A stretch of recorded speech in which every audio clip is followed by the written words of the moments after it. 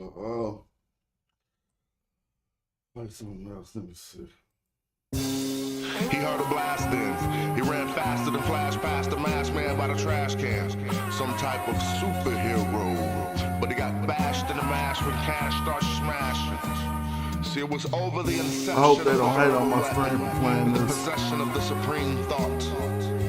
First there was man, and then great man.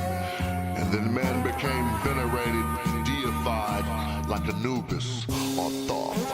Alright, check it, mama, look how I'ma do this. I maneuver like I'm a nudist. The fact is like ramen noodles.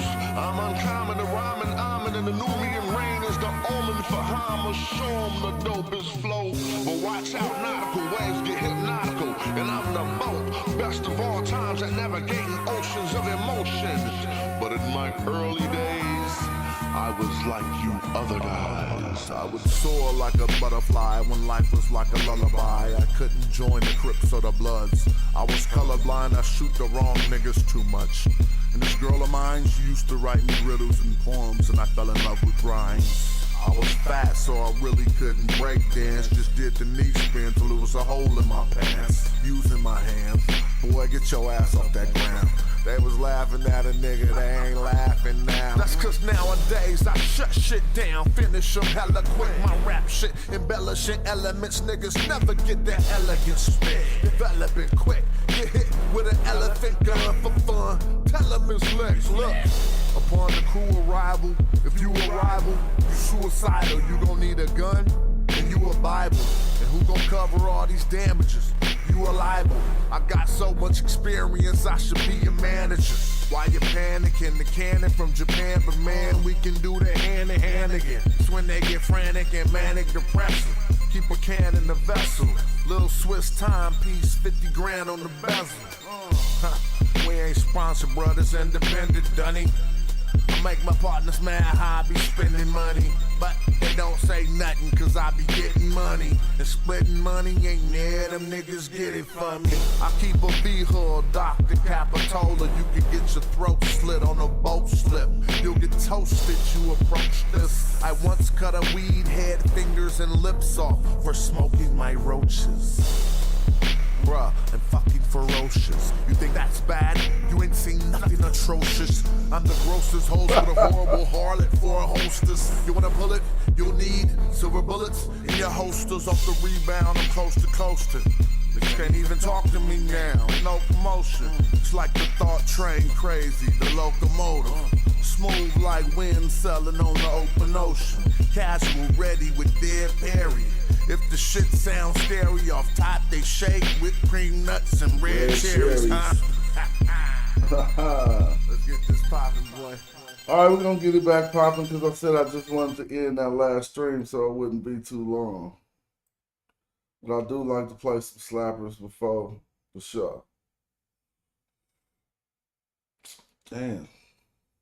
Someone slap on here. All right, let's just play this. No, I want to play something else because I only can play one, and then we about to get going. So what we gonna start playing right now?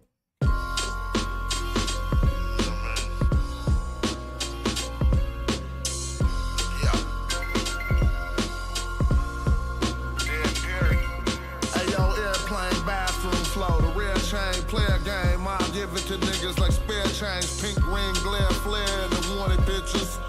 Rock, fly, Jews, think stone and Jesus. Got blazing hot steel in the way that I feel. Put this burner on the nigga like a tabletop grill. Set up shop on your spot and make 50 G's in it. You'll be that Walmart with the Mickey D's in it. Motor coach, limousine tinted, OG's in it. Call it the whippersnapper, it got 4 P's in it. I heard your clique had police in it, and the federal agent was your co-defendant. Now niggas on the gram betting on your trial like, I bet he don't say shit, I'm ready to slay shit. Straight spit, I don't play with that penmanship, so niggas won't say shit. Face y'all niggas sound nice when I ain't around. If I ain't there, the hoes wait around. You can tell a nigga serious by the way I sound. You can tell a nigga serious by the way I sound. Y'all niggas sound nice when I ain't around. If I ain't there, the hoes wait around. tell a nigga serious by the way I sound. You can tell a nigga serious by the way I sound. Yo, Polaroid portfolio, black rodeo, the no-show for Popo flow. Crack overdose, rap over your head, back-to-back quotables. And I'm still with High Road 2, that's notable. Look, my whole catalog off the hook. Come to my offices, I show you how bosses look. No beef, bruh, you ever seen sausage cook? You already look exhausted and lost as fuck. You couldn't handle this thing, come up to me humble. Or it's Animal Kingdom, Discovery Channel. Know how to move keys like he love the piano and rock a goose down fleece or a bubbly flannel. Grandfather clock top with the gun on the mantle. Reading a novel with a lazy boy. Murph candles and frankincense. Just making shit. Why y'all niggas metaphors ain't making sense, huh? Y'all niggas sound. All right, what's up? Right back like I ain't never left, because I ain't never left. I just walked in the other room, kicked it for a minute, and came right back to start this conversation. Shout out to Gaddafi, say the wordplay crazy. What's up with Contrarian, Mississippi to Oakland? Vale, what's up? RTP, Christoph, Commodore. Peace, thanks for saying something in the chat. I mean, I'm ready. I'm ready for one of them one of my brothers representing FBA to step up to the plate right now for a discourse. With the question being, I don't even want to do what's better. But I never heard Pan-Africanism attack. I haven't never heard any Pan-African attack the FBA movement, but I have heard those attacks go the other way around. So I got a little bit of time just for a short dialogue. If somebody want to let me know why Pan-Africanism is so bad, and if y'all can speak towards this immigrant class problem a little bit better than Tariq Nasheed, then let's do it. I'm about to share the chat.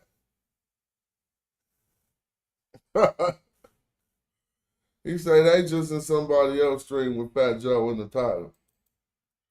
They just a code, huh? You know, it might be true what you say. And then they might have just been like putting attacks on me. Oh, I act like I was being attacked. Somebody said, nah, bro. I don't just sit there and be like, you were this, you were that. But I ain't crying. I'm just saying, let's talk about it. That's why I'm sharing the link. Go on and articulate your stance. Hit that link right there. Wow. So you can say why Pan-Africanism is so bad and why FBA is what it is. If you ask me, which I don't think is the biggest problem, it has to do with positioning one's self for reparations. How else would that be even a thing? I just shared the link. So now motherfuckers gonna have to be able to talk as good as they type. I hope y'all didn't think you was getting off that easy. It's going down. Come on. Nah, for real though, I ain't got the nature of scolding anyone, and I would like to learn. I want to hear the well laid out argument, right, against Pan-Africanism. Specifically. And y'all gonna have to back up off that. I mean, what, Pan-Africanism ain't had no spokesperson? I'm saying, let's go. Have me play some music. Come on, man. Don't play Don't be ready and then don't be ready when it's time to get cooking. And you can teach the world now. You're going to find a slapper because y'all starving.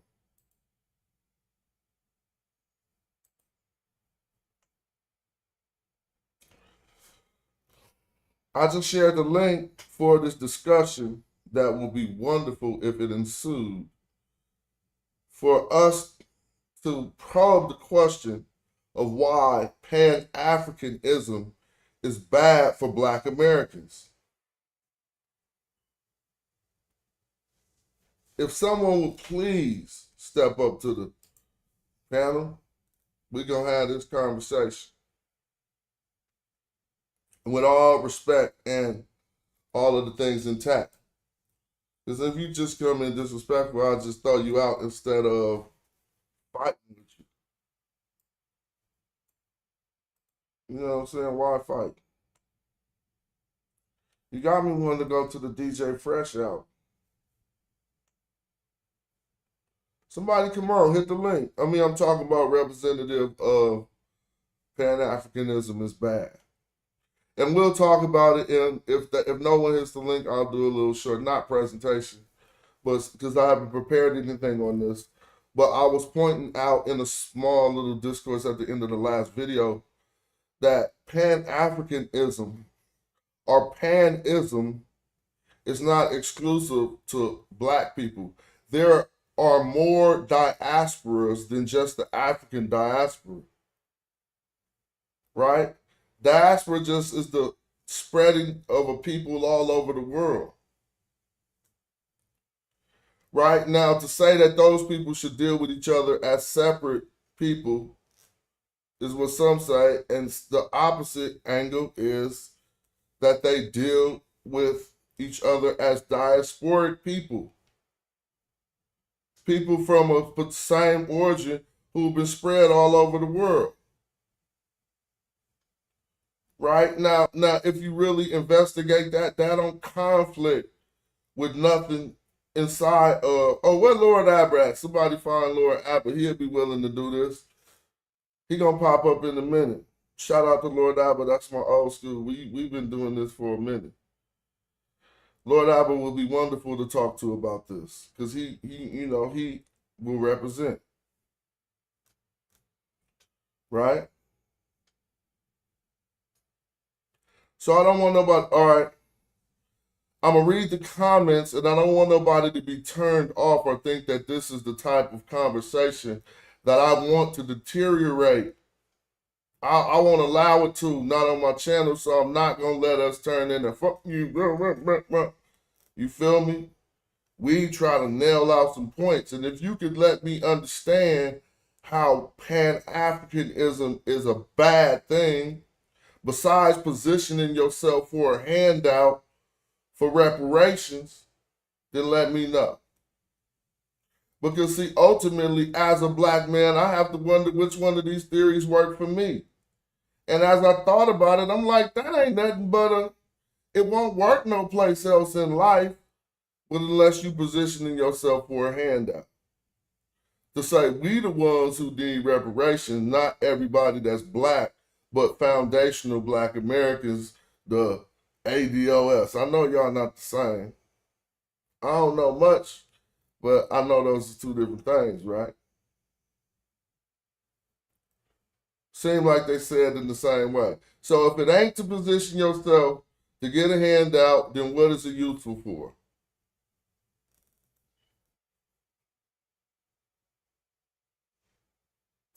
The devicefulness. Oh, they ain't gonna click the link. So that's how that do. So that's how you do that.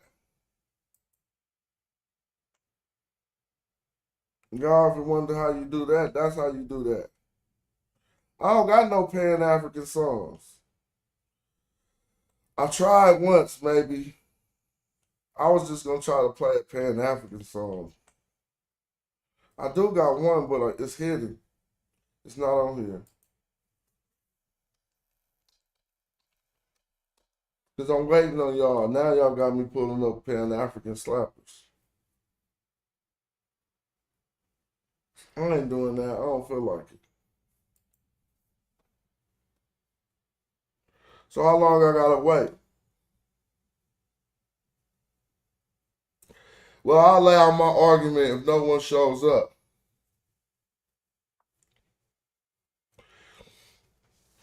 And so it's going to take a little bit of etymology just to understand a few things. And don't think this is a presentation. I'm being humble and saying I ain't putting nothing together for this. If you want to, we can do that too. And really talk about it on the big stage. Diaspora. But we're going to start by doing some etymology. Diaspora. Now, if we go into the etymological dictionary, we'll probably find out that this has Greek roots, this term. Right? And a lot of the terms we using right now got Greek roots. So let's trip off what they meant at the meaning of these terms. And you don't need and those of us who don't know how, and if you want to come lay in your argument, look, I'm laying mine out right now. You can ambush me. You're not gonna hit the link.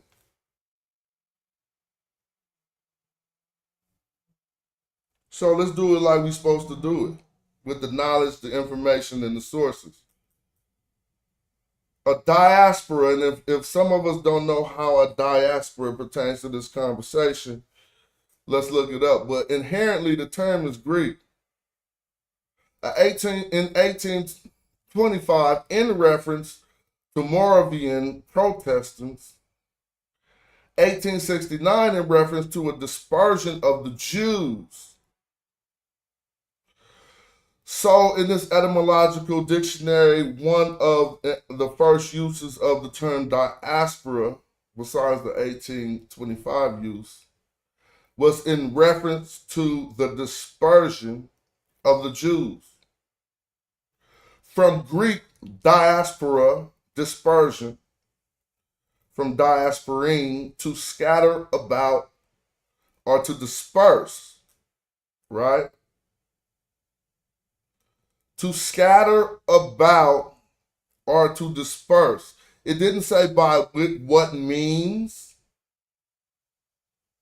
It didn't say scattered about by slavery or by free will. What creates a diaspora is simply the scattering about of people, of particular people, and scattered about the earth. Around.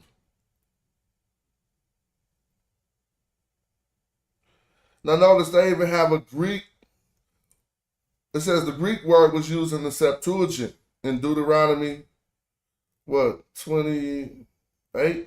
Yeah, Deuteronomy 28. The Hebrew word for galuth, exile, all right? And so we're talking about a diaspora. Now, if we think about Africans, we understand, we could go back as far as you want in history to understand how Africans have been scattered amongst the earth. If you go back long enough, you could go back to when people groups that aren't African anymore was once African. You know, like, that's how people got places. Africans left Africa, and new people groups formed over long periods of time, right? And so we're not going back that far when we're talking about a diaspora. How about just say, I mean, if you want to go back as far as we want to go, let's go back to at least, you know, people ain't going to want to go back that far, but just to be fair to everything, let's go to the start of civilization and talk about the dispersal of not only African people, but all people. And so we understand that first, this is coming from a Greek perspective, but what else is coming from a Greek perspective? The term pan, right? And I want us to get the right pan, right? Because here we go. Now look, out of all the definitions they're going to give you of the use of Pan-African is one of the latest and the newest. Let's just be clear on this, and I want somebody to hit the link if they want to refute this argument for Pan-Africanism. Pan having its Greek roots, a word-forming element meaning all, every, whole, or all-inclusive. So right there is kind of crazy. If you understand that Pan-African means all Africans, every African, whole Africans, completely like wholly African, are all inclusive of Africans, how could you mount an argument against that, again, if it's not about receiving something that causes you to divide up and separate black people? Like, what's the problem with all or every or whole or inclusive African ideology? So when they come to tell us the commonly used prefixes in Greek, right?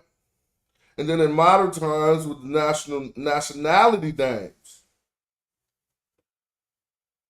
And the first example of which we see to have been Pan-Slavism. Did y'all know that? Before Pan-Africanism, it was Pan-Slavism.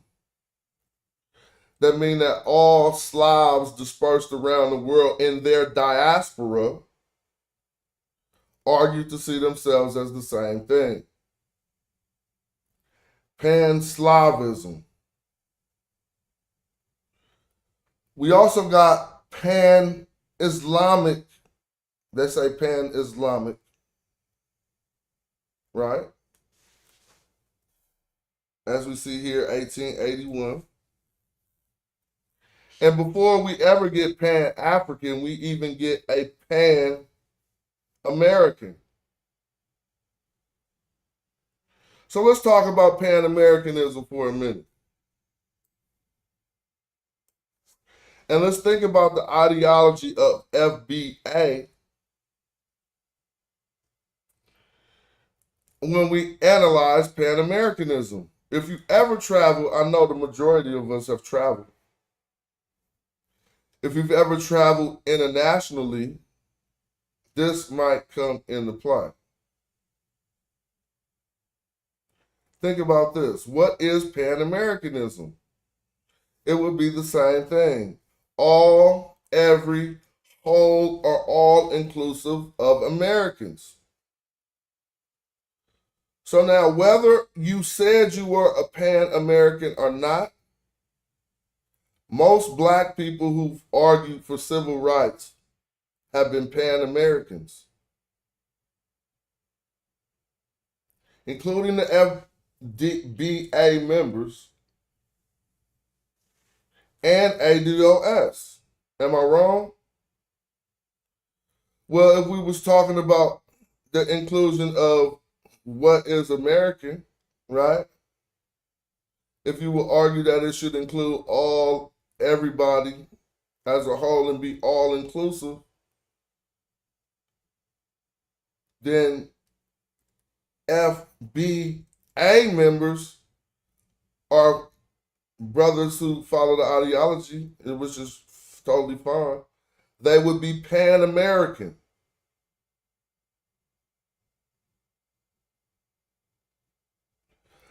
I think it might be some other people. Yeah, okay, they don't have members, thank you. I think it might be some other people who say that they are not African. But if the FDA says they're not African, that will also be problematic, as if they just don't understand how diasporas work. Like they're not African. I'm not African. I'm American, but I have African roots. I'm African American, right? But somebody who's really African could tell me quite clearly, you ain't African. What language you speak? They say you got African roots, you black. But we could all disagree there too. I'm not trying to be authority on that subject. I'm giving my stance on this. And right now, it's clear that no one can argue that either side has a problem with their Pan-Americanism, seeing that black people argue to be considered equal, so that America would include all, every, and be whole and inclusive when you travel the world. So let's say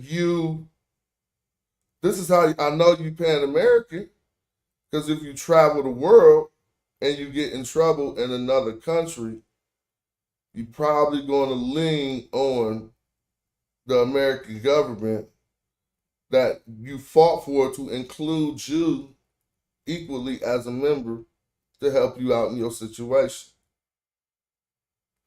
Let's go to Pan, excuse me.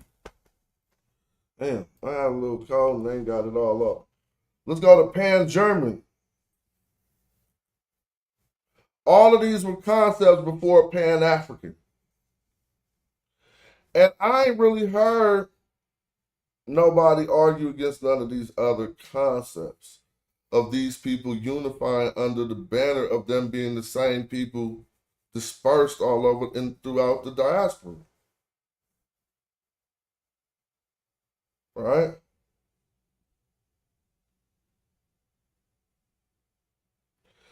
So Pan-Germanism, 1892, is simply a concept that wherever Germans see themselves all over the world, they understand that they are one German people. Now we get Pan-Africanism in 1900. Pan-African, all right, in the 1900s.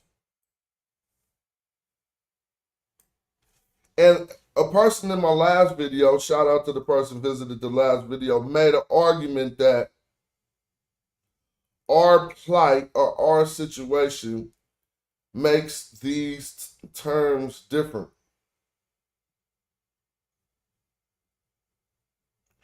Well, if you go to the original term, you can already see how that is possibly not true.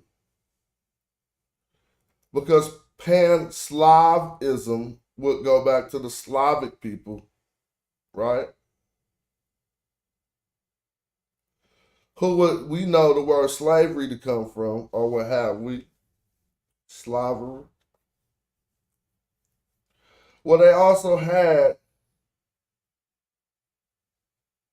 if you look through their society, they had slaves and free people and all type of different things, to where slavery in that situation is not unique to Pan-Africans.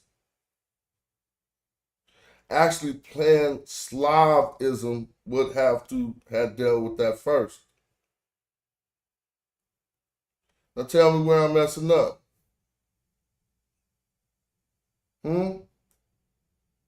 So let's go to Pan-Europeanism. 1901. What did concepts like this help them do? Well, we had wars fought before and after that.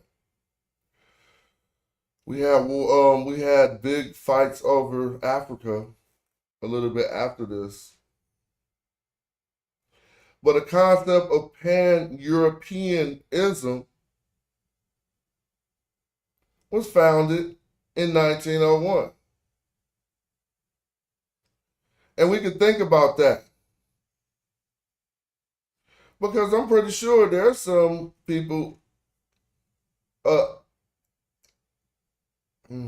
migrants from Europe who live in America, who consider themselves Pan-European for the longest of time. And if we talk about Pan-Arabism, we could talk about how Egypt was one of the only that I know out of all of these pans. The people of Egypt in the 1930s were one to fight off or refute the concept of Pan-Arabism because they wanted to inject a new concept of Neo-Pharaonism.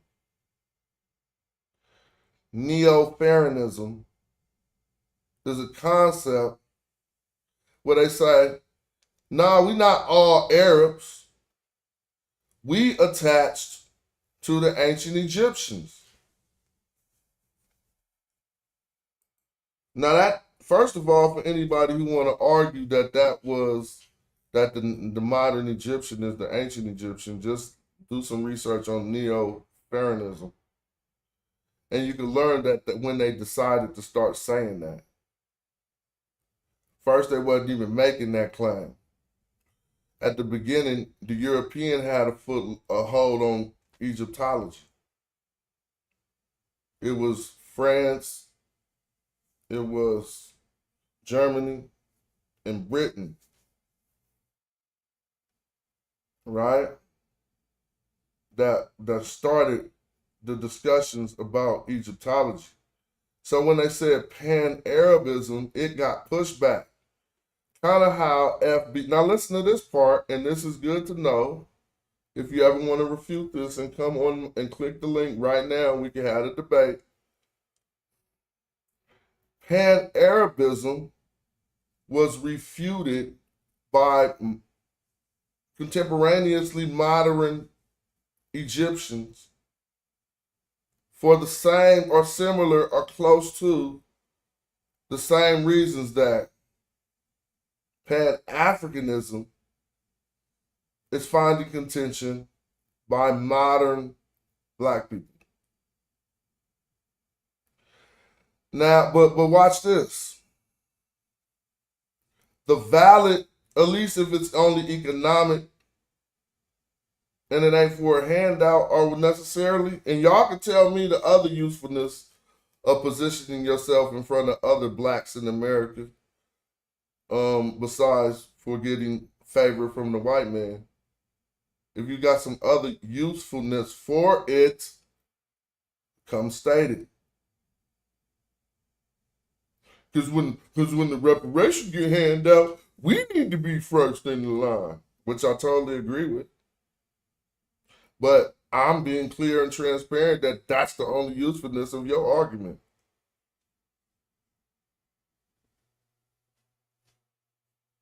So Pan-Arabism was attacked by who? Again, those contemporaneously modern Egyptians in that time period is what I mean.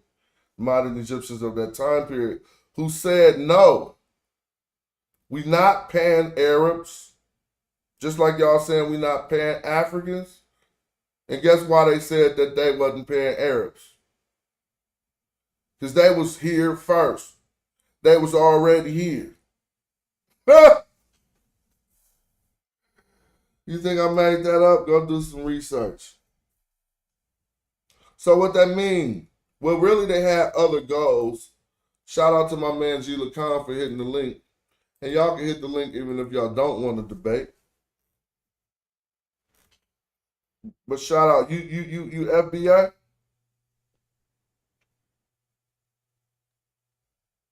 Hello. I'm not saying it like that because I'm FBA. But are you representing FBA in this conversation? Smash. You can't hear me? Can you hear me? Oh, it's my mic. My mic is working, so something wrong with your get down.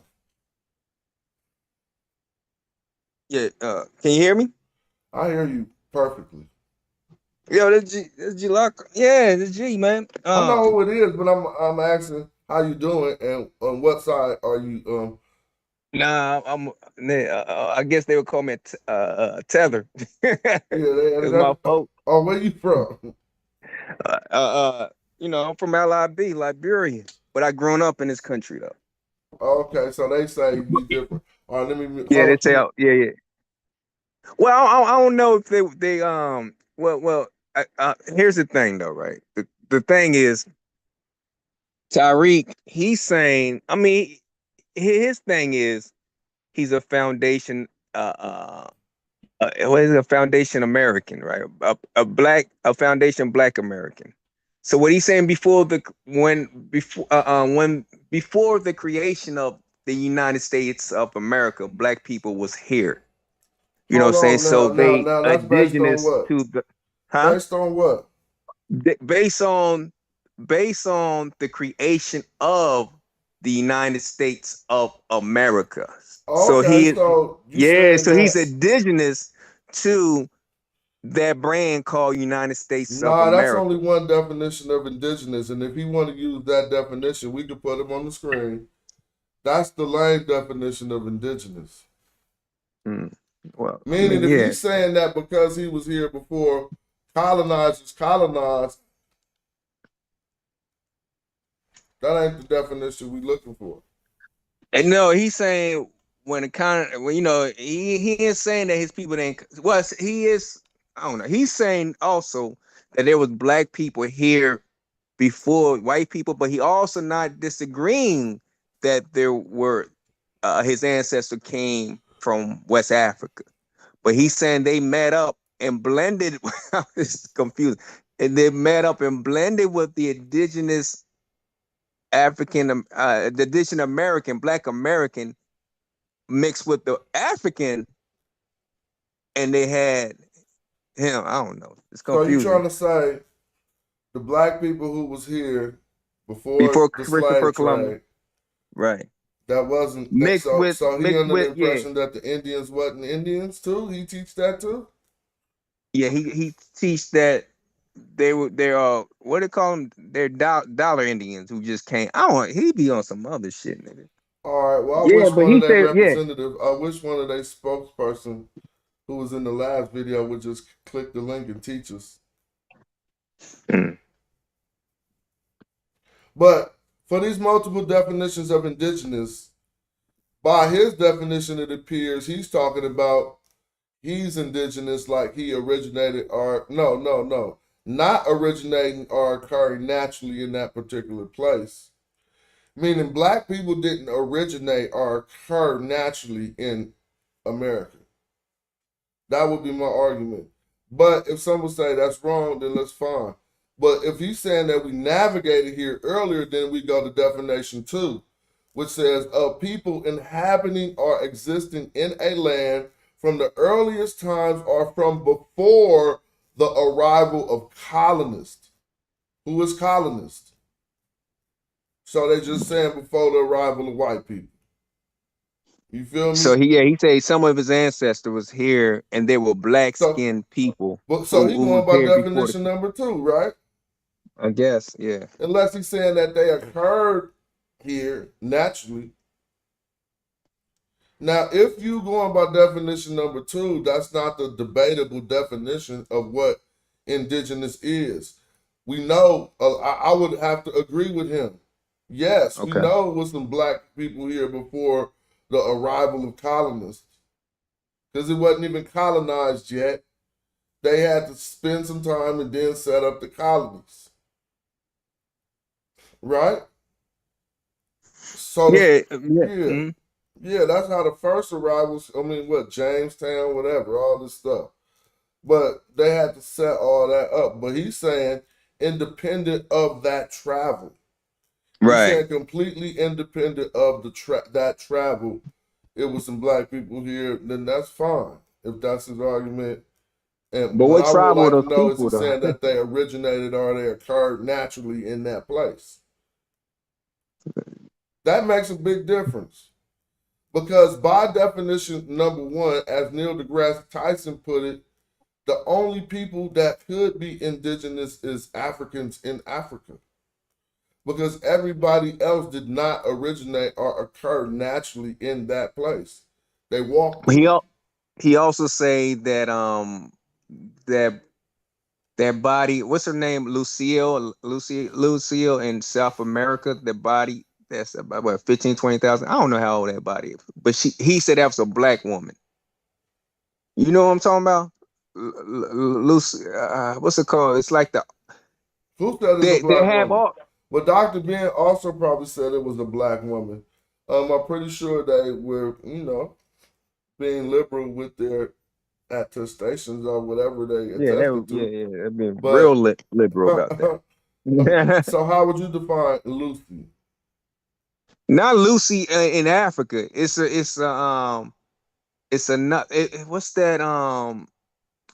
They found a body that was all attached. Like it's like the person was just dead like a couple Well, months ago. I was talking She about Lucy in Africa, so that's what my Yeah, statement was Lucy in to. Africa was not a Homo sapien.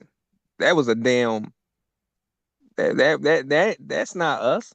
You know what I'm saying? We evolved from a common ancestor that's connected to her. You know what I'm saying? But nah, that's not us. We Homo sapien. All right, cool. That's how I look at it. I mean, So how that you may look tie at into? it I different. want to know about the black people in America. That's what I'm talking about. It's not Lucy. That's Lucy. But there's another one called Lucille, I believe. They're found in South America. They name her Lucy. If I'm not, I'm probably mistaken. But that's who he claimed was also a black woman.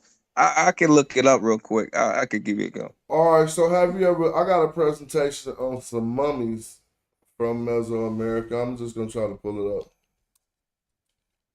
I ain't saying that can't be true, but I want to know. I mean, are they saying these other people didn't exist?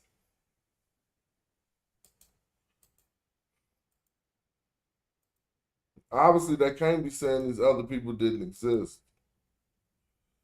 So let me see if I can get this presentation.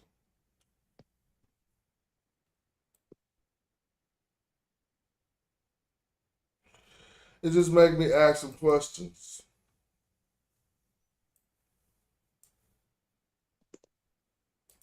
See, we're gonna go into the presentations, and I just want y'all to help me out with this. Let me move this off the screen. So, the substance we see on the screen for all my FBA brothers to learn from your Pan-African partner, right, is bitumen. Bitumen, by the Persians, was called mumia. Or you could say mumia, right? And this is where we get our term mummy, as in Egypt. This is because in ancient Egypt, for theological and practical purposes, they would put bitumen on the deceased. It looks in its rock form now, but it's really like a petroleum, right? And so it could be turned into a substance that can be rubbed on people. So now when I say black mummies, and you see the picture of bitumen, you can understand it. But I put this presentation together to talk about a phenomenon called black putrefaction. And in black putrefaction, obviously we know things that die they turn black, within 3 to 5 days if they're left exposed to the elements. No, black putrefaction starts within 3 to 5 days if they left to the elements, right? So now, but it's a lot for you to learn. See, that person already sitting there talking about, we not talking about Kenny. Allow yourself to be patient enough to learn, because I don't give you them little quick diagnoses. I'm I'm going to give you the whole layout. So it's like you in church and you don't want to sit to learn the lesson I'm about to teach you. The lesson is not about Kemet. It's about exactly what we're talking about.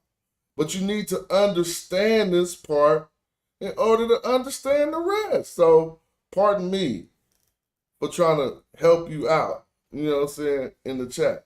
Now, again, in ancient Egypt, for theological and practical purposes, at a point in time, they would start rubbing bitumen on the deceased so they could look black. All right. Oh well, that's my proposal, and I kind of proved it in my book. But now,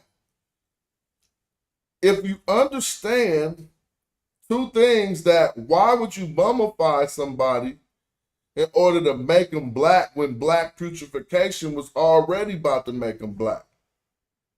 So now we knew it was more than just a practical purpose, it's also a theological one. And so when they started to find mummies without bitumen, like these, this was I was trying to allow you to let me get to, from Mesoamerica, and well, this is from China, but I'm gonna show you the ones from Mesoamerica. But this is proving the point first that this, since she went through a process of mummification, natural mummification, her skin color was retained. Meaning that all mummies don't turn black if the elements that they are trapped in allows them to be preserved. And this is a woman from China, 1800 BC. Now to get to the mummies I came here to show, now look at him. You see he got a little bit of black putrefaction, it appears, right? But he ain't all the way black like some of those Egyptian mummies. If we come, and this is another Indian woman, and this we can start with her, right? We can start with her and see that she ain't black or black putrefied, and she's a Mesoamerican woman. So these are the type of things I want to, now these are the mummies. We looking in Spain right now. But this is all just evidence that every mummy, this is a Chinese man, right? He clearly didn't turn black. So when we get to the mummies of scrutiny, they're going to be from, not Southern California, but from Southern America, right? And you can even see, there they go. You can see all of these. This is what they call it, the Iceman or some dude. This dude, you can straight look, if you zoom in on him, he looked like a hot white dude or whatever. The Salt Man, yeah. Right? Because he was preserved in salt, if I believe correctly. But here we are. So now I'll be doing this. I didn't just make this presentation for this conversation. You're not about to make me think these was black people. And I'm not even, look, dude, I'm not doing just plain lookership, right? So let's talk about it, because these people went through a process of a mummification that did not allow them to be black putrefied either, right? And so you kind of like look and see, I mean, some of them even still got their hair on them, and you kind of see what we was dealing with. If you want to take this and say, nah, he tripping, and you know it's nothing to what he's saying. So for instance, the reason why I also spoke on Egypt, they did not put bitumen on those, it appears they did not put bitumen on those mummies that already appeared naturally black, because black had its significant in Egypt. So what they would have had to rub bitumen on all of these Mesoamerican mummies that don't, even though they retain portions of their brownish hue, and then you can say, oh, I'm just say, come on, bro. Like this, you have to say that this might have just been a different people, and not try to take everything. I wish we could zoom all the way in on dude in the back. Him right here. He looked like a monster. But anyway, phenotypically, you know, I don't know how far you could go looking at mummies, but these ain't necessarily what we talking about when we talking about black mummies. Hey, Smash. Peace. Yeah, he was talking about, if you look up the Inca girl known as Yowanta, the Lady of Ampato, on the ice maiden were discovered in 1995 on the Mount Ampato in Peru. he talking about Yawanta. Just type out Yawanta Peru. Who is That's he? the person. Who is he talking about? I'm talking about your boy, FBA founder, Tariq. Oh, I might look that up. I ain't mad at him. I'm just talking about. I mean, I ain't mad at that argument if that one person appeared to be black, but I just was simply showing we She's got. not. Huh? Yeah, but to me, she look Native American. She don't look. She just got I braids, so mean, he just assumed that she's black. so this a black person too, huh? I guess. Argentina. Is this her? No. So this is a lady No, who children got her children got mummified because she got caught in a snowstorm. Well, look how good they got mummified. that's her right there. That's who we talking about. This the one you talking about? I got them all in my presentation already. So she black? Yeah, that's the mummy. Who's that? Who didn't call it? She had two sisters and her mom got trapped in a snowstorm in Argentina somewhere. Okay, yeah, that's her. That's the face. I can't say she's not black, bro, but I'm saying cut that out. That could be that could be all the other things it look like too. It don't look like me. Right. Well, you know, I'm not mad at that. Oh, somebody said that's not her. Oh, okay. Oh no. Why? Okay, so is what I'm saying taken as I'm insulting FBA? No. You just somebody in the chat saying it like I'm insulting FBA. Y'all forgot how I never even talked about FBA, bro. Today I did a video. I was looking over Lord Jamar and and I started getting hit up by hella weird ass comments. Like, oh, calling me a tether. I didn't even know what that word was. But I said it sounded hella corny. And then I said that's some beta male shit. Yeah, that's how I respond. That's how I return fire, bro. But clearly they came on here just getting on my head. Don't make it me.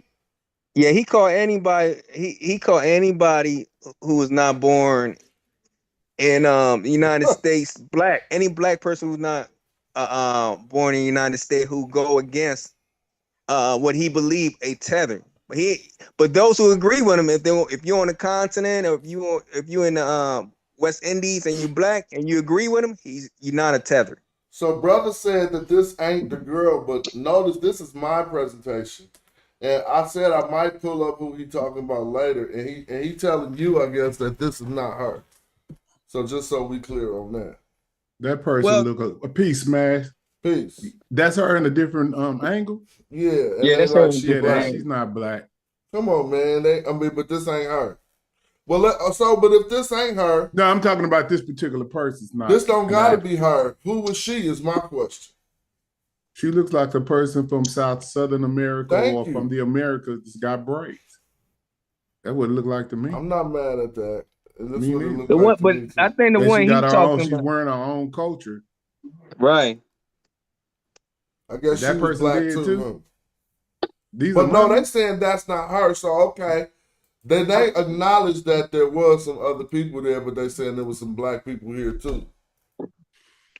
Well, now see this. I mean, this is the problem. Now let me look her up so they won't be mad. What's her name? The one I'm talking about? Yeah. Put down Peru. Yawanta. Juanita. The lady of Ampanto. Whatever. Jua. There you go. That should be she it right black? there. Say month. Oh my God. See, y'all even getting worse. So now she black. Hold on, man. Yeah, you got to get a good picture. I mean, we just gonna make everything black. Oh, that's her? That's the reconstruction. Oh, hold on. That's the reconstruction. That's what they be doing nowadays.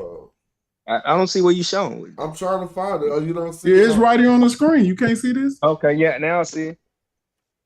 So now I don't even want to start doing this stuff. That's reconstruction right there, Smash. I know, but I'm saying like that's kind of crazy. So this is her. That's it right there. If you could get up on that one. But it's too small. It's at 30 360, Yeah, they're not letting 360 me by. see that.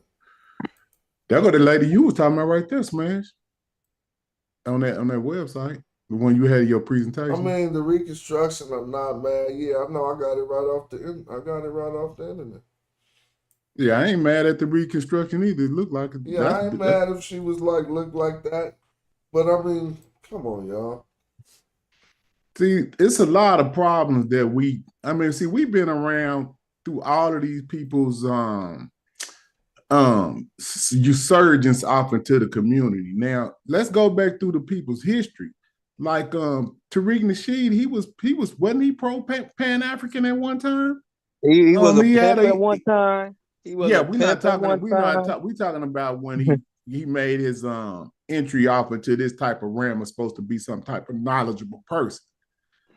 He comes into the community dealing with all the Pan-African history, didn't he? Right. Am I making that up?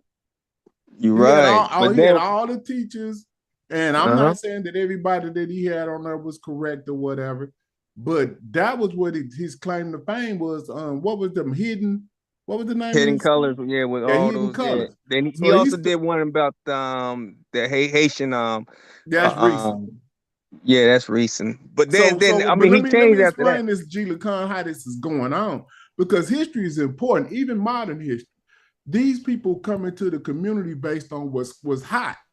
So at the time, the hottest thing that was going was like a SETI and all of that. So you notice everybody that come in after that, from Polite to Umar, they came in with that same type of niche. And then they veer off into who they really are later on. This is what they wanted me to look at. This foundational Black American, that's not Pan-Africanism.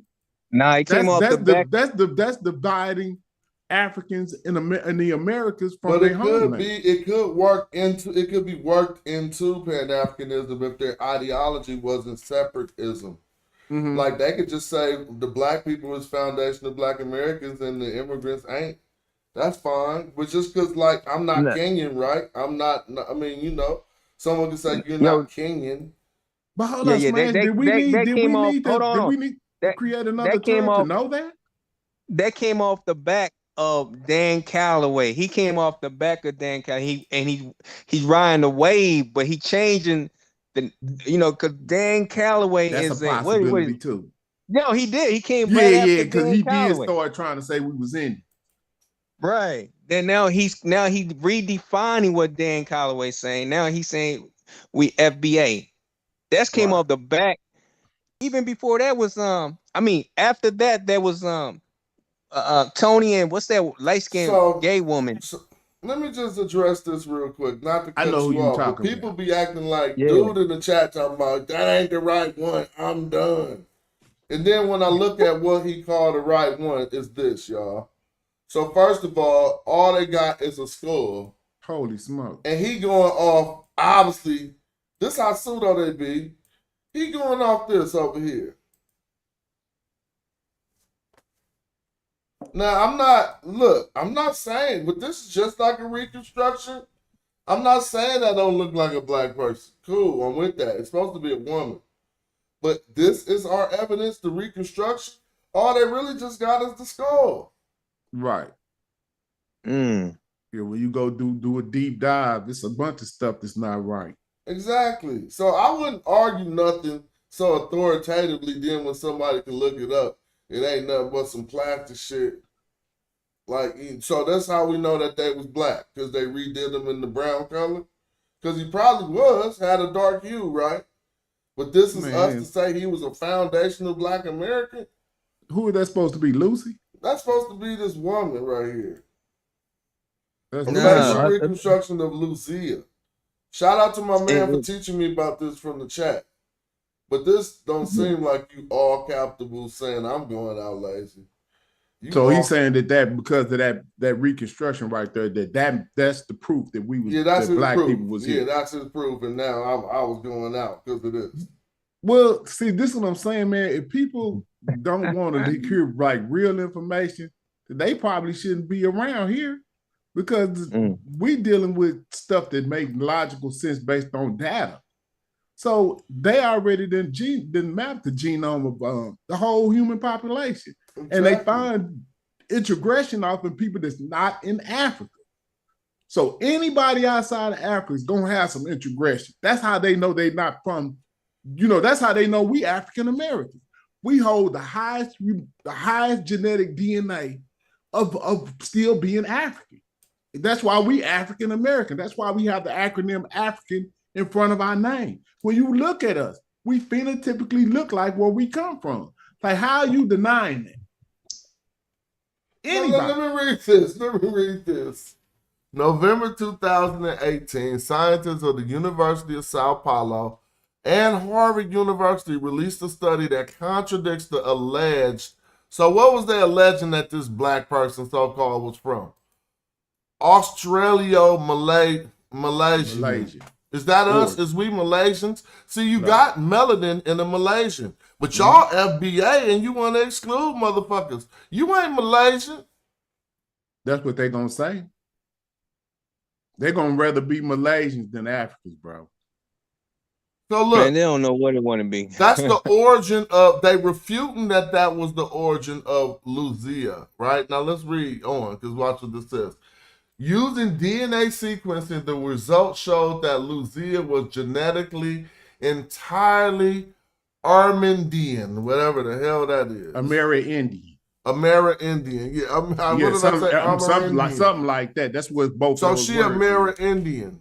Now let's go there because we want to see how this get back to black people. It don't. Yeah, you out of there. That's what just happened. So this was his source. So that's well, let's look at our genetic groups to go even further. They not white though. You know what I'm saying? They're not white. I ain't saying that they who they are though. Yeah, that's what I'm saying. They not us though. I mean, that's why they can't have. Now he gonna have blood group of his source. Lucia remains to carry DNA regarding Native American. Two of the Lago of Santi individuals carried the same MT DNA, D4H3A. Man, come on, bro. What is this? I ain't even heard nobody arguing that haplogroup. So you D4H3A? They don't even believe in DNA. That's how they in that discussion. Soon as you start talking about something like this, we don't even believe in that. So you can't even have a conversation with these folks. Get one of them on here. They're gonna tell you.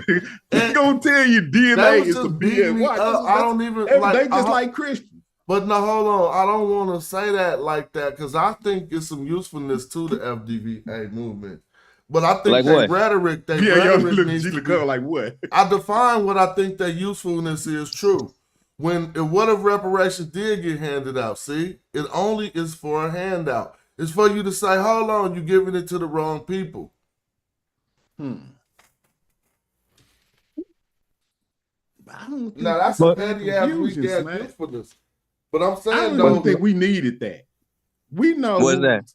You know what I'm saying? We know who's from America and who's not. No, that's not true because the civil rights movement got co-opted by hella people, and this is their effort not to have it happen again. We let them use terms like multicultural and then everybody who didn't even go through civil rights got to take some rights and shit. That's true. Yeah, they know how to manipulate stuff, so that's true, but I don't see how they could. Yeah, they did it, but somebody said in terms of reparations, I don't see how they could do it. I don't think the audio, maybe that's your phone. Is the audio cutting out for everybody else on YouTube? My audio's cutting out? That's somebody wrote that, but I think that's just his hookup. But look, they do say something about Africa. Stratos explains the genetic results of the new study show categorically that there was no significant connection between the Lagos Santa people and groups of Africa. Or Australia. So they don't even got no. So this lady that he told me to look at ain't got no black in her. Unless, of course, you want to go to this hapro group and say, oh, they don't believe in that, huh? No, they don't believe that. Well, let's still go look at it.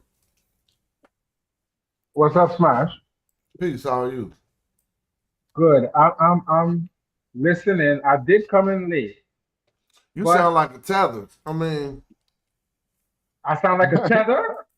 See, you notice they using that 12,000 year day smash on that thing right there. See what I'm saying? They know when that haplogroup starts to be coming to exist. So I was saying, so that was people a that joke, don't wanna- Joey. Yeah, go ahead. I know you know who it is, but technically I could be a tether and an FBA, yeah? By their standards, because my parents are not from the state. I'm not gonna say that stuff on my show. I'm just tripping. I know, and I'm only playing too smart.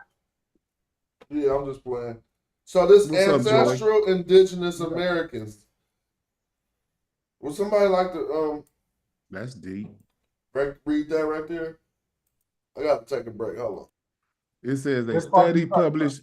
It says a study, and see, I don't like that Cell, what you call, but anyway, it says a study published by Cell Journal in 2019 analyzed 49 ancient indigenous American samples from all over North and Southern America, and concluded that all indigenous American populations descended from a single ancestral source, populations which divided from ancient Eastern Eurasians and mixed and ancient North Eurasians. So is this a lie? This a lie, huh? That's probably we what they got gonna our first say. brother. But- Shout out to the new brother about to come in. I want y'all to give him all his respect because I ain't never seen his name. I think he coming in to teach us something about the FBA. And trust me, I want people to feel welcome on the channel. So, Yes, sir. peace to Malik. Did I say Malik? Malik? Hi. Peace to you. Peace. I wanted some. what's up? I didn't My really name's want no Malik. I'm FBA from smoke, France. but I wanted somebody representing. Is that what you representing? I'm here to. Excuse me. What the fuck you said? I didn't. Pardon me. Sorry, I didn't understand what you said. Oh, I was asking. Are you here to represent the FBA side of the argument? No, I'm here for the Pan-African side. Somebody Word. say it's cutting out. I Or can maybe hear- the I can- audio is cutting out because it must be too loud or something. I'm gonna turn it down to see if that helps. Yeah, people saying the audio on their side is pausing every couple seconds. Let me see. See Oh, if yeah. that helped. I Okay, just wait. tried to turn it down. Maybe it was too loud or something. I'll change headphone and I'll come back. Sorry. No, not you. Not you. No, it not ain't you. Other Yeah, I'm seeing it's a couple of people saying that. Some people saying we good. Some people saying it's cutting out. So I don't know what that is. So, but we got to keep going because some people say it's good. Okay. Or maybe Yeah, it's so- better so- since I turned it down. It must have been too loud, and that was causing it to cut out because of So compressor. can I pose this question, Smash? I'm gonna turn that down some more too. I'll go ahead. You hear me? Somebody Yeah, said Clark? no, it's not. They lying. Yo, yeah, we hear you, Joey. We can hear you. Right. I hear The question I want to pose is when we're talking about these studies with these Eurasians, we have to acknowledge that there's a lot of missing information when it comes to, some of these people. Like, for example, when you look at the Olmecs, they have no physical remains of the Olmecs to say who they were and where they came from. So they're using a more modern population to do the study, which may be a little bit biased. Savannah, If I'm wrong, somebody could correct me. you there? Savannah. Hello? Well, I mean, I don't know. It depends on what the age of the sample is. Now, I think the sample that they just showed was, I don't know if it had a 12,000 year date on there, but if it have a 12,000 year date, that's around the same proximity of when they said that they crossed over a land bridge or either came through. But see, I don't know how you can just use one person, but from what the sample that Smash showed, that's what they don't have. But if you keep going, they're going to have another, or somebody else is going to see, there goes somebody else that said in 2021, they came up with something. So we don't know, what all they're going to say, because they refute each other in those genetic articles as well. But what I'm saying to you is, They put the Olmecs out there as being the progenitor, but they have no physical remains of the Olmecs to say what their genetic makeup is. Right. Everything they have is archaeological and some linguistic, but there's no physical remains of these people to say who they were. That's So what they're well, doing is they're going with the more modern specimens because that's all that so they have. But so hold let's on. just deal with this real quick. Do y'all accept this right here that they did in 2009? They did this analysis, and all of the people they analyzed was linked back to ancient East Asians. I'd have to read the whole study. I can't just go on the this Yeah, right I here. feel you. Yeah, I have to read that whole study. I to would see. too. Mm-hmm. I could go with that, but what I'm saying is when we're going with that, there's still a missing piece that they don't have. That is not the full picture. That is more the modern people who they're talking about. They're not going back. So they're not going. This FBA ain't going back this far. This is like 12,000 years, ain't it, Smash? Is that what they say? Now I could argue for FBA in some regards, but they can't go back too far. Maybe how far before colonism could they go back and have some sources? They're gonna be talking about Estevano or all this old stuff. One person who was a Moor. Because it seems like when you talk to FBA, they don't necessarily have any academic backing for what they're saying. Is more political movement. Well, your accent right now, they disqualifying everything you saying. Who is they? FBA. How could they do that? Because they trying to act like you is one of the people they talking about.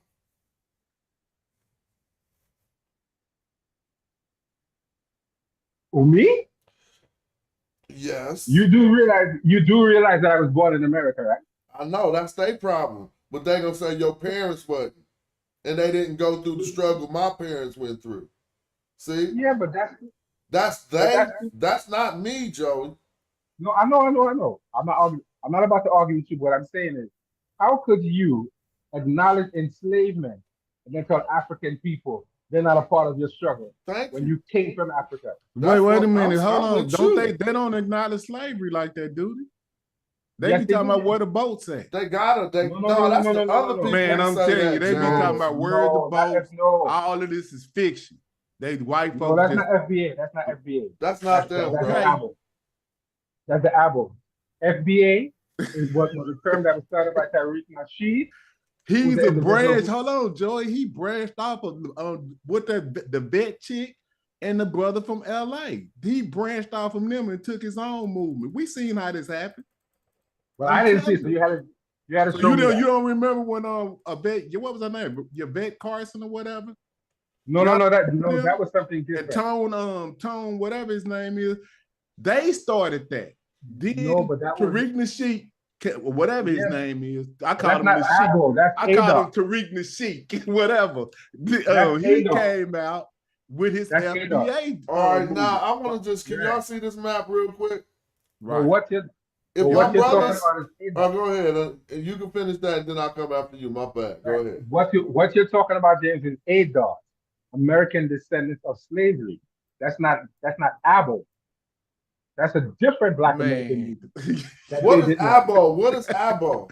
ADOS, American descendants of slaves. ADOS, that is okay. Something different. But neither one of them is Dan Calloway. What is Dan Calloway? No. Yeah, we confused to the maximum.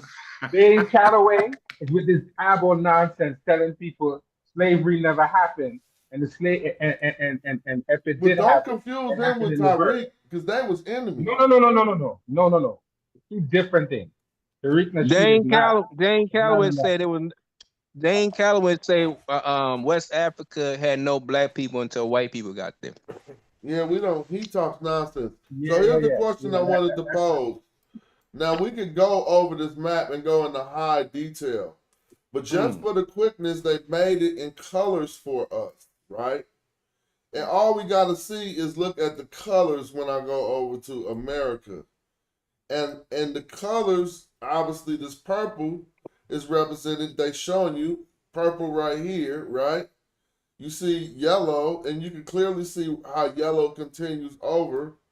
I don't see nothing in here, and I know it can be done with a lot more respect to everything. I don't see no blips of no black DNA like on the genomic chart. So I'm trying to figure it out. Like, somebody would have to help out. You know what I'm saying? Like, I don't get it.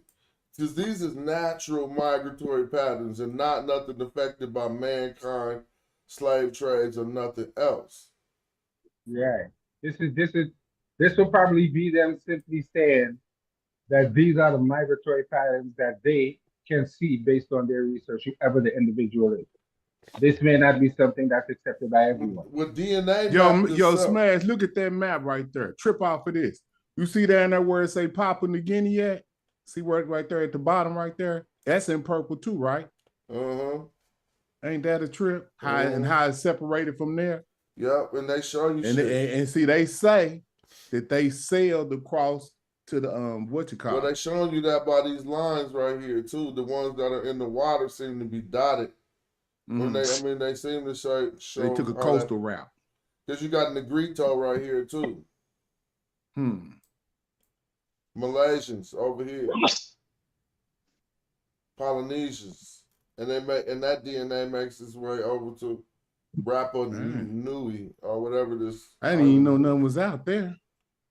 Rapa Nui. Yeah, well the point is it would have to be, unless they saying they got this DNA. If y'all got R1B and Q3M3, then y'all will be right. If you show me any Q3M3 or whatever, C3B. Exactly. Then I'll be like, you got a point there. But your DNA about to be found right. It's going to be E1B1A. Exactly. Or remember something. They're going R1B in Chad, so it's possible. But it's gonna be R1B D88. That's what they're gonna have. That's how you're gonna know that they from Africa. But remember, but you guys have to remember, we are doing something they're not doing.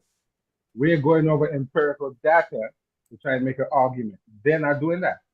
Tariq Nasheed is just simply saying you're born here, you're a Black American, and you should get all the benefits when it comes to reparations. You don't have no academic argument. He really doesn't. And I'm not going to disrespect. But that's crazy because in order for you to be able to prove that you came from Africa, I think DNA is the best thing that he's going to be able to use.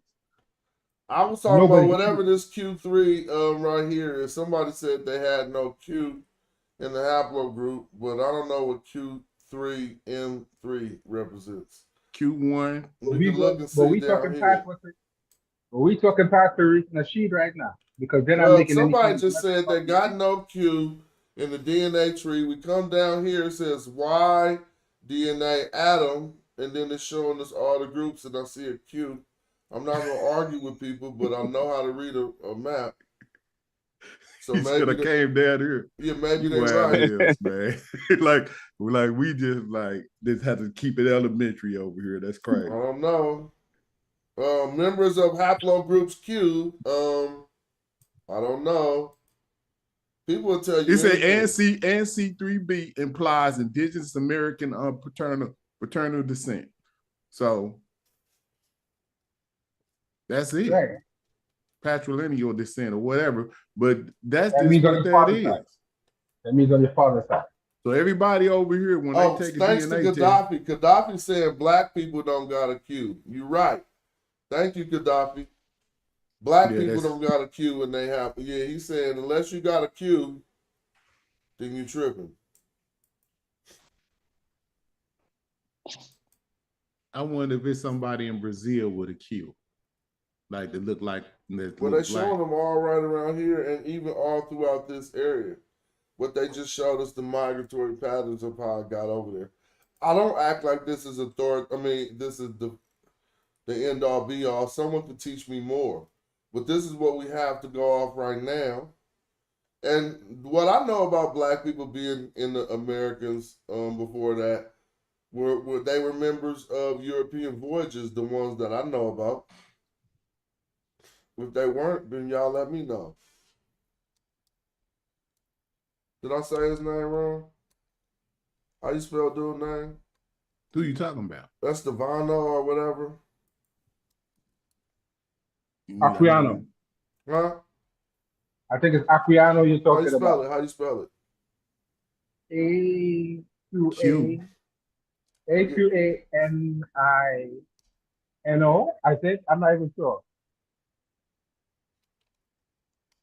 Maybe you might have to talk to the All right, well, one of y'all can let us know. So Smash, I came in late. How did we get here? Because I jumped in late. We get So I here don't know how because Fat Joe and Lord Jamal had a little sparring match. Okay, I feel you, right? But we went from talking about FBA, we reached the DNA, and I missed like the first hour of the broadcast. So you got to catch me up to how did we end up here from there, because I didn't see all of that. That's what I'm saying. You got to hit rewind, Joey, but that's basically what happened. Okay, all right, cool. There was some disrespectful commentary going on based on this basically fragmentation using these new terminologies that just came. I remember it used to be a thing like an in-graph or something like that where you could see where words come into existence. You know, like when did FB? That's like 2015. Like, so every time we do stuff like that, we don't do nothing but fragment ourselves, and then we start fighting amongst each other. Have you noticed that?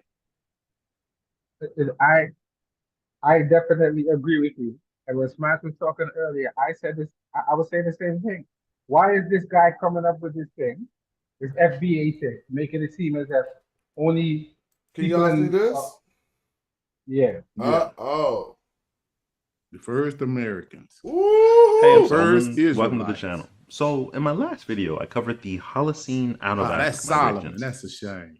Huh? That's who that is. Can you hear him talking? It's low, Smash. Hold on, let me try to fix it. That's crazy. I like Solomon too, but this is shame. Is this what we doing? Let's see. Which was a major movement of Africans deep from within sub-Saharan Africa into new good. regions of Europe, the Middle East, and Asia. And in my last video, I got this really great comment from Valentine Akolo. Shout out to him. And he makes a really good point. That being that the region we now call the Middle East was at one time referred to as Northeast Africa. And that the term Middle East is really a... Hold on, let's just slow that down some. He just said the term we call the Middle East was once referred to as Northeast Africa. He's probably Christian. But no, he's not being clear. Man, God, why do people be doing people like this? Do we got to explain everything? See, Egypt was included into the term Middle East. Right. Now they say MENA. So that would just debunk his whole argument. Because now they say Middle East, North Africa. So if at one time what we call the Middle East used to be called North Africa, you only referring to Egypt, bro. You got to be clear about that. I'm not mad though, but that breakdown, no, they wasn't calling the Middle East Iraq, Africa. But I had to just break that down. Let's listen. Modern colonial fabrication created after the construction of the Suez Canal. These regions used to be referred to as Northeast Africa. In fact, a lot of the terms we use to refer to places outside of Africa are modern colonial fabrications, like Eurasia or West Asian. We usually refer to people in the Middle East as West Asian, but this kind of alludes to them being more related to people in, say, China or Siberia. But people in the Middle East, in Palestine, in Israel, in Arabia... See, he's stretching it, bro. You know why he's stretching it? Like you said, he's a Christian in the beginning, huh? Yeah. So he's trying to make them people black. Talk. Yeah. So his Bible people could be black. That's all. You don't want to just go to Africa? Yeah. Are 100 times more related to people in Nigeria than they are to people in Siberia. That's why I can go to Nigeria today, and tens of millions of people speak Afro-Asiatic languages. And I can go to Ethiopia, and tens of millions of people speak Afro-Asiatic languages. And I can go to Israel or Palestine, and tens of millions of people speak Afro-Asiatic languages. Damn, that's such a bad thing, man. What we doing right here? I'm not even. Are y'all trying to make me refute him? Because he's misusing the he's misusing the term Afro-Asiatic, and he's using the part that it say Asiatic in it, right? But he does say the Horn of Africa for its expansion. So let's let him keep going. But I do have to interrupt so that YouTube won't flag me for using people content. All of these people are related. They all have a shared African language and African ancestry. And I think this is something a lot of Arabs and Jews aren't aware of. But during the age of the Green Sahara, black Africans used to live in those regions. Man, he's laying out this argument so bad. I want to just point something out. Maybe he can refine this. Languages. And I can go to Israel or Palestine. And tens of millions of people speak Afro-Asiatic language. It used to be referred to. So look, he's confusing languages with a language group. Because so what if you can go to Palestine and they speak Afro-Asian? Now, he's not spot on, the sheriff. Let me point it out. So what if you can go to Palestine and they speak Afro-Asiatic languages? If your ultimate point was that the Middle East was once Africa, that's not evidence to do that, because what they speak is the only branch of Afro-Asiatic which reached into those areas, which is Semitic. Semitic languages are the languages of the area you're talking about. None of the other 5 language groups in Afro-Asiatic were spoken in those areas. So that's how being hella misleading. As Northeast Africa. In fact, a lot of the terms we use to refer to places outside of Africa are modern colonial fabrications, like Eurasia or West Asian. We usually refer to people in the Middle East as West Asian, but this kind of alludes to them being more related to people in, say, China or Siberia. But people in the Middle East, in Palestine, in Israel, in Arabia, are 100 times more related to people in Nigeria than they are to people in Siberia. That's why I can go to Nigeria today, and tens of millions of people speak Afro-Asiatic languages. And I can go to Ethiopia, and tens of millions of people speak Afro-Asiatic languages. And I can go to Israel or Palestine, and tens of millions of people speak Afro-Asiatic languages. All of these people are related. They all have a shared African language and African ancestry. And I think this is something a lot of Arabs and Jews aren't aware of. Yeah, he messed that part up. I'm sorry, I do have to. I can't, like, if after 1 or 2 minutes, I got to keep stopping. Y'all got a YouTube page, you understand the difference between when they flag people because they're not giving no commentary. But you can use anybody video work if you're giving commentary. But, and so I just had to stop it. But during the age of the Green Sahara, black Africans used to live in those regions, in Israel, in Palestine. A lot of their ancestors look like me and are... Now, I don't disagree with that. Do y'all disagree with that? No, I understand what he's saying. Yeah, he's saying during the time of the Green Sahara. See, but people gotta follow. I can follow him. But he just jumped back to 9500 BC ish. But let me pose a question to you, Sly. When they say things like Afro-Asiatic and Semitic, what is the history behind those terms that make them legitimate? Because when you talk about Semitic, that's really going back to the Bible. Well, none of the terminology, the history of it is making it legitimate, and people argue that some of those terms should be changed, right? Oh no, that's not common knowledge. The sheriff, don't start with that fake shit, because Chuck Morgan gonna pop right up in the chat, talking about the oldest Semitic speakers are black. You'll have a hard time proving that. because of the way that you laid it out. There is a way that you could state that sentence to make it be more true, but the way you said it, it don't ring true. The oldest Semitic speakers are black. I mean, I guess you could say, okay, you know what I'm saying?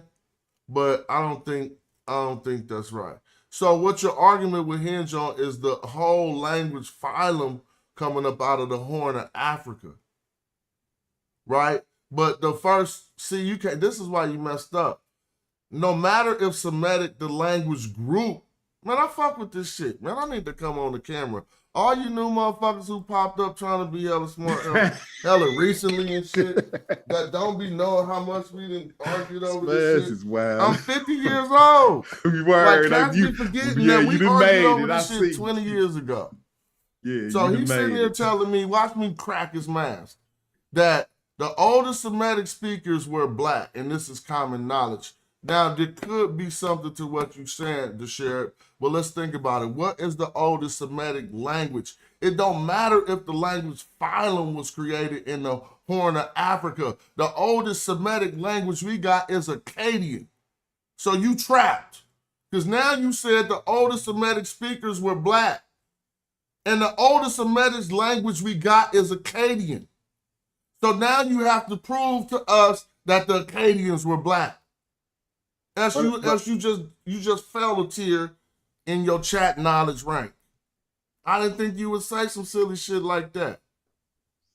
So prove it. Prove that the Akkadians, since that's the oldest, I'll pull up Semitic languages so everybody can see it, since he must have didn't know this, that the oldest Semitic language is Akkadian. Well, let me jump in here and say something. Hold on real quick. Akkadian language.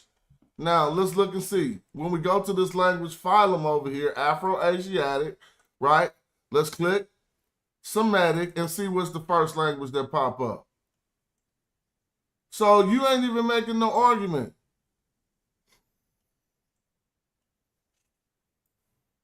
It's Akkadian. If I can't find it, you should know. Here it goes. Semitic languages occurs in written form from a very early historic date in Western Asia with Eastern Semitic Akkadian. So now you said Akkadians was black. Oh, the sheriff, I got you. Okay, yeah, you on some, so now we stopped in Egypt shit. See? I'll be figuring out who Cats is. Because you know I got bars. That's why I went blurry on you real quick. I could come off the real screen, the big screen, bro. You didn't deserve it. But you acting like Semitic, it got something to do with that. You got to go restudy how the language group work. Feel me? So let's that was a hell of a that was a masterpiece. That's a hell of a refresher right there. And that's something I need to put off because that's crazy. But I already knew. And see, when stuff like that happens, that's when you just got to just fall back. You know what I'm saying? So the question to address is, so we stopped in Egypt. Hell no, the sheriff, we didn't. But Egypt was the way out of Africa for a lot of black people. Some black people went through from the Horn of Africa over into Yemen, right? So I don't disagree with you there. But I simply see you are being elusive. It doesn't mean that I say we stopped at Egypt because I disproved what you thought you knew about the Semitic language. See? I really do this shit, and it's kind of easy for me to show the majority of people that you tripping. You said the oldest Semitic language speakers were black. I showed you how you would have to prove to me that the Akkadians were black, and your next statement to prove that the Akkadians were black was so we stopped at Egypt. But that's not. That's what I was about to say. Now, I could agree with you that no, we did not stop at Egypt.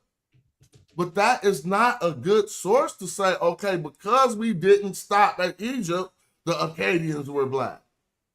That type of argumentation in front of thinking men, I just get that tossed right out. So what, we didn't stop at Egypt? You to act like it wasn't no other people there speaking other languages. Let's talk about the Sumerians. They have a language isolate. Their language is not associated with nobody else in the area. It's associated through Akkadian loanwords. And so, honestly, I ultimately see, sometimes when I got to push line and I don't even ultimately disagree with what you're saying, because yes, black people got there, but what you said about the Semitic languages just wasn't evidence of that. Basically. But yeah, I know. I just went off on a tangent talking to my man Deshair. We'll go back to the video. But Smash, when we say they're not black, do we mean they're not African? They're not dark skinned? What do we mean by that? When people say they're not black. That's a good question. I'm gonna see if I can go back and find the link to the video. We want to finally see what dude wind up saying. He never, but it's a 2-hour video, so yeah, I watched this video. If you know where his sources is at, then let me. Maybe is this when the sources start? Because I'm even on his side of things. But during the age of the Green Sahara, black Africans used to live in those regions, in Israel, in Palestine. A lot of their ancestors look like me and are from where I'm from. So, as Okolo said, this term Middle East is a new one. Historically, and even in some modern archaeological contexts, this region is still considered a part of Africa. Why is that? Because it's physically attached to Africa. There's nothing stopping gene flow or movement of peoples between these two regions. This is especially true during green Sahara periods, which last for thousands and thousands and thousands of years. These are the conditions when humans first left out of Africa. So, of course, the first modern humans to call the Levant home, the first Levantines or Israelites, were of course black Africans. He tripped out. No. He jumped all the way to 2000. I mean, with the 1 AD. No, I gotta ask you. 300 BCE. I mean, it's just too much. It's too much hopping all over the place going on. But let me just point something out. See if y'all disagree with me and say I'm being too stringent. Or is he really doing this by accident? Watch this. Nothing stopping gene flow or movement of peoples between these two regions. So it's nothing stopping gene flow. This ain't what I wanted to point out, but there's nothing stopping gene flow between these two regions. What's stopping gene flow between anywhere? Genes have moved all over the planet. So did you think the Atlantic Ocean stopped gene flow from Africa to the Americas? Some of these arguments, y'all just not listening, and see, my voice sound like you want to dislike me because the way I sound.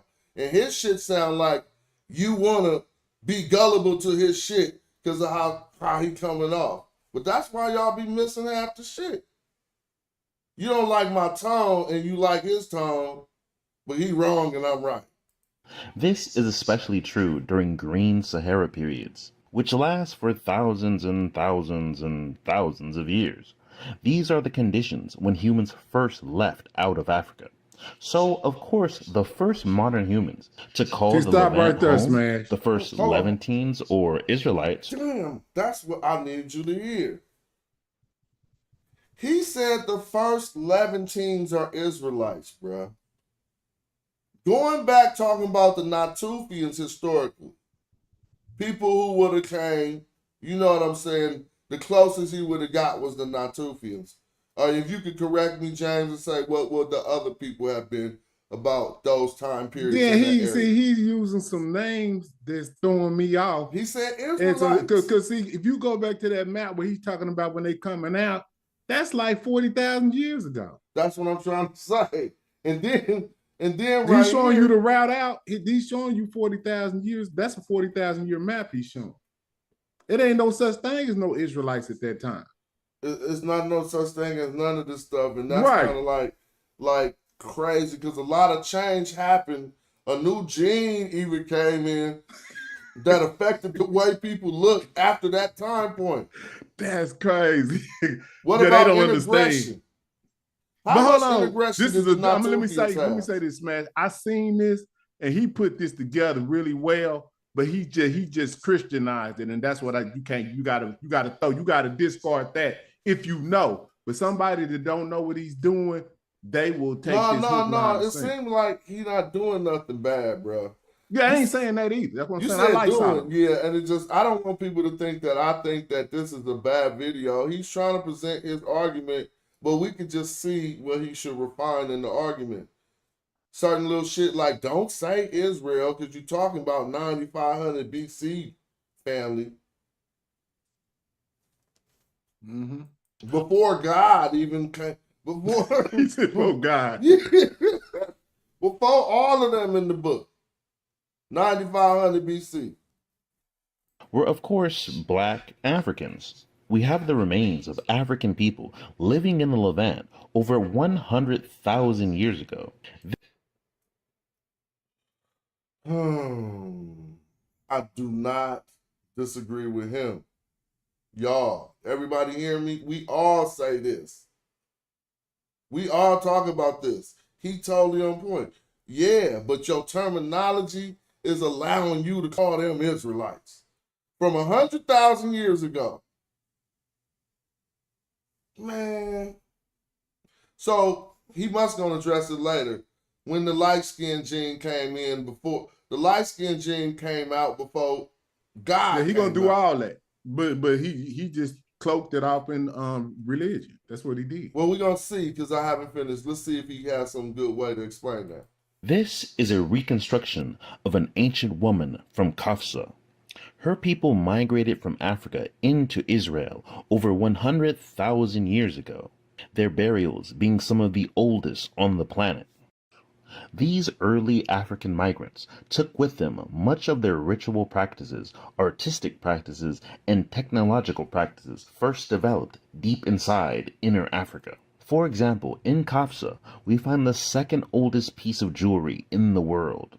These perforated shells were stained with ochre and then strung around the neck with string. This early practice of personal ornamentation was similarly shared in North Africa, where we find much older necklaces of ochre-stained shells. These finds are significantly older, going back over 150,000 years, and are the oldest. Man, can anybody in this chat who be studying with us tell us why he keeps stopping at 150,000 years?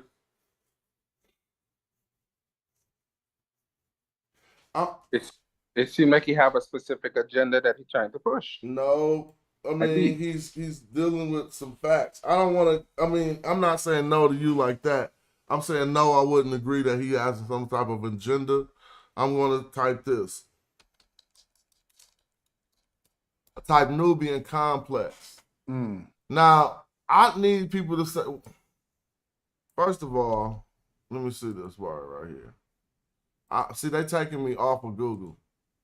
So I want to show y'all this. We all know about the Nubian complex, right? Right. But this is what I want to see. So I think they're talking about the way that they broke down rocks and stuff, right? It says a stone napping. See, it's a stone napping technique.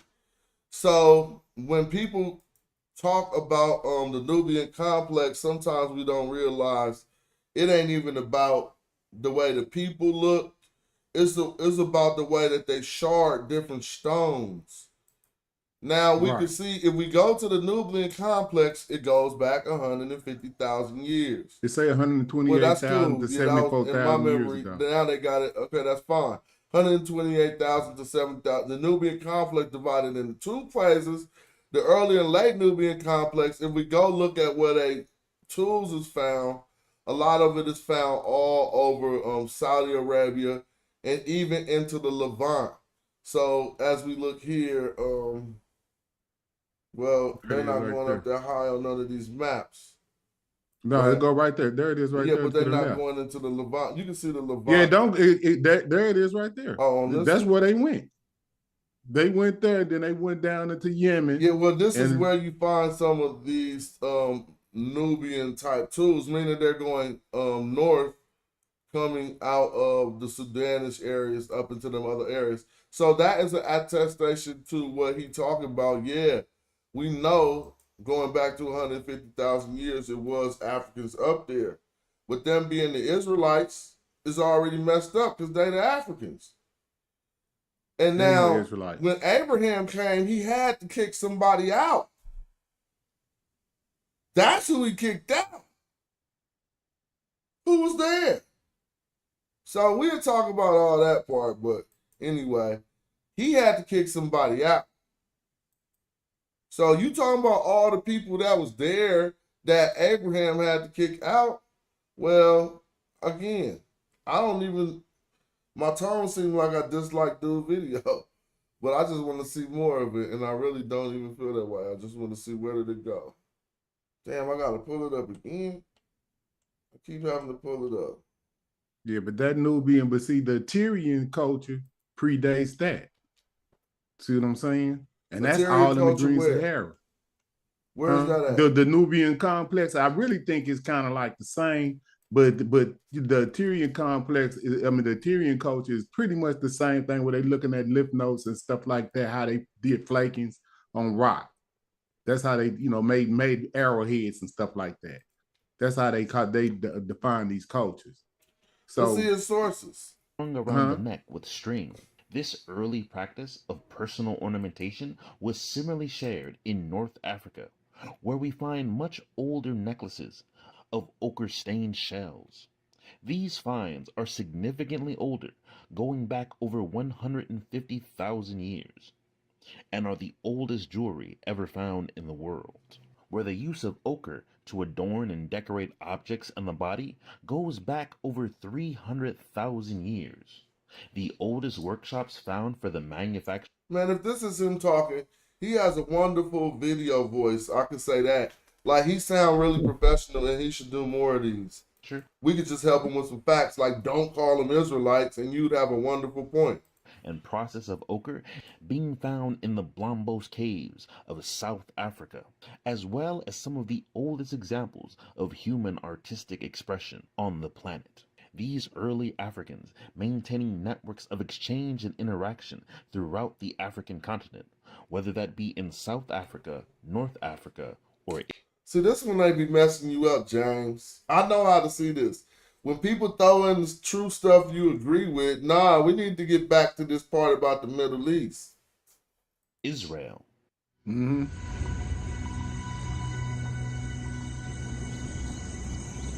In the early days of our species, different groups must have been connected in some way. Perhaps they met, mated, and shared genes. That's what anthropologist John Hawkes thinks happened.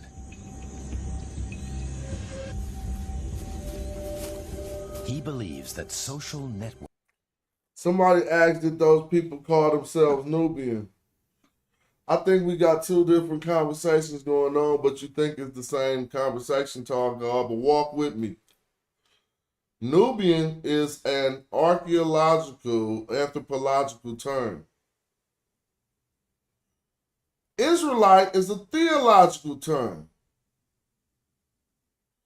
So one calling one Nubian and one calling one Israelite has different denotations and connotations. If you call one Nubian and you're making some semantic error, your semantic error is that these people from Africa possibly didn't call themselves that. But when you do that with Israelite, you're talking about one's connection to a so-called God.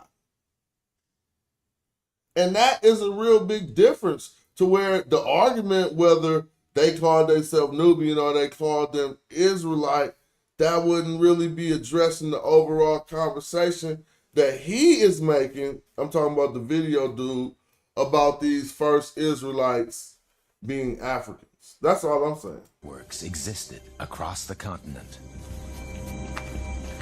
It only needed each group to expand as far as the next for contact to be maintained over huge distances. I mean, to give it to y'all, we know these wasn't Nubians either. But to have our categories right, we gotta call people something. So, but the difference when you say Israelite, you taking it out of anthropology and out of and you're going into theology. Israelite ain't really an anthropological term. Like, you know, am I wrong? What's up, dude? All over Africa, archaeologists have found shells like this. This is a Nassarius shell, and it has a hole in it because this shell was strung on a string and worn as an ornament. They've been found in North Africa, in South Africa, and in Israel, thousands of miles apart. Same kind of shell, the same technique, the same intent. What y'all think about that last statement? That's pretty much a fact if you're just looking at it. But we know that that's a fact, and we even talked about the Nubian complex with how to show how they would shard their stones all the same in the same area. The problem is these areas is really vast and expansive, but in breaking down their knowledge, they just say you found it in Africa, this other place, and Israel. Yeah, he threw the monkey wrench in the game. What he about just slid it in? Let me ask you, smooth too. He slid it in smooth, man. Can you find them in Tyre? Can you find them in Byblos? Can you? I'm saying these are. Can you find them in the Sinai Peninsula? Yeah, that's what I'm saying. So stop acting like, oh, you can find them in them 3 spots. Nah, but I'm with them on that. You can find them there. Let's talk about You know, I studied Kemet. So I know that Kemet controlled the whole Levant all the way up until whenever, after the Amarna tablets, whatever. They start fighting with the Hittites over the Levant. So this would be an attestation to this guy's video. Yes, Africans controlled all that, but was they African?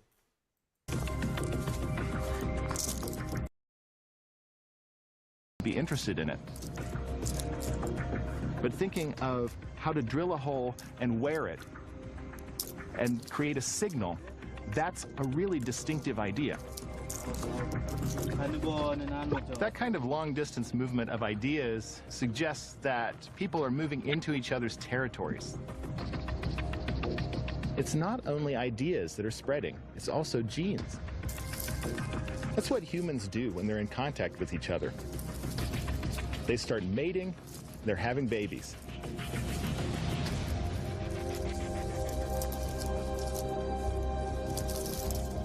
You start to see populations merging together.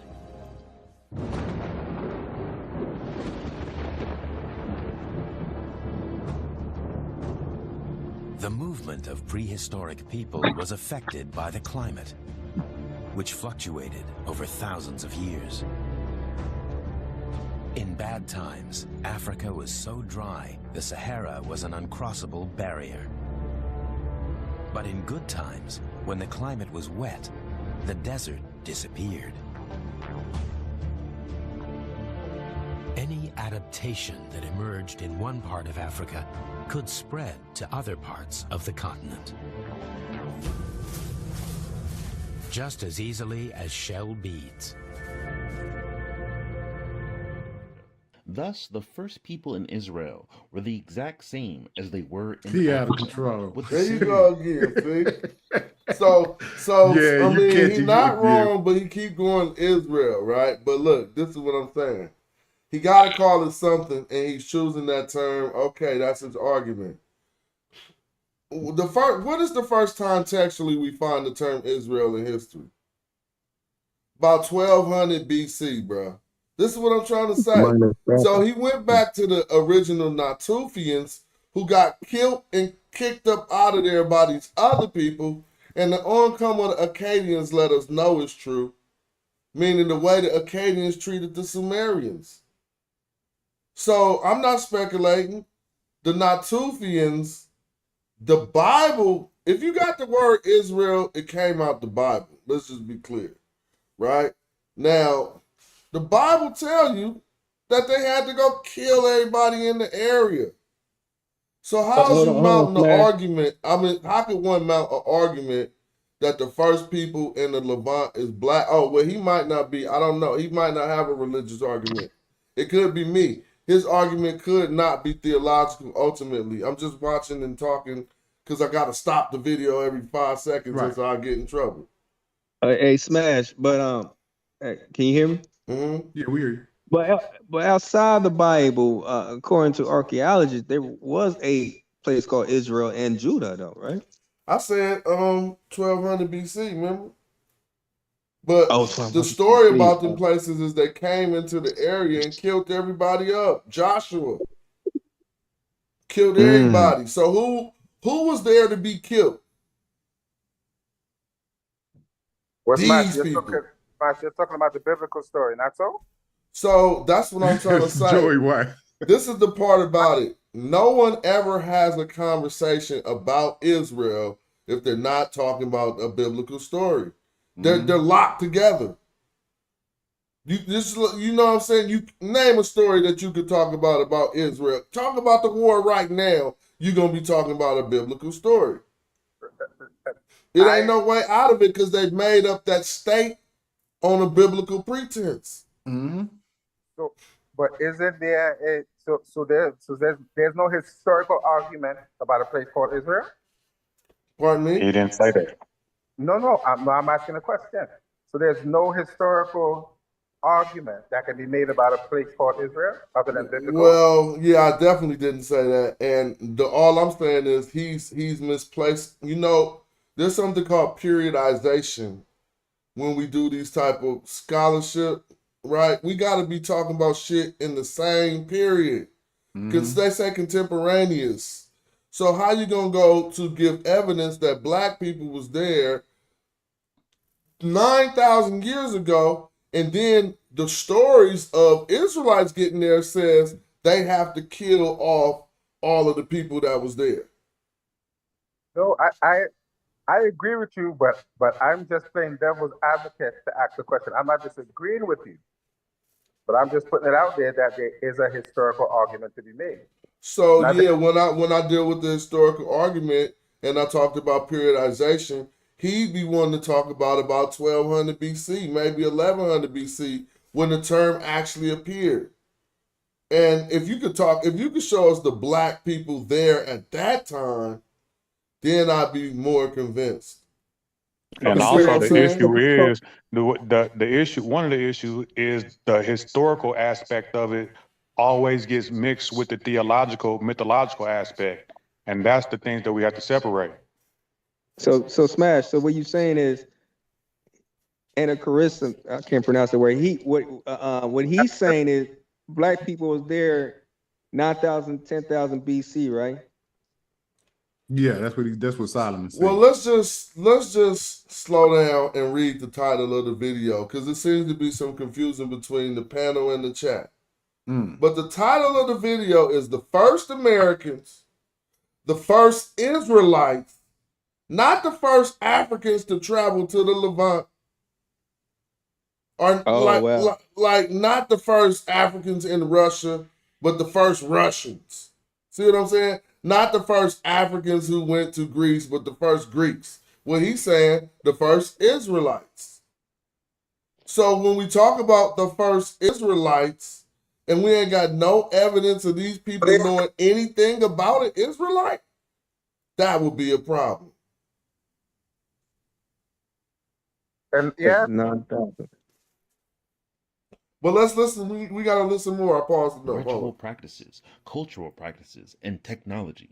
These early African Israelites were also some of the earliest modern humans to bury their dead. As can be seen here in Kafsa, this is a reconstruction of a young boy buried in Kafsa over 120,000 years ago. These early African residents of Israel would eventually disappear from the archaeological record. So Yurik is saying this ain't a religious video. Thanks for telling us, Yurik. And he's saying Israelite like Egyptologists say Egyptian. That's what Yurik said. Thank you for that. Around 50,000 years ago, Africans would once again But he's saying the Green Sahara 50,000. Israel wasn't Israel then. and into Israel. Nah, you can't do that, bro. Like I said, no, because Israel and Egypt is different. Egypt was really there. So I'm sorry. I'm not accepting that he's saying that different. he do got some Israel shit behind this. He's saying it too much. He never saying Levant or Canaan. Right. Yeah, he said Israel, Israel, Israel. Yeah. Yeah, you busted it. I mean, you theological. busted them. So that's just pretty good, man, because you could just keep hearing it. We keep hearing it. Well, let's keep listening. But this time they wouldn't stop there and would subsequently colonize the entire earth. But this is not the last out of Africa migration, which most The people entire are not aware earth. of. Around 12,000 years ago, there's another green Sahara period, thus another out of Africa. Yeah, that's good, dude. Because then, hold on, dude, you pointed that out. So who populated the entire earth then? The Israelites? Because when they passed through, they was African.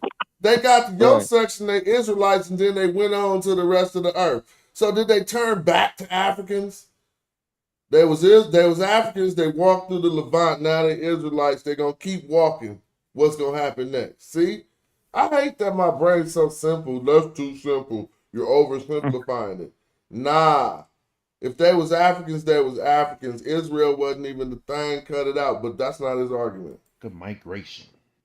This migration is known as the Holocene out of Africa migrations, or the Mesolithic out of Africa migrations. During the Holocene, around 12,000 years ago, we will have massive waves of Africans from sub-Saharan Africa deep into new regions of Europe. Y'all, we got to skip this. Because we all know this part. It don't got nothing to do with no Israel. He talking about before, what's the gene? What's the light-skinned gene that y'all always talk about? The 12 whatever. It don't mean matter. You know what I'm saying? We know the SC2 to the SLC2. Yeah, whatever. He talking about before that mutated. Yeah, he ain't even got to that yet. I mean, come on, y'all. We all know what he's saying is true. I want to get to some time about some Israelites, is what I'm trying to say. At this time, the climate. I can't watch the whole video. But basically, we have what's known as the three migration model, which goes like this. Around 50,000 years ago, the Sahara is green and leads to African people migrating out the African continent and populating the rest of the world, spreading technology, art, and human culture to the rest of the planet. Then, at about 12,000 years ago, the Sahara is green once again, and you have large waves of Africans leaving the continent, spreading technology, art, and culture once again. And then, at about 5,000 years ago, the Sahara once again turns from green oasis to desert. The drying out of the Sahara happens to coincide with massive migrations from the Central Asian steppe. In Europe, these Indo-European speaking invaders were known as the Yamnaya. These light-skinned Hold on. Do y'all hear all of this? Well, he's not. That part of it is actually kind of genetically. If that's what he's using genetics to make the argument. Now, if he's interpolating or putting off the Israelite thing, that's his own hang-up. So the problem is between those two time periods, this 1200 BC one and the 4500 BC one, the consistent, genetics changed in that period, and the light-skinned gene came out, and then people start looking different in that area. Yeah, but see, those Yamna people who's just going to bring that light-skinned gene in at 45, and see all of that. See, with the text that you own, genetically, all of that stuff line up. Once he started talking about the Yamna, seems like when Ngosi's talking about light-skinned people have always been in Africa, those Yamnaya people bring that in at about 4500 BCE. Hold on, I think we got I'm not holding you up, but I think we got my FBA homie in here ready to get it busy. Am I wrong? 240, what's up? I can hear you. Your mic must not be right. Damn, your mic ain't right. You got to get your mic right. Yeah, he off mute. So yeah, you off mute, but we can't hear you. That was gonna be fun too. Hopefully you can fix your mic. We ready to dialogue and hear what you got to say. Go out and come back in. You might need to go out and come back in because we can't hear. Oh, that's 42 tribes. Oh, what's up? Okay, what's up? All right, we can keep going, James. My bad.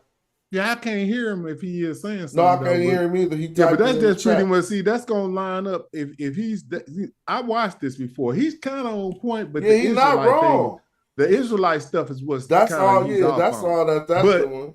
when he brings in that Yom Nai, he's gonna bring that in at around 4500 BCE. That lines up with the text. Cause see, the Yom Nai is gonna come in from the east. It's gonna take them about another 1,000 years, and that's what it lines up with the text. Let's listen. The drying out of the Sahara happens to coincide with massive migrations from the Central Asian steppe. In Europe, these... Can I ask y'all, did y'all hear that question? Did y'all hear that sentence? What did he say? The 3000 BC, the climate change is lined up with migrations from the Central Asian steppe. Now, that steppe over there by the Caucasus, see, I want to see how he about to pull this up. But because there go your Israelites. Well, I know people mad at me for saying that, but the term, in both of our arguments, the term still ain't on earth yet. So let's see what the stories tell us. Indo-European speaking invaders were known as the Yamnaya. These light-skinned invaders would usher in a new age of violence in these new regions of Eurasia. This is known as the Indo-European migrations. Now, this could be, see? Now, these light-skinned people came in and murdered their way across the Levant, right? Yep. In the Bible... Check it out. Hold on, Smash. They genetically replaced everything in Europe at 80%. Okay? Are they African, though? No. They're Indo-European. Okay. And in the Bible, what happened in that area? They wiped. This is what I'm trying to say. The same exact story, and I'm trying to see why dude is confused about this. Because he's right about all the people in the area, but then this is where you mess up. Because the Israelite, okay, somebody can say, no, I'm wrong. I know all my Hebrew brothers saying I'm wrong with this. And they welcome to teach me how I'm wrong with it.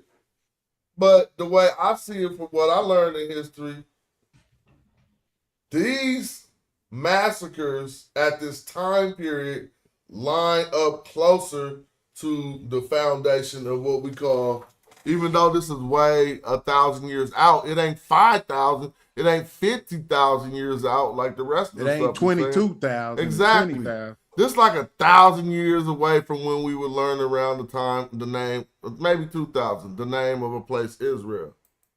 And of course leads to the genocide of much of the original inhabitants of Europe. These three migrations, 2 from Africa and 1 from Central Asia, pretty much defines human history. To understand world history properly, you have to understand these 3 migrations. 1 Paleolithic, 1 Neolithic, and 1 in the Bronze Age. But for now, let us return our focus to the Neolithic and the Mesolithic out of Africa migrations. Of course, these major migrations of Africans into the Levant are going to be hugely important to world history. The Neolithic Revolution is really going to be sparked by the spread of these Africans into the Levant. It's these populations that are really going to be responsible for agriculture, urbanism, and the start of civilizations. The remains of these ancient Africans can be found in ancient tombs and sites. Who disagree with that? From Israel to Europe. Which part? All he said how agriculture stuff spread to those areas. So there's a common theory about these Anatolian farmers, but that got discredited, right? That agriculture started in those areas with Anatolian farmers.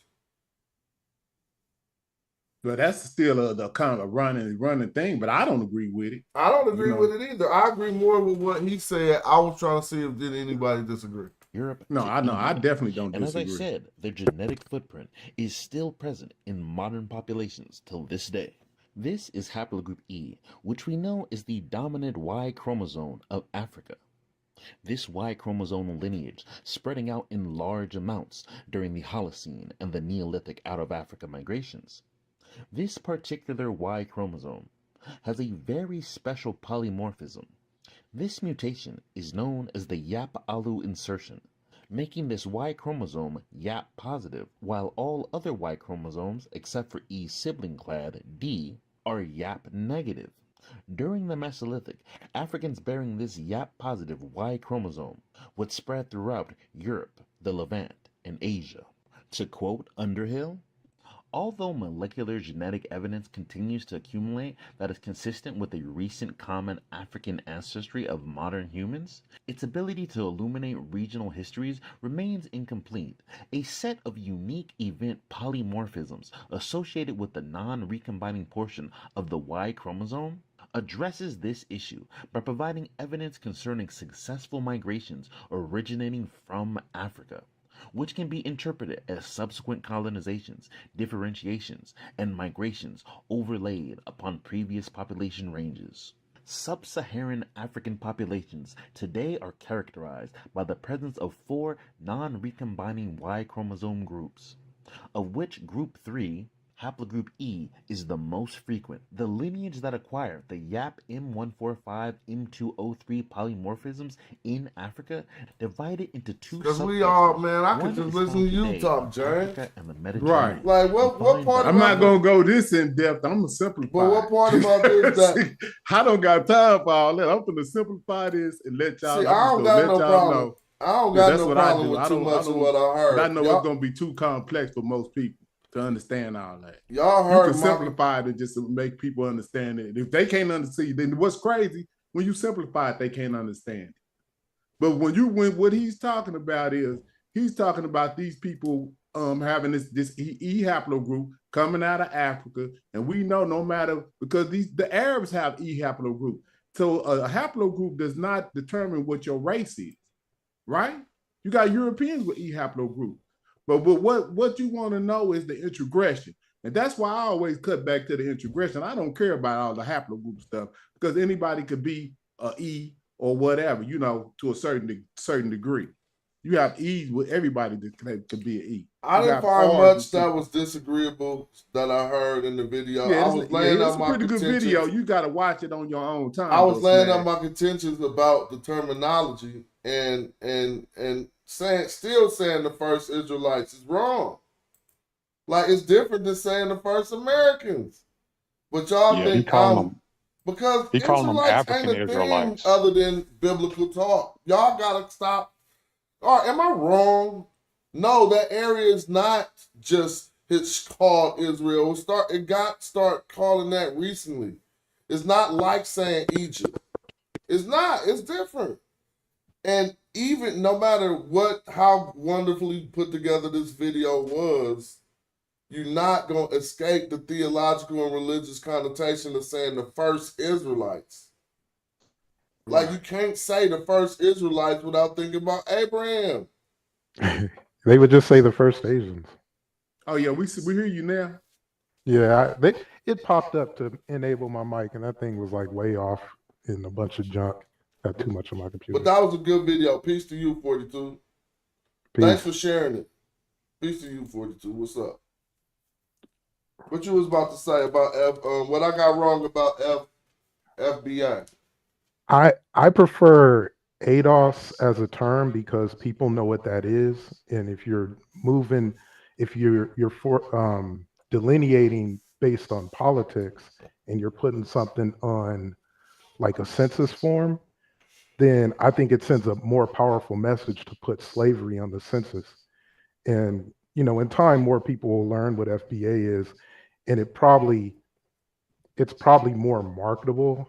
It might be cooler, but I think to hold America accountable, especially now with where we are politically, with Democrats abandoning us and then getting garbage in return when it comes to Trump. So where we are politically, I like having slavery on the census. And that's really my only preference because it's all about strategy for me. It's not really about how Pan-African most Americans are or whatever, because a lot of us are we might not be politically Pan-African, but we are Pan-African, like Yvette Carnell says. She's like a sentimental Pan-African. So I got a question kind for of the you. typical African American, I would think. What? So do you know the some of the pushback or the arguments against the term ADOS, African descendants of slavery? What are the arguments against it? I know of one. I think the big one is you can say slavery, like a slave owner descends from slavery. That's like one. But to me, I'm not really that concerned about that, because when you reach the court system, we've already passed reparations for other people. So they can come in with new rules and what are called like activist judges or people who just are racist, and they'll just make up something. It'll So be here's why I asked, slavery, or it'll be something else, but whatever. here's why I asked you, because you talk about, you know, being the politics of it, and being really, you got to be politically correct, and in law you got to be specific. So if we were to name ourselves, this is one of the arguments, by the way, this is not my argument, but I understand the argument against the of ADOS. So African descendants of slavery, slaves don't have no rights. Slaves don't have no inheritance. So if you claiming to be a descendant of a slave, then you don't get anything. And that's one of the arguments. And you got to be specific in law. So I understand that. I don't know about that argument. I mean, that's what they say. I don't know. But I understand. One area where I agree. Well, let me just say that before I shoot it down. Hold on, 42. You got some static. Yeah, it's some static. If something's going on, you got to fix your mic. But I didn't want to shoot it down like that.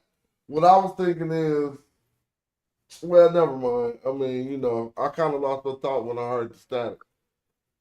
My bad. Yeah, I was just saying, like, specificity versus racism, they'll just start making up stuff. Like, there was no reason Daniel Penny shouldn't have gotten like manslaughter based on the letter of the law. So I just, about the guy who choked the guy in the subway. Yeah, that based on the letter of the law, you can't do that. See, man, I'm not even I don't know. I'm at a certain point right now to where I don't like to talk from a point of weakness. Really, like some things, if you understand you're in a war, you got to go ahead and understand it's going to be some Well, that's the problem. Everybody don't understand they're in the war. And that some will look at you and say you on something else, thinking that you are in the war. People got different ways they look at this. Mm-hmm. So it's I can understand. So I said I prefaced it with, if you don't understand that. But I'm saying, yeah, they don't have to. They tell you if you don't understand that you're not in a war. But Smash, the whole legal argument has nothing to do with the name of the group, because if you listen to Reggie, he explains that they shoot down reparations based on people not having proof. Hold on, because we went to a different conversation. James was talking about not trying to trip off what dude who got choked out in the subway. What you talking about?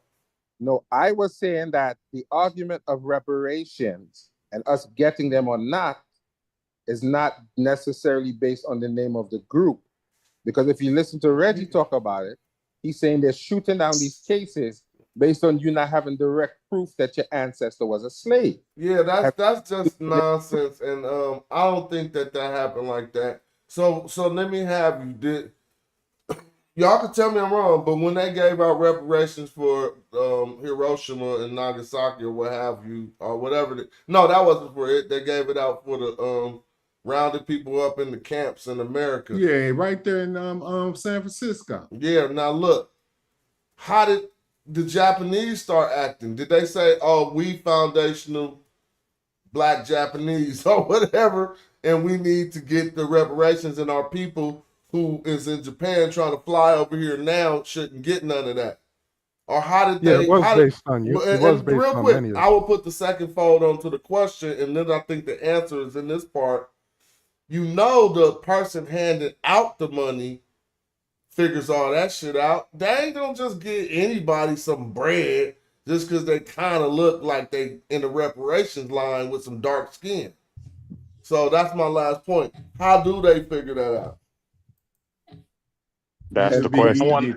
easy if you want to, but we already know what's going on. That's why I say I don't be trying to do all that. It's time for us to start doing some solutions. That's the major contention, Smash. Everybody, we having a hard time figure out because even you made the argument. You like, I don't like how it becomes contentious between FBA Africans and foreign Africans or blacks, I should say.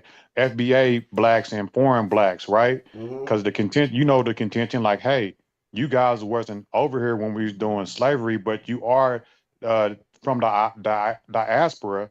You should get it from your country. If you was enslaved in your country, you shouldn't be able to get it from America. And I understand the argument. So the question is, that is the question. How do we disseminate the money and who gets it? I mean, yeah, how do we figure But out I who ain't gets never it? heard no African saying if and see this is all fiction anyway.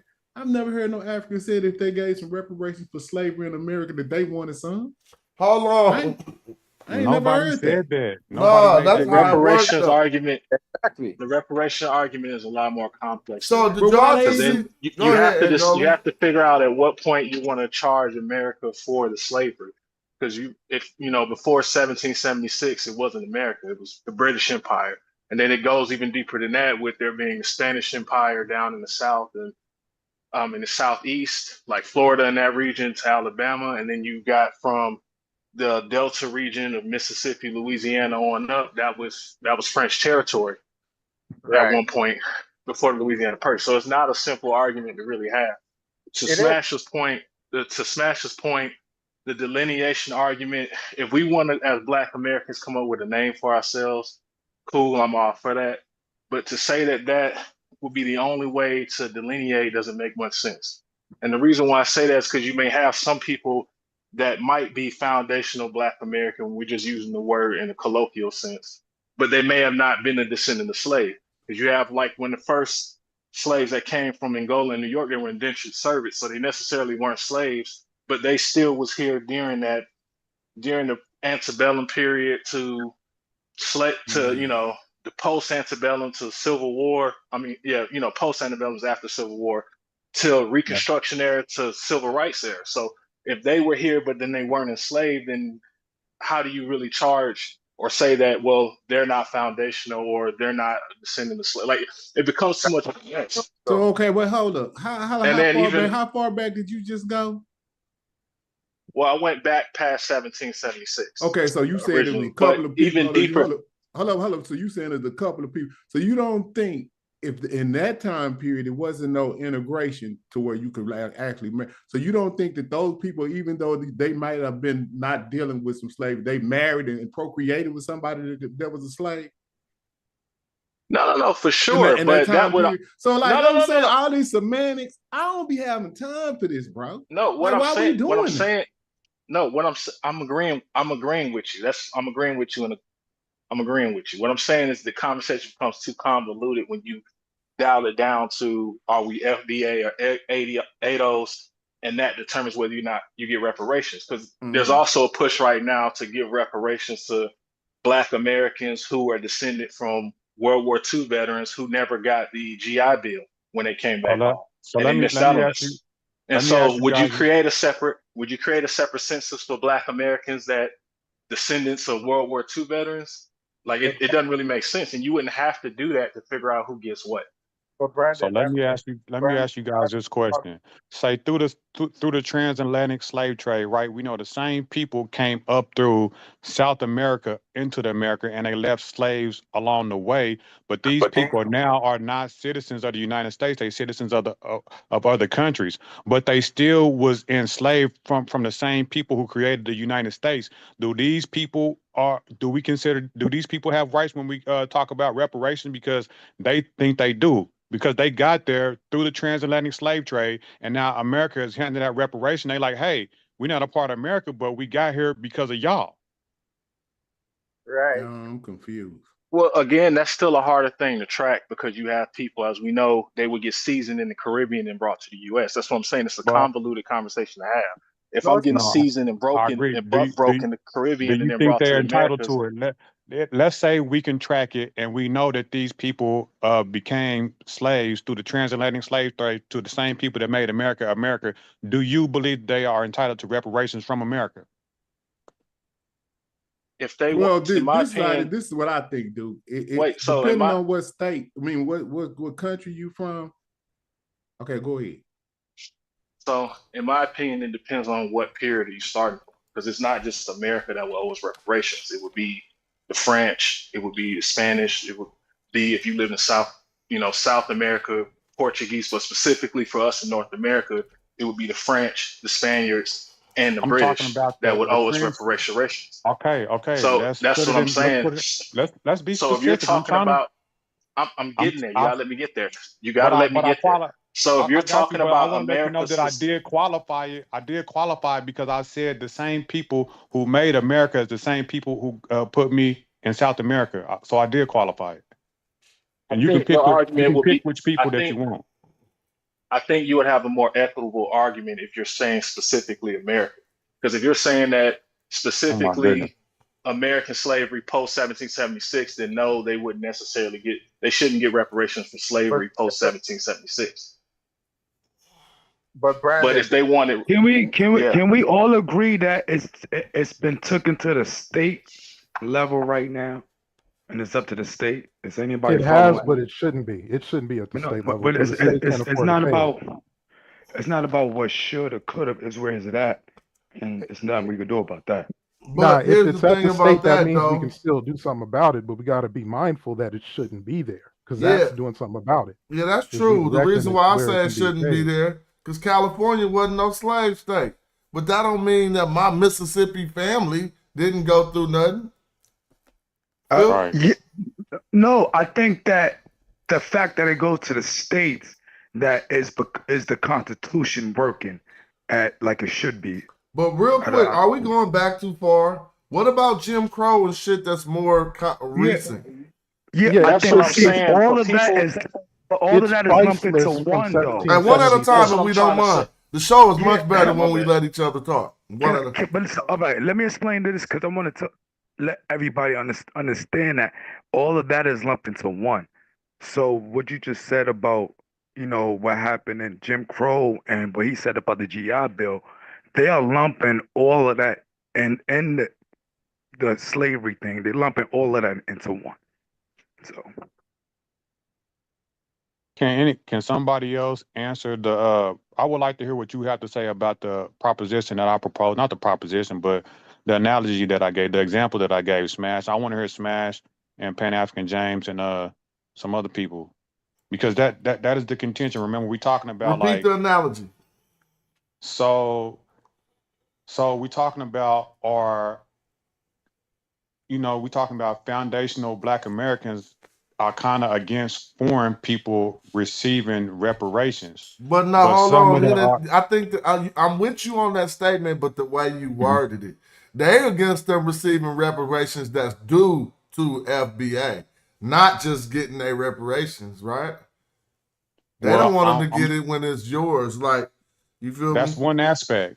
That's one aspect. Okay. But the aspect of it that I'm talking about, there are people that we consider foreign that are Africans of the diaspora that got into South America by Spain, which helped create the United States. So are the people, the Black Africans, right, that are in South America, are they entitled to reparations because they was in the slave trade but just got stuck in South America, or Central America, or the Caribbean? Well, it depends on who you pursue. Hold on, Pan. Let's do one at a time. I don't have are you still going, dude? No, I was trying to tell James he got next. Oh, go ahead, James. I ain't tripping. Go ahead, James. No, that's what I was trying to explain when you had said it the first time. Each country is responsible for this enslavement of the people that they enslaved. So that's how it breaks down. So if Cuba enslaved some people, they responsible. If whatever happened in Haiti, they gonna be responsible. What they did with the French, see, they got a bad deal. But hold on, though, that ain't gonna work. Because countries, let's just be clear, countries didn't enslave people. Countries had laws that allowed their civilians to enslave people. But where were the federal government slaves at? That's jail. You see what I'm saying?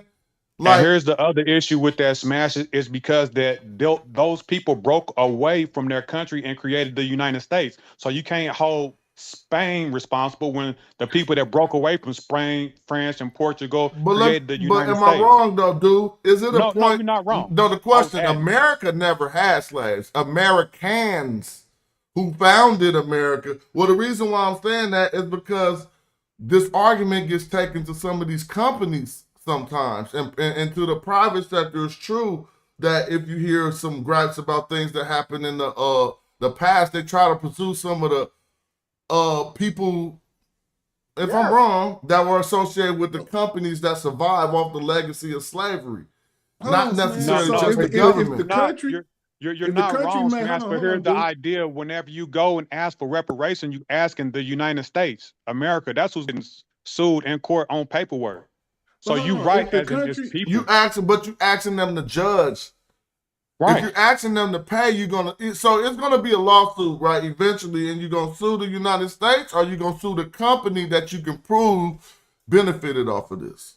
But you could sue It's both going to sides. be the government. The U.S. government is going to be responsible for giving whoever the reparations. Okay, So you're it's right. gonna- You're right. No, wait. I thought you was about to say something else. The U.S. government will be responsible for being sued for the laws that set black people back. Yes, right, yeah, that's but true. They legalized it and then they made it illegal. Okay, the laws that set people back will be your case for reparations against a government.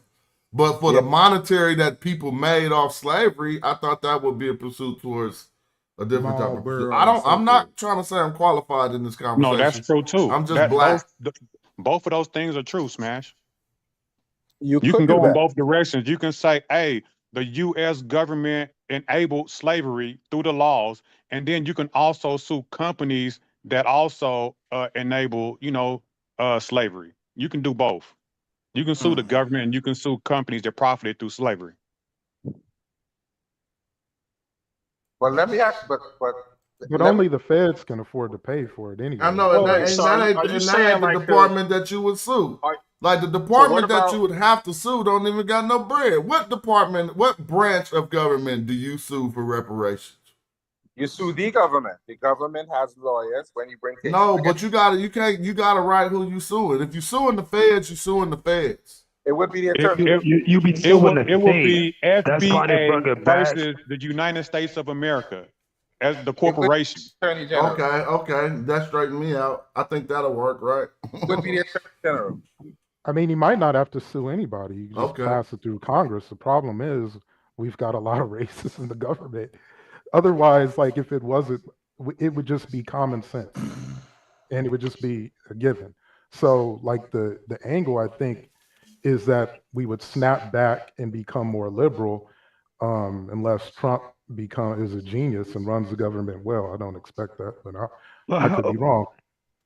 But when Obama, but when Obama came into office, you had when he first came into office, you had the only opportunity, and they wasn't even talking about Obama that. is an anti-black. Somebody said slaves built the White House. The country had slaves. Now that's a question. True. Now, did the slaves who built the White House belong to the U.S. government? Yes. Of course they did. I wonder how they got. No, there was state property of. They're not the U.S. That's why I think. This is wild. That's why I think everything's going back to the state. But remember, the Jim Crow, was it redlining? The government allowed redlining. So there's, I mean, even though that's later, granted, but there's ways that I guess that's the reason why they lumping everything into one. I don't know, man. Well, of course, Smash. Of course, the government would have had slave labor if it was legal. Of course, they did. They had presidents. I don't know specifically if the government had slave labor. I don't know that whoever built. It may have been who actually built the White House themselves that had the labor and used it as the workforce. That makes more sense than ask the government itself, Right. Because we know that it wasn't until after the 13th Amendment that the state began to have slavery through the prison system. But the issue, I don't know if that really makes much sense. But the issue we know is for a fact that the presidents have slaves, so I'm assuming whoever built it would have used slave labor to build it. and it Right. wouldn't have been specifically appointed to the government. All But right, all but of you it is know not what lost. though? We being kind of like I'm just not. I want to say that Y'all know I don't speak all up not. for no slave owner or nothing, but I'm saying though the way that we addressing it is kind of. So say when you build in the White House, is America even? Well, if you can look on the documentation and say yes, it was established That's what I'm as a trying to say, nation, because right? Well, You said what's man? It You wasn't was even saying no what? government in place. It was just white people who owned slaves. That's what I'm trying to say. it's we the that's people, not though. true. That's not true. Tell me it's not true. I need to learn. It's we the people. It You was are right, burned down in because 1812. So Hold but on. yeah, but it was that's a because government. they was trying to get America back under this tutelage, and it never happened. This is what But I'm trying to say, and I need to ask a question. What was the first branch of government in the United States of America? Listen, but what you're I saying? don't know. Probably the I'm army. asking a I would simple think. question. It I ain't even think a it would what be you're some saying type of question. army or something. That's what I think. No. Like, what was I'm the just first guessing, branch? but Was it Congress? I don't know. Was it what? What's the White House branch called? I mean, I shit. thought the Senate was added later, Executive. but everything else was there. The White House let would me be look it up. Let me executive. mute out. So the executive Executive. branch was first, right? I don't know if it was first. I couldn't say which Well, one let's was just propose for the question I'm about to ask because it don't really matter. But we can propose that the executive branch was first. My question is, did that branch of the United States government have a budget and a tally of slaves? A budget for and a tally of its slaves that were owned by that branch of the government, not by some of the white dudes who helped set up America. No, that branch of the government would not have no branch of the government would have owned slaves itself because it's representative of physical people. The physical people would have right. owned the slaves, not the actual branch of government. See, I think the difference But between the us and reason every why other nation is the wait, I Constitution. got you. So the reason why you would sue the government is because the infrastructure of the country was built off of that labor, like the economy.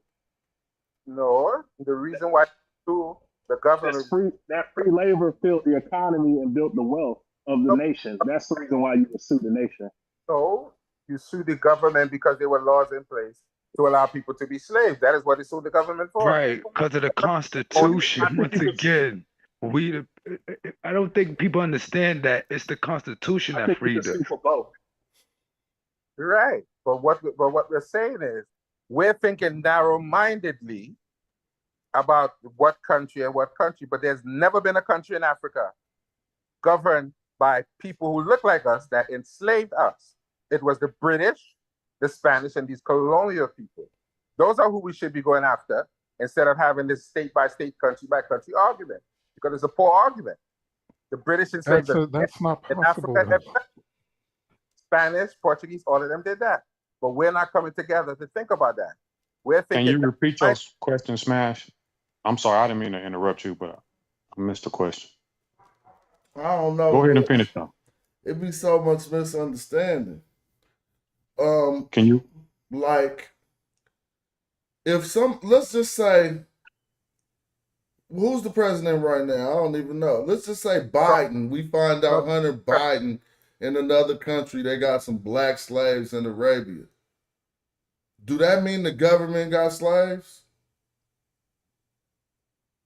I understand what you're saying, Smash, and the basis of the argument is not necessarily the government, and it should not be the government.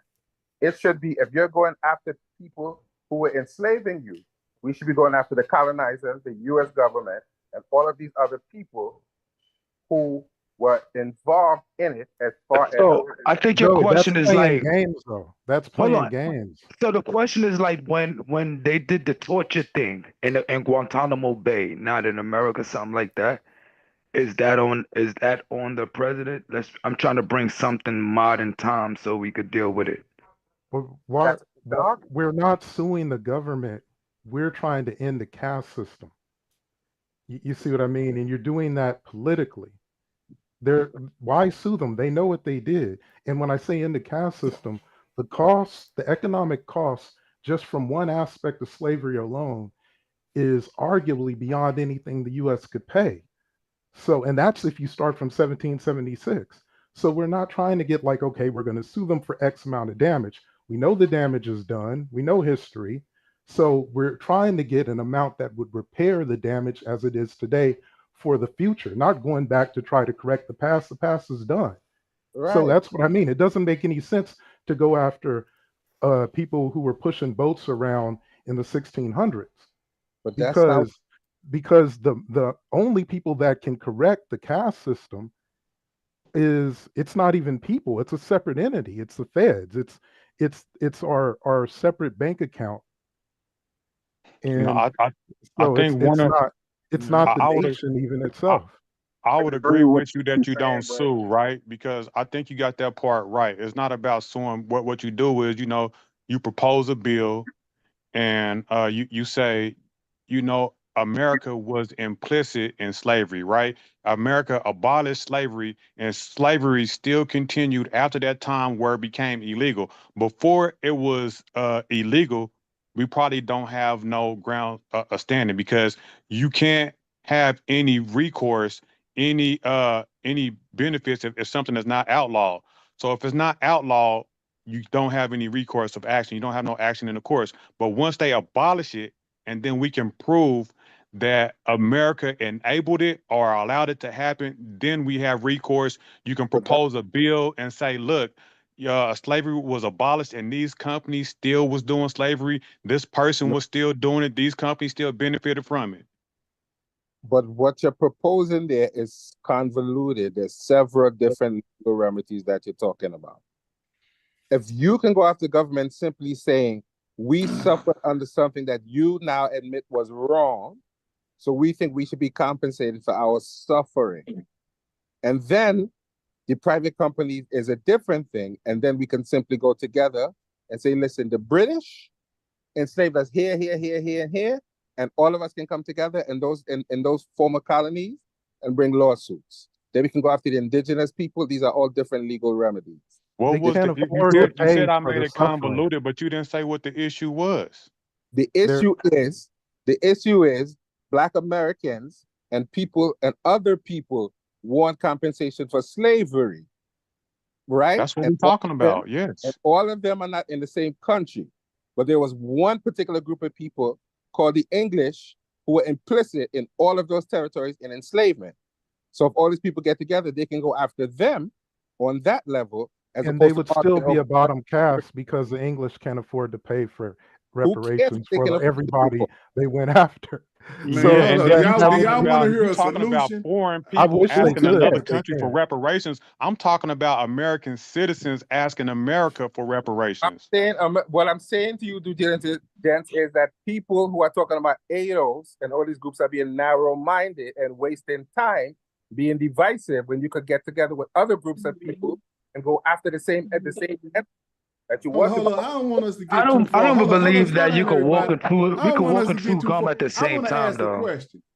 Who on the panel think we're gonna get some reparations? I want to hear that. Hold on. No, stop right. Let's stop right here. We got that.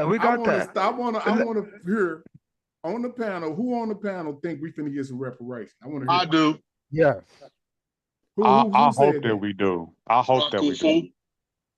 Oh, Neil, that's Neil. That's me, boss. Yeah. Yeah. Okay. Well, no, I'm gonna say this. I got on earlier. I don't know if we get reparations. I hope we do. Okay. Let me say this. I got on earlier and I heard Brother Jonathan critiquing Tariq. I didn't get a chance to talk. I wanted to say, are we saying as FBA, just for want of a better term, Foundational Black Americans, that we would like to be acknowledged as a distinct tribe amongst all our tribes, our Caribbean brothers, African brothers with distinct cultural, or do we want to just be a free fall African Americans and say, okay, I'll be a Ghana, and have no unity? What's going on? You have to ask Tariq Nasheed that question because that's his movement. We can't. I would like to answer that question. I would like to individuals where we are and be recognized as a group of one political movement in America as everybody else is in their countries. So my thing was, Who said we shouldn't be our foundational Black Americans? And that because if that's the case, Ghana shouldn't be Ghana. Nah. Let's deal with why he came up with that acronym. He only came with that acronym to try to take over Tone Talks and Yvette Carnell's movement. So let's not deal with let's deal with the fact on why he came up with that acronym. And so let's get past that. He trying to take over somebody's movement, and what movement did he try to take over? I just said Yvette Carnell. Yeah, he tried to take over ADOS. But you gotta feel, I feel you on that, that good guy. But think about it. Maybe he just was not in line with what ADOS stands for, but he felt the need for that type of organization. Like maybe he didn't like the fact that the name say something about slavery, but still wanted to rock something like that. Unless you got evidence that he was trying to take it over. He was dishonest about some of it, but it was some things he didn't like. Some things he was dishonest about. I tried to clear it up a little bit. So the reason why a part of the reason why you take FBA is because you gotta have a certain group of people. You gotta discriminate against some people. That's why I gave the explanation that you have a lot of people in the diaspora that got here through the transatlantic slave trade that are still like pseudo But dude, that has nothing to do with him trying to take somebody's movement, though. Let me land my plane. Let me land my plane, bro. Let me land my plane. Let me finish, bro. So you gotta have some type of delineation because everybody can't be a part of it. You have people in Canada, you feel me? That's part of the transatlantic slave trade. You have people in the Caribbean. You have people that got here through the same process as we did. So he tried to restrict it and say, look, we understand that you guys are a part of the diaspora, but we are American citizens and we're going after our government. You need to get it from your government.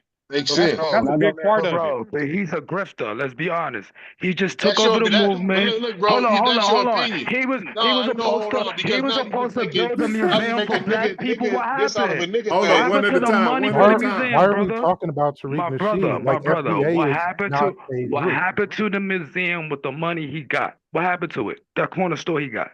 Let's deal with who he is. Well, we can talk about that because you can look up how much the museum costs. You can look up how much money he got. Now you're It was trying to not a fight group. somebody. Listen, And I'm just saying, listen. Like that. All I'm saying is but you this. should allow people to defend him, though. What did you say in his defense about that thing? You can look up how much it costs. The museum. You can look up how much money he got. Like it wasn't. He used the money to get the museum. So let me ask y'all a question. What's the matter with having the museum? Nothing. No, it's not. It's not okay. When it comes There's to nothing wrong with having a as the other museum. brother said, let me guess. Whoever Tariq wanna go, what one the at a brother said time, is though. true. The man is a grifter. The man has jumped from movement to movement to movement in order to make a buck. I'm saying there's nothing wrong. I agree with the slogan. Just because you woke, you ain't got to be broke. I'm all for that. But at the end of the day, he's a grifter. He started out doing the whole Mac movement on MTV on the Pickup Artist TV show. Jumped from that when that was hot to as soon as the Pan-African thing jumped off. Then he was more us and doing all of that. And then as soon as ADOS started to gain momentum, he jumped to the ADOS movement. And when that wasn't working, I'm going to do my own thing, FBA. I don't think there's nothing wrong with having a hidden history museum. I like what he did with the whole hidden history stuff like that. I think that's great.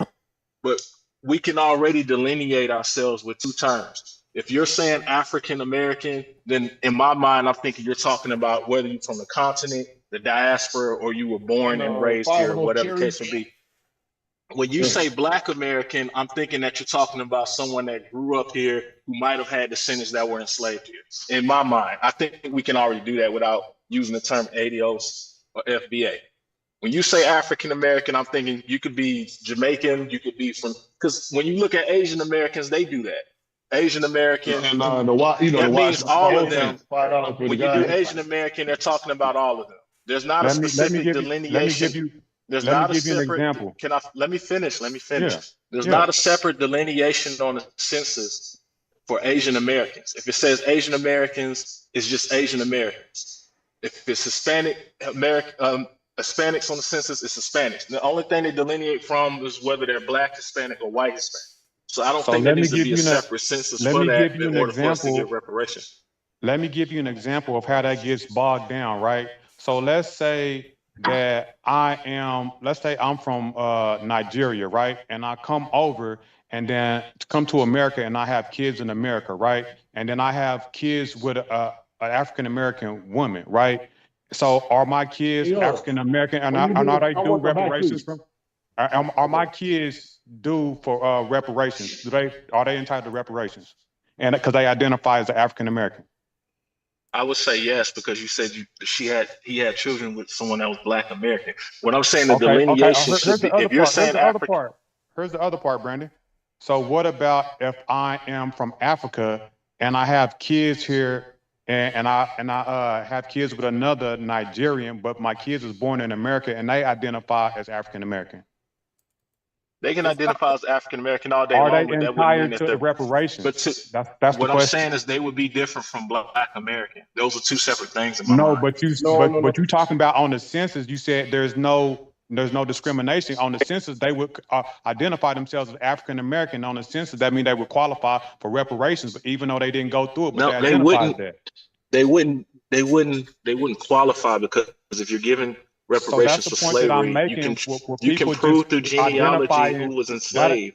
That's not what you said, though. You said people can just identify as African American, and that would solve the problem. But people just identifying as African American. But I just gave a couple of examples to where it could get foggy. That's all that I was trying to say. Not trying to say that you're right or wrong. I use two different terms. I use African American and Black American. When you say African American, in my mind, it could be anybody that has descent from Africa. But when you say Black American, I'm thinking. Oh goodness! When you say what Black if the American, same people identified as Black American, Brandon? They could identify as Black American also. But even if they identified as Black American, it still wouldn't mean that they had roots in slavery. You can prove that through genealogy without having a separate name on the census. I think but to divide us further did not on qualify that front. At the beginning. You said all people have to do was identify as Black American, and that will qualify them for reparations. Now you're talking about doing genealogy. That's not what I said. No, that's not what I said. That is not what I said. Well, let him say what he said. Let's hear what you said. Reiterate. What I'm saying is that if you want to have a different delineation between people of African descent, the way that someone comes to the country and say Jamaican American, Nigerian American, whatever. If you just say African American, that could encompass all of us. But if you want a specific term, I'm okay with Black American. If you want to choose FBA, whatever, that's fine. But we don't have to put that on a census, because that further divides us, and it takes power away from us having that voting power. That you can figure out who gets reparations from the American government with simple genealogy. So hold on, can I ask a question? Hold on, before you go any further, please. So what's wrong with African Americans for all of the people in the diaspora, and continental Americans for people that's on the continent? What's wrong with that term? Ain't that simple?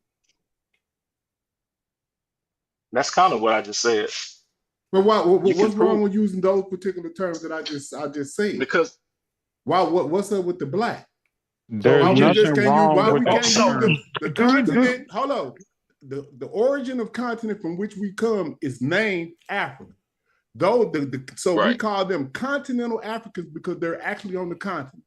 Then we call everybody in the diaspora, because most of us are off in the Americas. We call us African Americans, and that encompasses from north all the way to Brazil. So what's going on here? People don't like being associated with Africa. A lot of Black people. Hold on, what it is. Let's I gotta hear what Smash James, said. I got the answer for you. The reason Hold why. on, let me listen to what Smash said. What you say? I just said a lot of Black people don't like being associated with Africa. Okay, word. You even hear like every star saying they're not African American.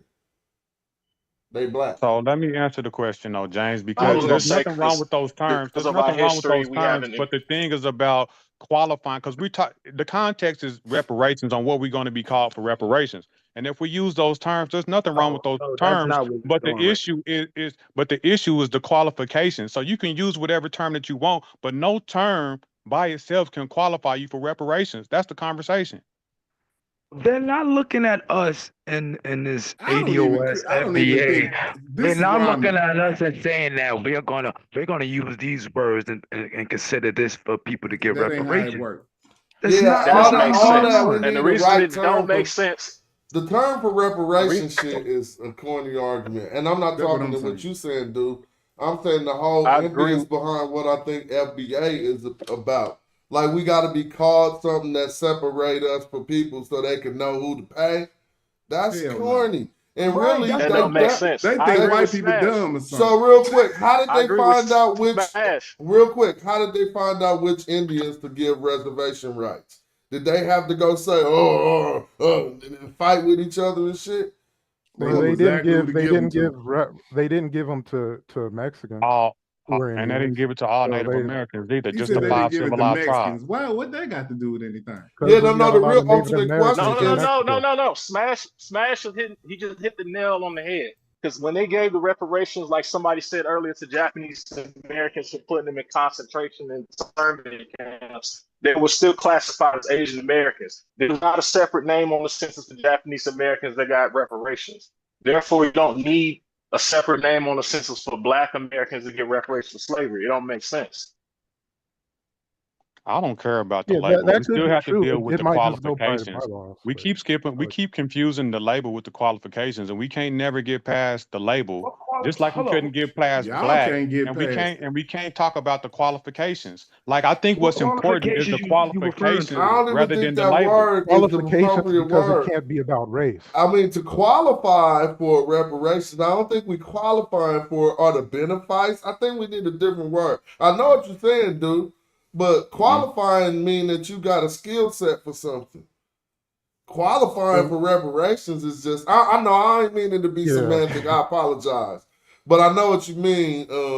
You saying that we need to know who should be the benefactor or whatever. You know what I'm saying? Indeed. Yeah. So what are the qualifications? I think everybody's going to get reparations. Everybody have the chance to get reparations. Simple. We all got birth certificates from a certain amount of time when they start putting birth certificates. We can go right on ancestry.com and they'll show your grandmama. They show my grandfather's World War II records. Then they go back to their parents. If you ain't got no people that's here that's like in the 1800s, you ain't getting that. So I don't understand like why y'all tripping on like what the qualifications is. These people not gonna get nobody money that they don't need it. So they're gonna make sure that they're not gonna give nobody that don't qualify. It's the argument It's exactly what I'm saying.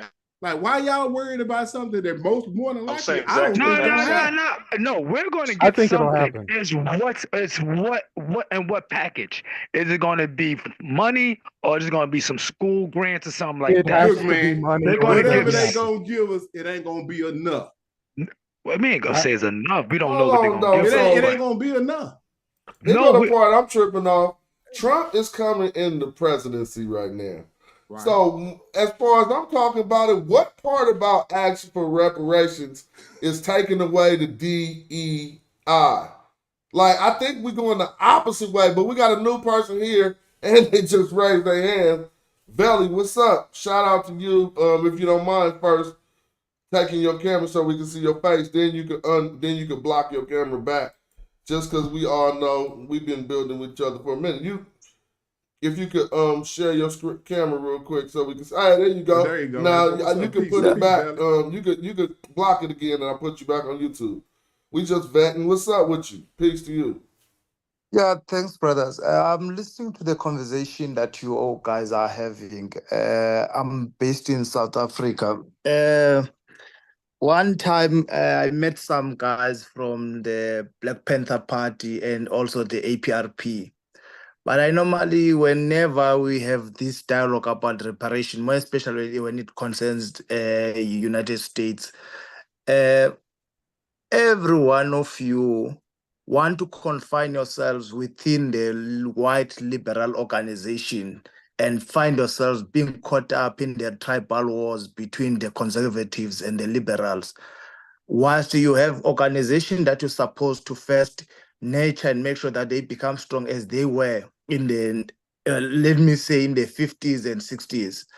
The Black community is so disorganized to an extent that even the call for reparations that you guys are talking about, it won't necessarily have the impact that it is destined to have because of one element.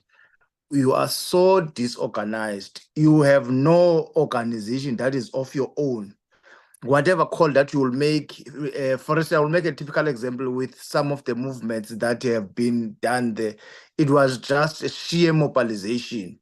Your Me Too movements, your Black Lives Matters movements, these are just mobilization. They don't necessarily constitute you being organized.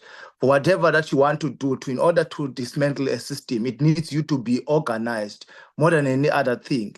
For instance, the debate that you guys are currently having, there's no coherence. You are all over the place. We don't know what is the first issue that we need to first iron out, because I see that you are talking about your FBA and versus Pan-Africanism. Let's talk about the Pan-Africanism, what Pan-Africanism dictates to us as Black people or as Black bodies, and see if ever we can draw some tools that can take us forward and unite us.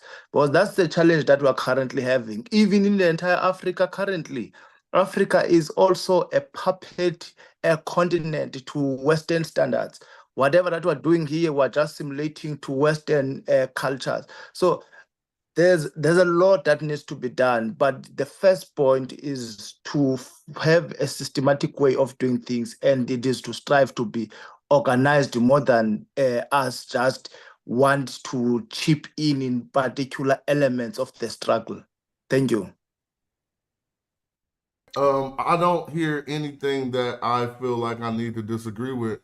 I totally agree with a lot of the things that you said. Is one of our biggest problems is disorganization.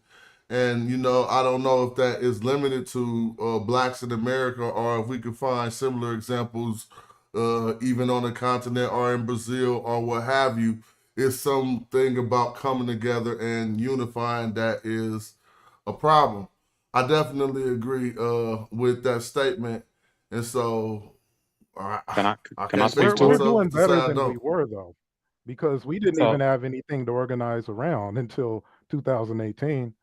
So, I mean, we were Nah, just nah, nah, basically, nah, nah, nah. where do the You, Democrats want to take us? That's where we're going until 2018.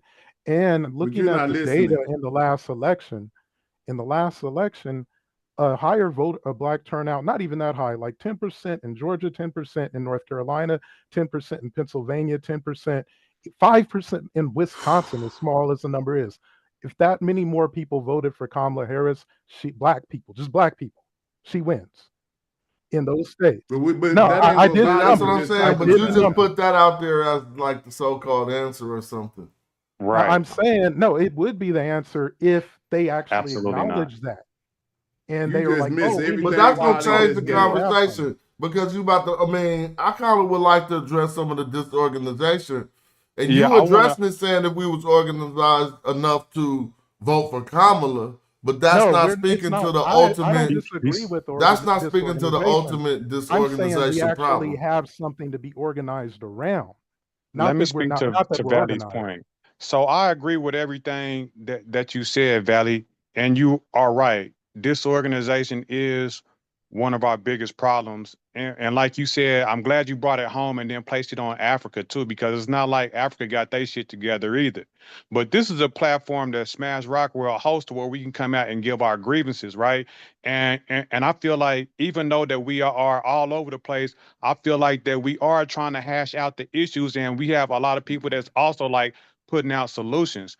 You coming in pointing out what we wrong is, but you didn't propose no solutions besides organizations. If we don't know that, right? So I would ask you to what are some of your remedies besides organization, which we already know, that will address the matters that we're talking about as far as reparations is concerned.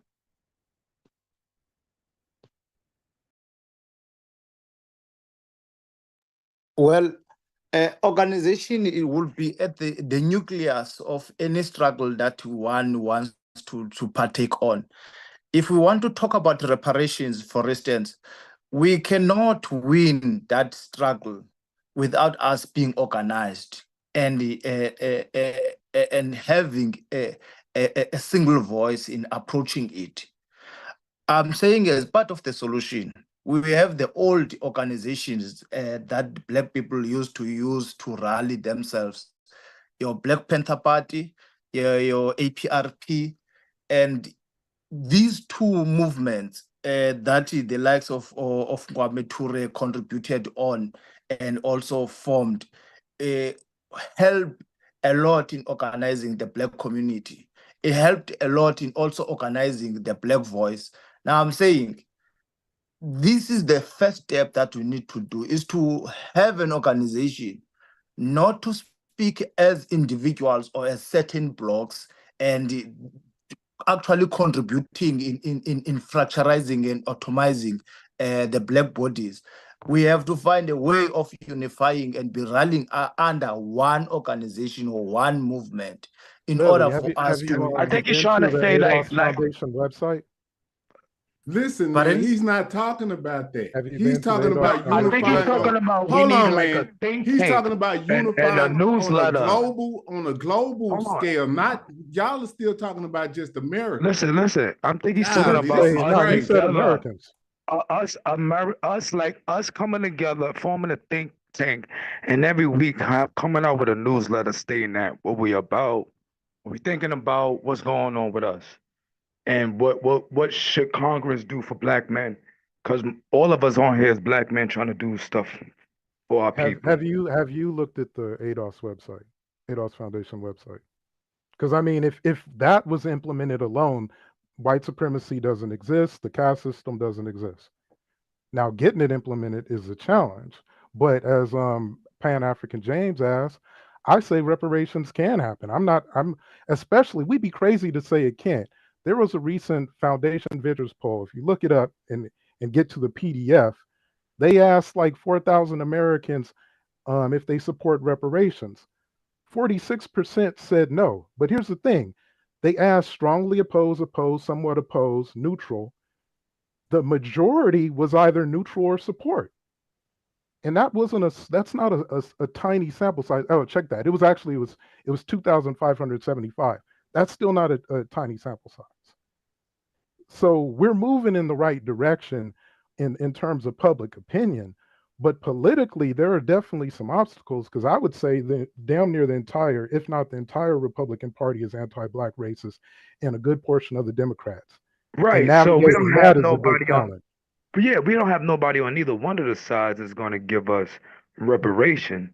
One good thing though is we cause them to lose. Even if if the Democrats get everything, House and the Senate, we don't have enough in the House and the Senate is going to give reparation to Black people, even a Black caucus. Let's be honest. So one time I proposed the same question as Valley, right? And you know what people told me? Well, David, we have Black organizations, and like you said, that good guy. No, we don't have Black think tank. Hold on. I agree with you, right? So I'm finna get to that point. What they told me was like, David, or dude, we have Black organizations like the Black Caucus, like these Black political organizations, these pseudo organizations that's not doing shit. And I don't know of them, right? And they was like, well, you must not be in the fold of things, in the political fold of things, because we had these organizations and they're doing stuff. But I'm like Belly and probably the rest of you guys, I don't see it. I don't think you understand what's going on. I don't see it. So I have the same gripe as you, because I brought that same gripe. I said we need a Black nationalist movement to where we all just mess with each other business-wise, economically-wise, and also not necessarily worry about reparations, but just worry about building an economic industry and have our own industry that we deal with. I think what could be more powerful than begging for reparations is to us to corner a market. Economic and have some type of economic power. The what? Nobody ever begs for reparations. I mean, I was being sarcastic. I mean, but, I wouldn't. Look, ain't nobody too reparations. proud to beg for 15 trillion, but we ain't gonna grovel. but I'm like, nobody too wants proud to hear beg it. for it. You ain't gonna say please and thank you for People from 15 Israel trillion. still getting reparations. Yeah, but Sorry, brothers. If you look on the discourse of reparations, it is not a new thing. It is an old concept. The likes of Frederick Douglass were been fighting over the very same notion. it is the very same Natsika call that the likes of Webb Du Bois and Garvey actually organized the Pan-Africanist movement. Up until the 1945, the last actual effective conference of the Pan-African movement, Pan-African Congress. So to me is that it's either we're lacking in approach or else we like that to wrestle with semantics about these things and be attached to these things. The downfall, and also by the time this call had an effect and impact, we were more organized than we are today. And it is true, for instance, for me, where I'm sitting, I don't see any Pan-African movement that is actually organizing the black bodies for any of the calls that we want to make. The first thing that we need to do in engaging in any struggle, by reparations, what is it that we mean by reparations? Because sometimes we look at reparations as if it's a call for money. And you guys who are based in the Americans will still go back to the old debate when we push and we are organized and push for reparation for the black bodies. Then we have the Arawak Indians who will actually also call and say that we had our own challenges. We were wiped out. There was an ethnic cleansing that had happened in our own race. And you guys came here, yes, as slaves and so forth. But let's start with us and then you. So that's why I'm saying we need to find an approach. What is it that we want as some sort of reparations? Can the two tribes or the two groupings of the secular regime or the white groupings deliver that to us? Or it needs us now to know that there's nothing that the system can deliver to us in the form of reparation than for us to be organized and fight. There's nothing else that we can do. Valley, where you from? I'm based in South Africa. Is that where you live? Yes, that's where I live. I was born and raised here. Do you consider yourself black? Well, I consider myself as an African. I will come with the dimension. I learned to actually accommodate the term blackness. However, the term black to me is that it was used as a tool or as a weapon to insult us and our own melanin. Hence, there's been a lot of protest about using this term of us being black. But being black conscious, Biko put it nicely, that this is about ourselves also understanding, also taking the power from the enemy of giving us labels and being resistant in those labels, because we'll be caught up in semantics. Yeah. So do you consider yourself black or not? Like I said, I consider myself as an African, but beyond that, yes, I consider myself as a black. Because even though I will say to you, I'm saying to you that I'm based in Africa, I remain landless. So if you have no land as a human being, you have no identity. Your identity have everything to do with the land. So the reason why I'm asking you, because I was wondering about how you feel personally about the connectedness between, because we talk to some Africans on the continent and they don't feel like they connected to what we call ourselves the black American here in America. So do you feel like we one in the same group? Because like we consider ourselves like Pan-Africans or African nationalists, and we want to reconnect with the continental Africans. Well, but some I want to say something before you ask him that question because of how you posed the question. Go ahead. How many countries is in Africa? 52 or something? 54. 54? 54. Well, I'm pretty sure before you even get to Black Americans, you see yourself different than other Africans on the continent.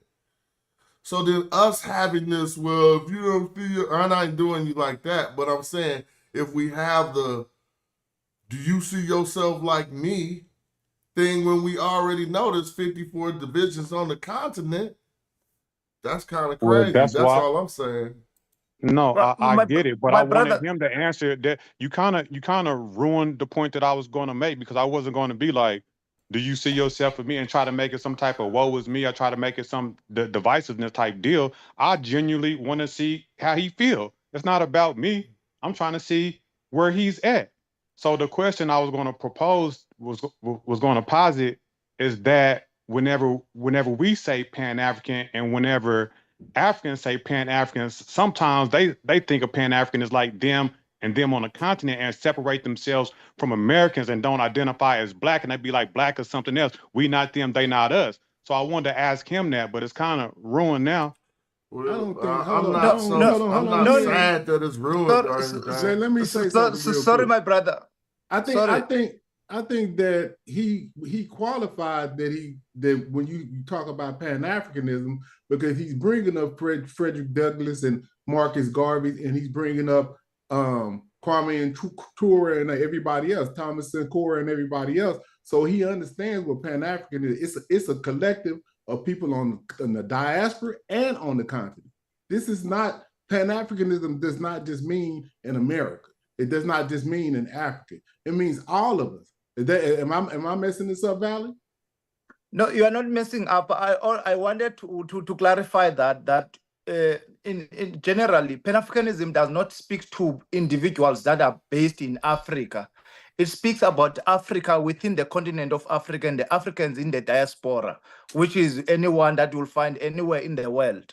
So long that you are black and you have a black or an African ancestry, and fortunately, all of you, without seeing your faces, just hearing your voices, I can tell that none of you have a European ancestry. Your ancestors are here in Africa. If you want to trace your roots, will you trace your roots back here in Africa? That is the very same movement, actually, that was started by people that were in the diaspora. Pan-Africanism, it is not an ideology that was started by anyone in Africa. Actually, Africa, those leaders that were based in Africa, the likes of Kwame Nkrumah, they took it around 1945 from the likes of Webb Du Bois. Before that, they didn't have any contribution to the conning of Pan-Africanism. That's why, for instance, another debate that we'll have on the ideological lines is on the aspect that you say that you are a nationalist and then a Pan-Africanist, as if there's a difference between being a nationalist and being a Pan-Africanist. But remember that Pan-Africanism have three pillars in it, based on how what was espoused in the conference of 1945 by Webb Du Bois and Abu Nkrumah, was that we will have African nationalism as the first pillar. You will have scientific socialism as the second pillar, and the third pillar was going to be is the continental unity. Because we don't necessarily, I hear that you brothers also talk about the 54 states that exist in Africa. The scrambling of Berlin, of Africa, have no effect in us being organized. That's why we try by all means to be organized. Recognizing this tremble and you want to use it as a tool to actually keep us divided, it does not actually work to our own advantage, but it works against us. I'll make a typical example. I was very happy when I see this channel on YouTube now. I was just scrolling on my YouTube and I saw Pan-Africanism live, and I just entered the dialogue and listened. Hence, I wanted to join the dialogue, because it doesn't matter who's having a conversation about Pan-Africanism. We have to be there and also sharpen our contradictions so that we have a single position when it comes to Pan-Africanism. And I appreciate you coming through, Valley. And please come back. I think you still answered your question too, dude. Valley. Yeah, so let me respond right quick. Let me respond right quick, because he did answer my question, but this is the reason why I posed it, and you made good points. Because there is, to me, this is the distinction between Pan-Africanism and Black nationalism, right? To me, typically, the Pan-African sees all of the Africans in the diaspora as the same. But whenever I look at the reality, we have Africans up in the diaspora that separate themselves, right? We have our Hebrew brothers that don't want nothing to do with Africans. I look at some people in South America that are Africans of the diaspora that see themselves as a Guatemalan and don't want nothing to do with the African. I see people in all over the world that we know that are Africans of the diaspora. So I don't consider them my people because they don't want to be considered. And that's the problem that I have with Pan-Africanism, but that's not a problem of Pan-Africanism. That's really individual people's problem not knowing what they are. That's why I identify as a Black nationalist, because I only want to deal with the Black people who want to deal with me and fuck everybody else. That's what I see the difference as. That's why I posed the to question. respond to that. I think that comes back to what the brother Veli was saying about leadership and organization at the end of the day. You know, we got a lot of young people, Africa in itself, they say, you know, at least a couple of years ago, they were saying something like Africa has the most young people in the world. And I think similar thing is true in the diaspora. No doubt. So leadership and organization becomes very important. What are the ways in which we should be approaching this situation better to be more effective, I think is the question. Well, for me, I think that, like I said, it's beautiful that Valley jumped in on the conversation, because for me, I don't think that us sitting around and bickering about reparations and stuff at a time like this is really conducive for what's really going on a global scale and the geopolitical scale right now. So if you look at what's going on in the Sahel, if y'all know what's going on across the Sahel right now, these people are kicking France out at a rapid rate. Like this week, Chad and I think Senegal has requested that they leave, and maybe Cote d'Ivoire as well. So they're trying to get their stuff together. Now, what does that got to do with us and what we got going on? What it got to do with us? If Africa gets strong, if we acknowledging that we Africans, if our homeland is strong, that means we'll be strong. And that's why I look to what Valley is, his contribution and why valuable it is, because he's taking us back to what the original mission was with Kwame Nkrumah and in the 1940s and 50s. We had a great solution to what we're dealing with, and none of this stuff has come to fruition. And we're looking at 2024. We haven't gotten Africa together, because when, like, y'all don't understand, when Africa gets together, you got a strong homeland. They can dictate how the subjects outside of the homeland. But do they need to be together to just say, hey, you got a bunch of people that you enslaved and then put through economic apartheid? They don't care about that. You ain't learned that? Hold on. They don't care about that. You ain't learned that? You think they're going to care once they're more united? What is the stake when would they ever care? Together? Hold on, one at a time. What we're really talking about is functional togetherness, right? We're not talking about necessarily holding hands or all the same room. We're talking about a functionality that is effective in reality, right? Hey.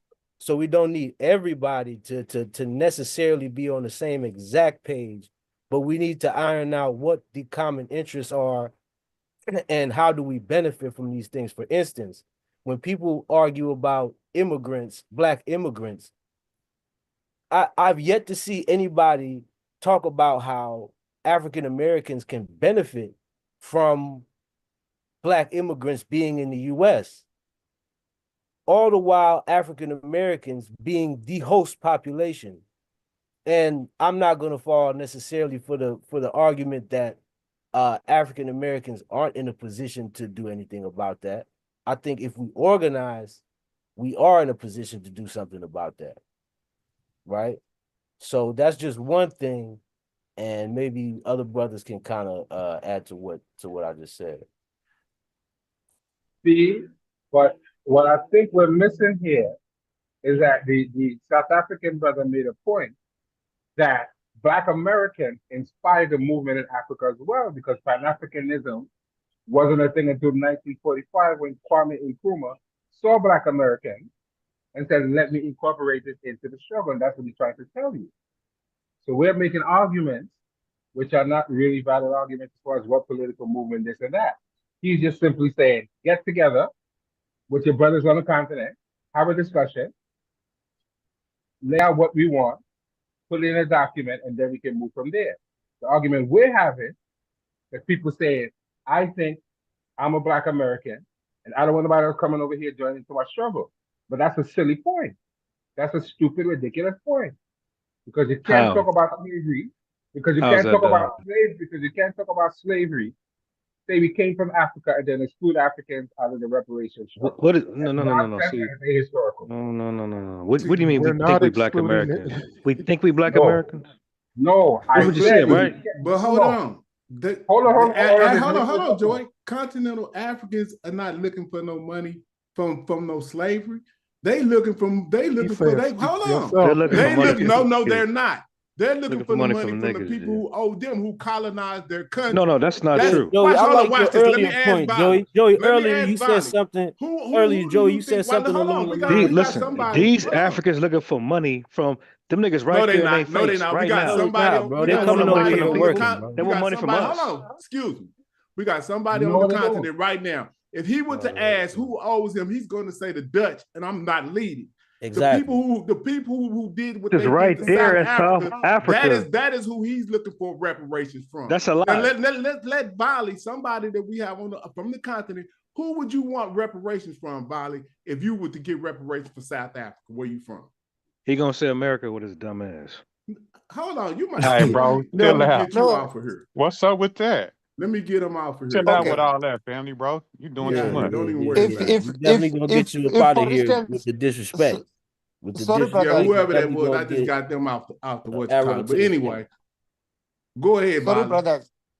Sorry. If we have to talk about reparations in my context, which is South Africa, remember that South Africa was colonized by the British, by the Netherlands, the Dutch, before then the Britain also came to this land. American empire infiltrated our land off lately by the time Mandela took over, which is post 1994.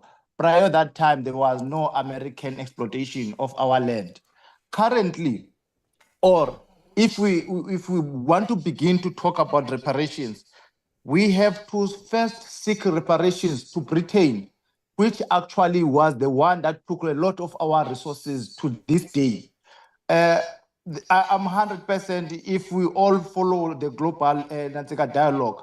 The late Queen Elizabeth, she died with allegations that had the big diamond that is found on her own the crown was taken from our own land, and he took it to that side. And currently, Britain is known as a barren land, but there's not even a single state in the continent that have the kind of reserves of gold as Britain, and even on the aspect of diamond. So these Western countries came to Africa, took our resources, took our land.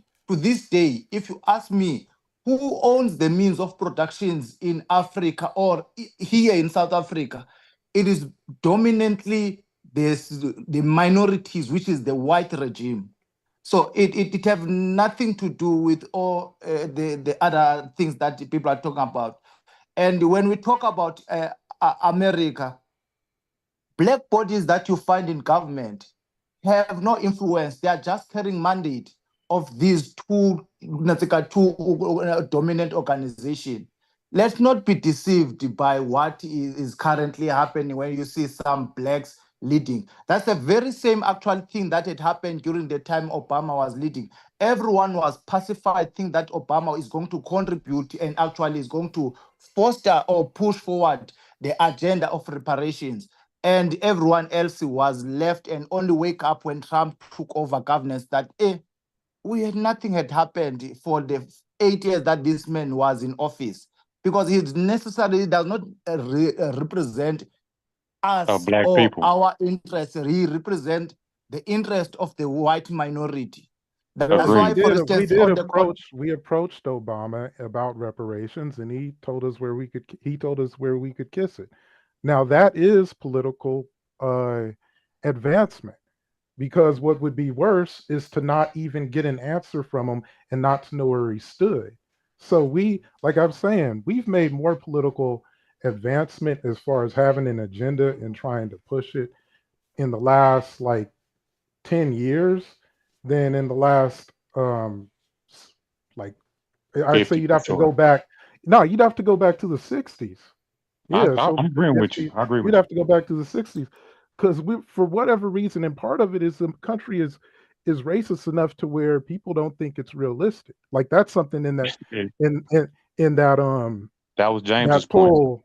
Yeah, that poll said the same thing. Even though the majority of the people said they weren't against it, the majority of the people still had the impression that it's not realistic. But this is crazy when you consider like how many things the government does that isn't popular with its people. Supporting Israel right now is an example. You can go back just 20 years with legalized marijuana or gay marriage, and it was less popular than reparations is now. So there's the reason why I think we had that period where we just didn't go anywhere politically and didn't have any direction is that it's being gun shy. You just can't go from being institutionalized on the law bottom cast to okay, I we're think it was none of this stuff co-opted by happened. Black There's no Lives Matter. reparations. That's what Well, I I think mean happened. that Black that Lives didn't Matter occur. co-opted the real type of Yeah, Well, but hold on real that's quick. I want to recent though. interject That's like something. the last If y'all don't 7 mind, let me years. interject something because you know what, real quick, I just think I caught something that my wife got, and I just got the chills sitting here and shit. So I'm laying in the bed. I'm gonna just let James host for the rest of the show. But I was about to ask y'all a question about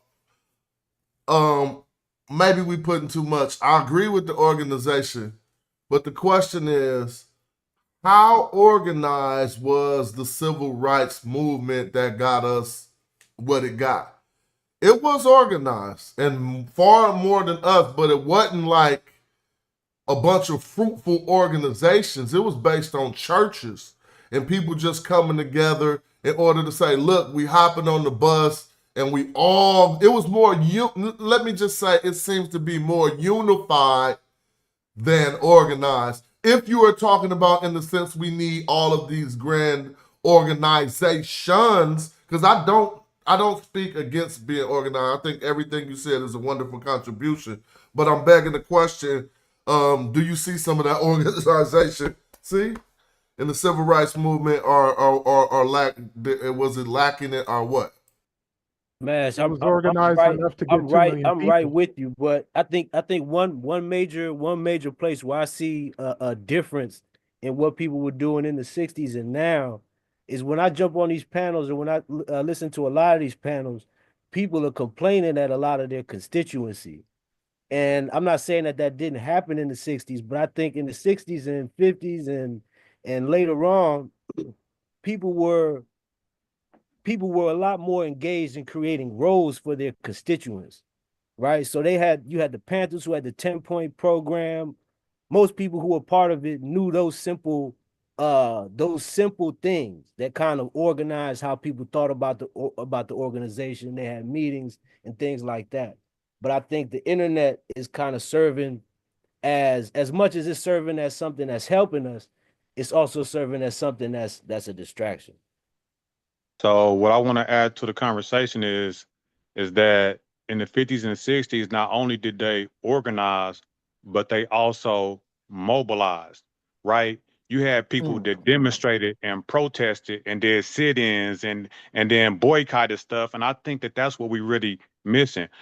Putting pressure on the government in order to do stuff because we sit on here, not us specifically, but just people on the internet. We talk real big, but we ain't putting no pressure on them. We had people in the 50s and the 60s that was outside getting ate up by dogs, getting hit on the head by batons, getting water holes, getting their houses burned down because they was demonstrating. They walked to the Capitol, do the Million Man March, and actually putting pressure and being like, hey, we want this done. And I think that's what we need to do. And we got close to it until we got sidetracked on the George Floyd thing. But then we got laws passed concerning the police and stuff like that because pressure. So I think that's got to be a part of organization. I hate just hearing people just talk.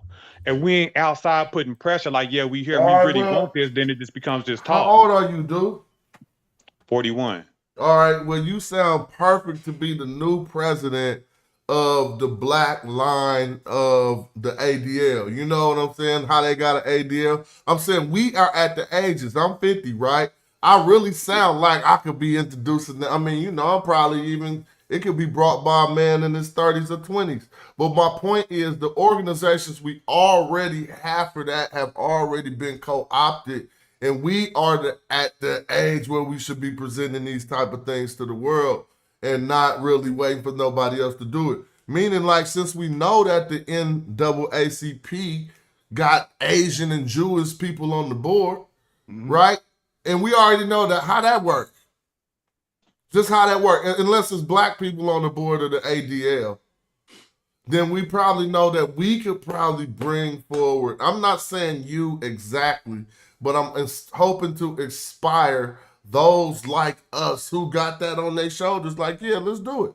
Let's start and when I said the ADL, that's the Anti-Defamation League, which ain't nothing but an organization that's out here making sure that don't nobody take advantage of Jewish people. And it seems like they might even go further than that in their regard. But I hope that didn't sound abrasive. I'm just saying that we are at the point where we're the ones. Agreed. And I think a lot of youngsters, they don't really know nothing about demonstration like that. That era was right before our era, at least my era. So just us talking about it is putting them in people's minds and stuff like that. And then I actually went out and demonstrated with the youth whenever the George Floyd thing happened. I actually marched to the Capitol, demonstrated, chased the police around. I got footage of it. So I don't be just talking. Like I'm about that life when it comes to like being out there and putting pressure on stuff. You know what I mean? So I think that's what's missing with the youth. I agree, a more targeted approach. And I remember 42 saying something about people aren't it's not that people aren't complaining or something like that, but I think when people say that, I think it's more of a question of the approach and the method that people are using. When people are going arguing for reparations, are they going up there with a strategic plan that is almost, I want to say, refutable or incontrovertible, you know what I mean, which is likely impossible to that level though. I could kind of answer, like, it depends on the state, because what's happening a lot, like with ADOS on the state level, is you're going up against gatekeepers who want to pass some stuff that might help a little bit but won't really dent the caste system, and then they'll be able to say, hey, vote for us, we did reparations. And then at the same time, you got that dude Bloom who was responsible for limiting and in some ways removing, like, I think it's more of a limitation with affirmative action. He's now going after reparations. So it's that sort of battle right there. And it's I think the better argument, especially where I'm at in Seattle, is to basically try to push it back to the federal level. But also, if you can do something like California did that required federal funding, like California, if that reparations bill would have passed, that would have been big as not as being an example for the national level, and really uplifting Black people all across the West Coast. Really, it would have bled out of California, because I got a whole bunch of family in California. Like, I'm talking, they would have got, if that went down, they would add like 40 million. But then it's a $1 trillion price tag that a state can't pay. So the state is going to the federal government. And then I think that's why Gavin Newsom sent a thing to the local Black caucus over there to block it, sent them a message. Because one, they can't pay it without going to the feds. And then I think the Democratic Party is scared to push reparations. And they aren't admitting that they lost the Black vote. Like, they're talking about all the reasons they lost except for that in Gaza. Right. And that's a sign to me right there, that they don't want to move. Kind of the thing where I think people are getting the impression that that it's like that we're not we're always taking no for a response, and maybe that's part of the lag that people are thinking is happening in that movement.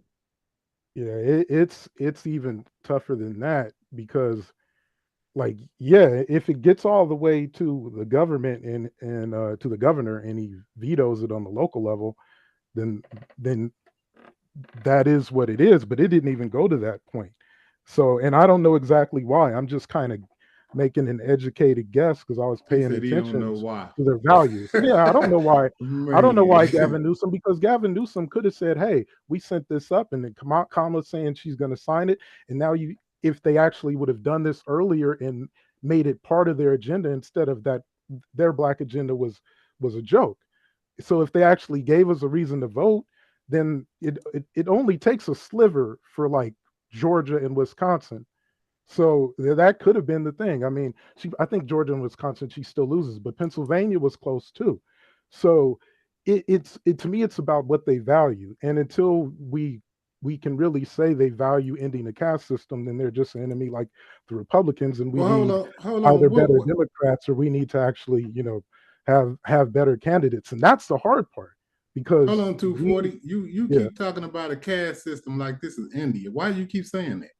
Because economically, you can't have that big of a wealth divide and it not be a caste, and you can't have. That's why I don't like the term black community, because you have only type of money that where people can afford in aggregate to live in ghettos, to live in low income neighborhoods. And then when you have a whole bunch of people who descend from economic apartheid living in low income neighborhoods, and then other people who don't, you have green linea versus red linea, that's a caste.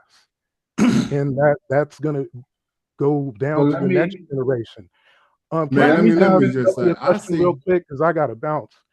I just wanted to ask Veli a question off topic. Why do South Africans roll their R's? What language are they getting that from? And I can stick around for about 10 minutes. Zulu, really? Yes. That's good to know. I was hoping you weren't going to say a European language, because I think Egyptians probably rolled their R's. Let Valley answer. He can answer better than me, so there's more than one.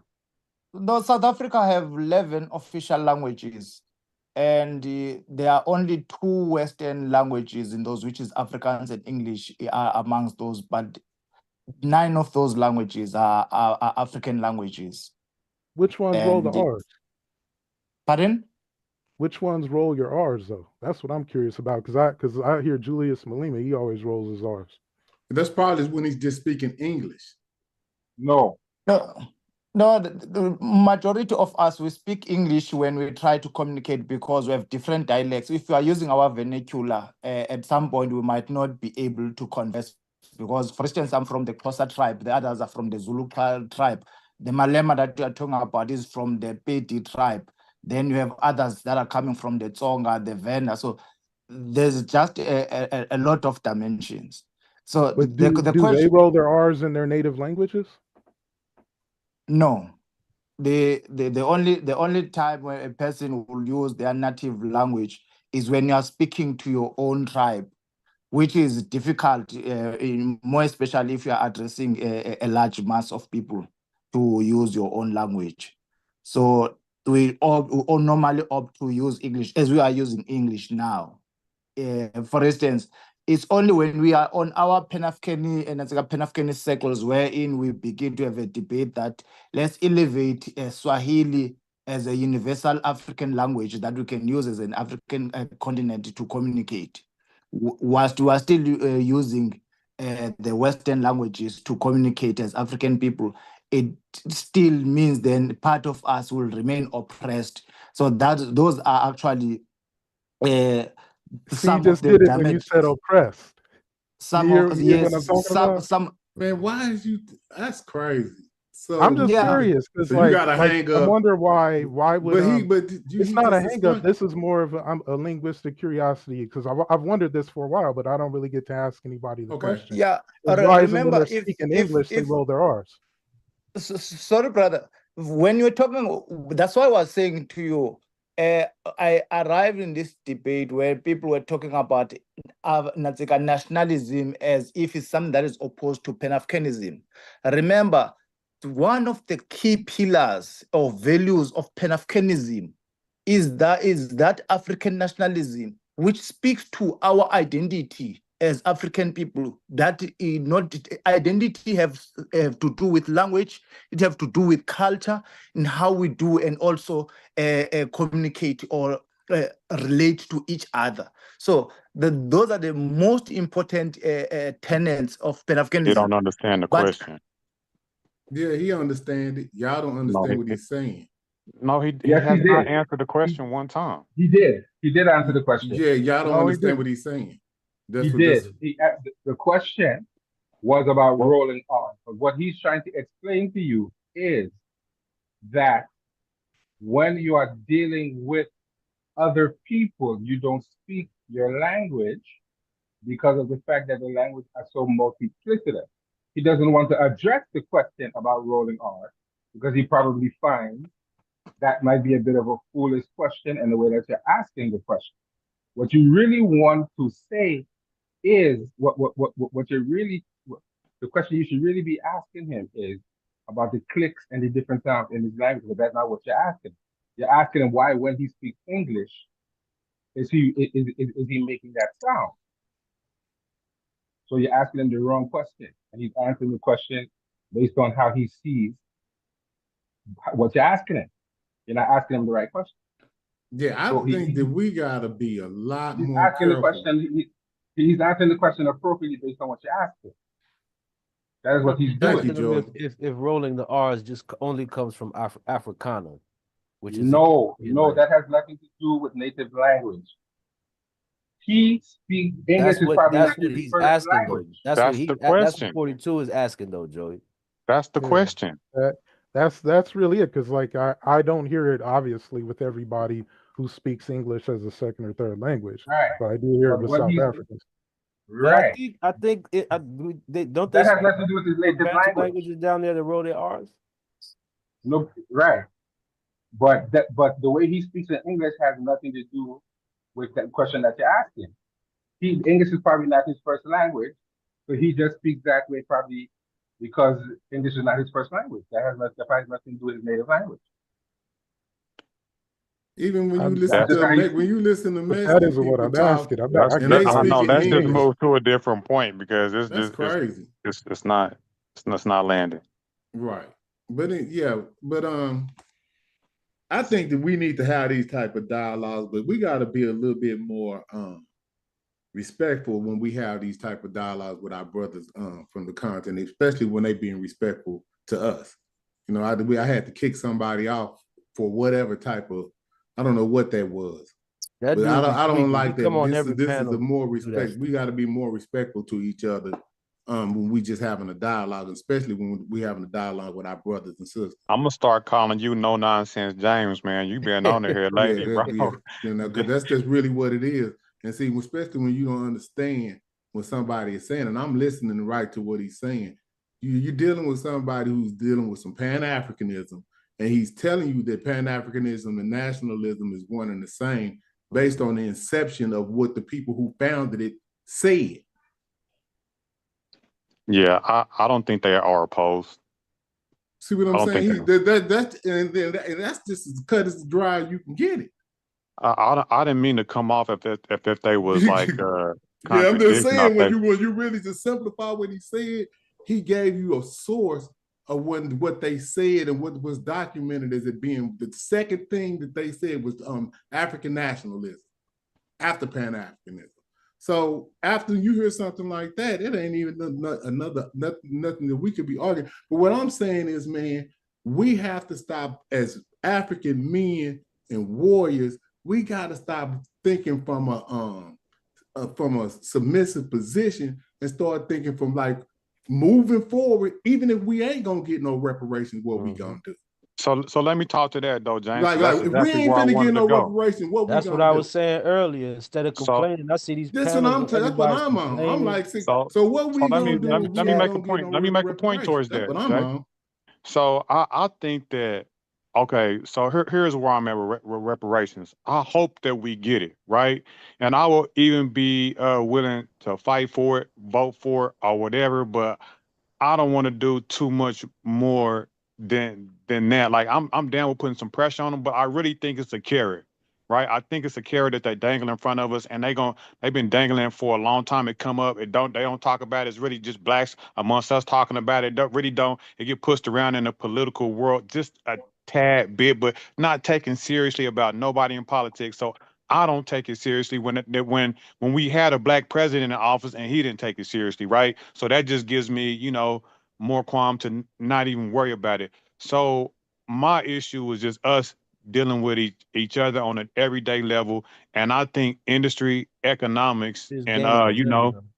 and education is what we need to be focused on, rather than asking these people for reparations. If we're not gonna really put no pressure on them, then it ain't gonna happen. But other than that, we just need to be dealing and building with each other. Right. Yeah, I'll add to that, we could even simplify it and look at it this way. African Americans or even diasporic Africans, if you want to look at it, have two major fights: maintaining and thriving domestically and building relations globally. Right? Bingo. So the reparations thing, that's the domestic fight. Right? And it can also spill over into the international thing, because as Joey was saying, we should be organized with other reparation struggles globally, so that they're not used against one another to make it to cause us to fail, how it has been done in the past. But I think if we simplify it like that, I think it becomes a little bit more simple to look at, and we can approach things from that perspective. But here's another interesting point that we neglected to mention. When you say reparation, if we're just asking for money, therein lies the problem. We're not talking about land. We're not talking about profit from these museums. Nobody on this panel is just everybody on this panel knows that reparations is not just about money. So we don't have to go down that train of thought. Hold on, dude. What I'm saying is the argument now about reparations, at least in the US, is money. It's not about land. No, it's not. That's not true, Joey. Prove me wrong there. Go to That's what I'm saying, man. We don't even need to go to the website. Let me ask y'all. Go to Friedman's website. Let me ask y'all this. Hold on, Joey and Dude. Hold on. Let me just ask y'all this. How many times have y'all went to the Billy dealership to go buy a car and look at one? You and Dewey and Joey. Answer that question. How many times have y'all went down to the Bentley dealership to look at a car? Never. Like you finna buy one. Never. Can't afford no. So why is y'all talking about some stuff that ain't finna never happen in your lifetime? Don't even be worried about that. You need to be worried about how we finna get to be number one as a people. That's the mission. Don't worry about it. Like we lost. Just check this out. We lost a lot of people in slavery. We lost a lot of people. If you can't afford it ain't nothing that they can get at that point. And knowing that you was enslaved, it ain't nothing after that they could even give me man. Just imagine we went back and talked to our ancestors, and they was listening to what we talking about. Have y'all ever thought about that? Can I ask you a question? No, answer that question. What do you think that some of the people that got hung in trees, like the people that got killed, like George, you think they really care about a monetary thing at this point? Whenever I gave my whole spiel about reparations, I don't understand it's bigger than money, but the money's still it's like we just waste. It's like a cowardice type of conversation to me, really. James, I don't know how you pinned that on me whenever I just gave my spiel about reparations. Crazy, because I kind of agree with you. We could be doing a lot more. We really need to be talking about planning. Let me ask you a question after he gets through with his rhetoric right quick, man. Now it's rhetoric. When you start I just want to respond. I want to respond to what I'm just saying. You saying that what I'm saying is rhetoric when y'all over here talking about reparations. Okay, can I respond to anything that you say? That's crazy. Go ahead, man. I'm mute now. So I said when I talked about reparations, I said it was a carrot. Do you know what that means, James? Let me just say, dude, everything ain't no argument. I'm not fixing to argue with you about reparations. Can you answer the question or not? I'm not fixing to argue with you. You asked. I heard what you said, but what I'm trying to get you, I'm saying we need to move past this even talking about that. Because you ain't never went to you answered that question real clean and quick.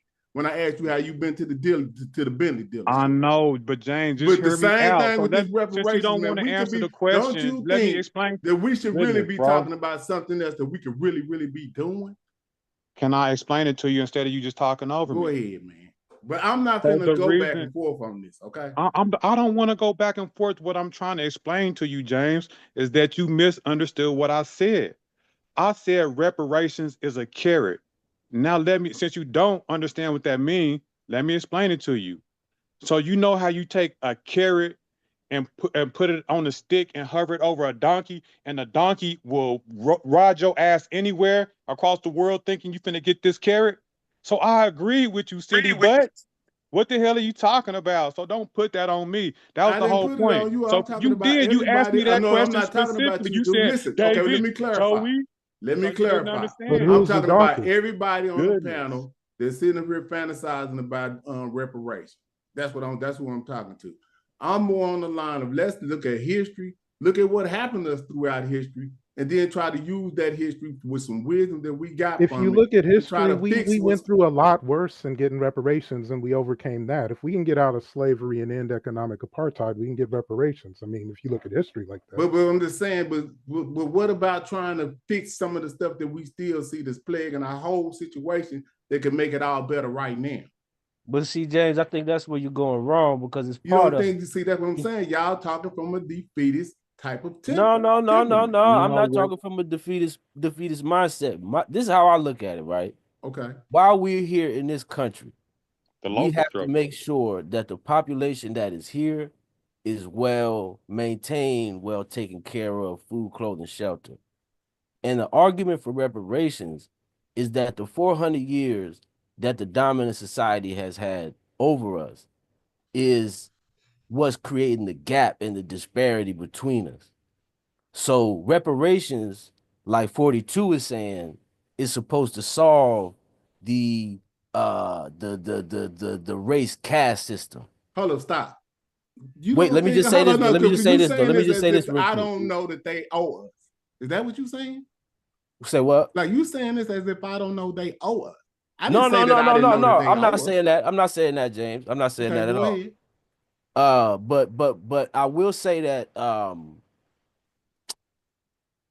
and this goes into what your gripe is, James, and where I kind of agree with you with. Framing it from the perspective of ending the race caste system in America, although is a righteous and maybe noble angle, I think within that you have to be realistic and understand what you're asking the power system when you're saying that. For sure. You're asking for the permanent consumer class of ex-slaves to be either replaced or for the system to be changed completely. To put them on par also economically. You feel me? So that's what you're really asking. So when you go in there and and people are asking this as if they're asking for a box of Frito Lays, it really makes me look at people a little weird. Because don't you think that these people are looking at you like, motherfucker, you don't think I know that you asking me for the keys to the kingdom? Right. No, that's a good point. So when I hear people say that, oh, well, they told us that, we got to come back next year and, such and such block this. Has that nigga been investigated? Has he been audited? What measures have been taken to make sure to put pressure on this individual so that they can do nothing but focus on the solutions that you have proposed? The California governor? Yeah, the California governor, the Pope, whoever it might be. That's the type of attitude that I think people need to have if they really are serious about this conversation of reparation. Here's the thing, though. I agree with you wholeheartedly that I think that it's crazy for us to ask people to put themselves, the people that run the country in that could put themselves in a situation that could jeopardize their own power, because that's essentially what you're asking for when you ask for reparations, right? Mhm. So, but let me say this: I will never discourage anybody from trying to get it. I'm gonna never go to somebody that's trying to get reparations and say, "What the fuck are you trying to do that for?" I just say, "I'm not gonna go out there and beg for it." That's what I say. I'll be sarcastic when I say that. But if it ever happens, I bet you I'm gonna stick my hand out and ask for some. You know what I'm saying? But I'm a realist like you. I feel like that's the realist position. To whenever we want the reparations on the scale that we want it from, we asking the people the power to kind of pull themselves down and pull us up. And I just think that that's unrealistic. You know, it's a power dynamic that they trying to uphold and keep. So, but I think that it's crazy for us for one. I think that it's crazy for another black person to discourage another black person from trying to get it, though. I would never do that. And I do think that is a good strategic vantage point to have in the United States. What you mean? In terms of being politically involved in the United States, the more that gains momentum, if people are successful, then the better off your bargaining is. Agreed. That's how I look at it. Right, but then at the end of the day, the people in power, the argument that they're making has nothing to do with the argument that you're making. The argument that they're making is simply they don't want to give you reparations, and they're happy when you start to talk about money and the arguments that you're making, because it gives them an opportunity not to give you the money, because if they give you the money simply for saying this is back wages. Joey, it's not reparations without money. Hold on, let me finish. Hold on. Let me So finish what I'm saying. Right? All right. And I'll let you go after him, 40, and then I want to respond to you after you go, Joey. Let me finish what I'm saying, right?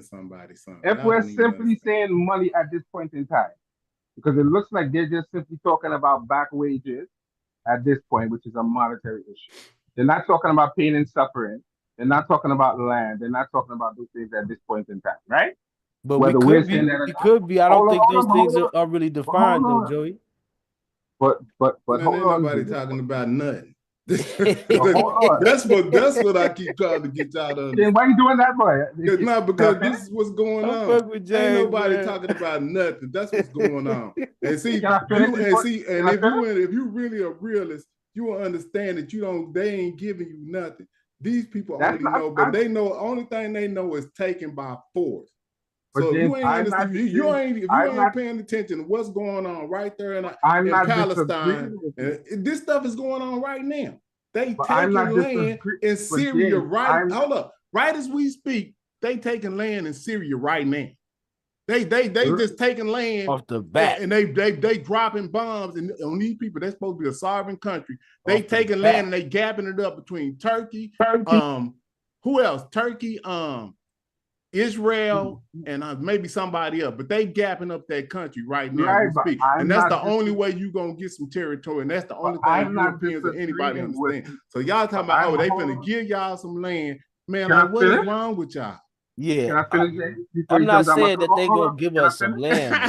Can I finish? We are that they gonna give us some land. Y'all don't even know. And Joey keep referring to money and only money. We are the you have to kind of delineate. Speaking of delineate from that pattern of speaking, because the argument is not just receiving money from these people. So let me ask you a question too.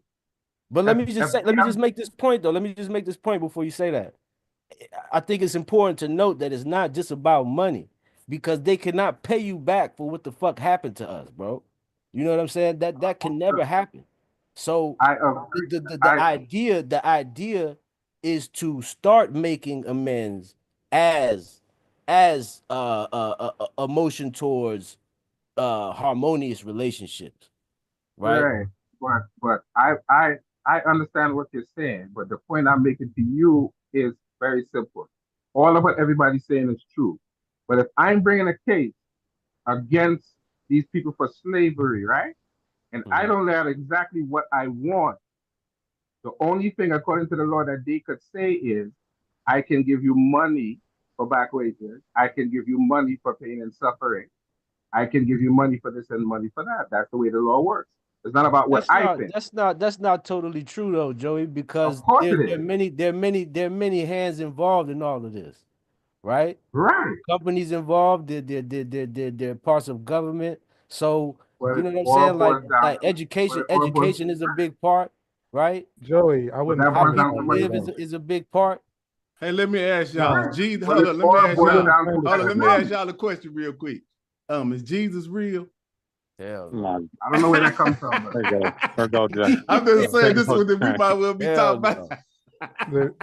The reason nah, why G. You might well I gonna start talking about Jesus or the Bible Hell or no. something, man. Y'all out of So, control. Joey, check it out. You said that the people that's supposed to be giving us the reparations are not using the excuse that I gave, right?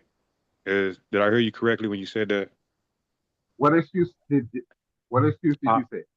I said that because essentially it will be it would essentially put us on par with them, and they don't want to disrupt the power dynamic.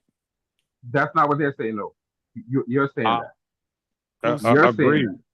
I agreed. you I mean? know that. They're saying I know. Let me their explain to you. excuse. I just wanted to make sure that we was on the same page. And I agree with you that they are not saying that, but you got to think to yourself, why would they want us to know that? Of course, we're talking about politics. They're not going to say that. They're going to make any other excuse, Yeah, they're gonna but tell you you come don't back tell next year. yeah, they don't hey, tell a person that's being oppressed that if I do this to you and grant you this, it's going to help lift you out of your oppression. It's going to put you on par. You're going to disrupt the power struggle. No person in power is going to say that. Okay, I agree with you. I agree with you that they may not say that. But what I'm But saying is is we're that the talking. reality? That's what I want to pose to you. Is that the reality, Joey? It may not. No, it may not. It may not. It may not necessarily. I wouldn't want to agree or disagree with that. I don't think that it would that the FBA for the reparations we're asking for that will put us on par with them or that will make us superior.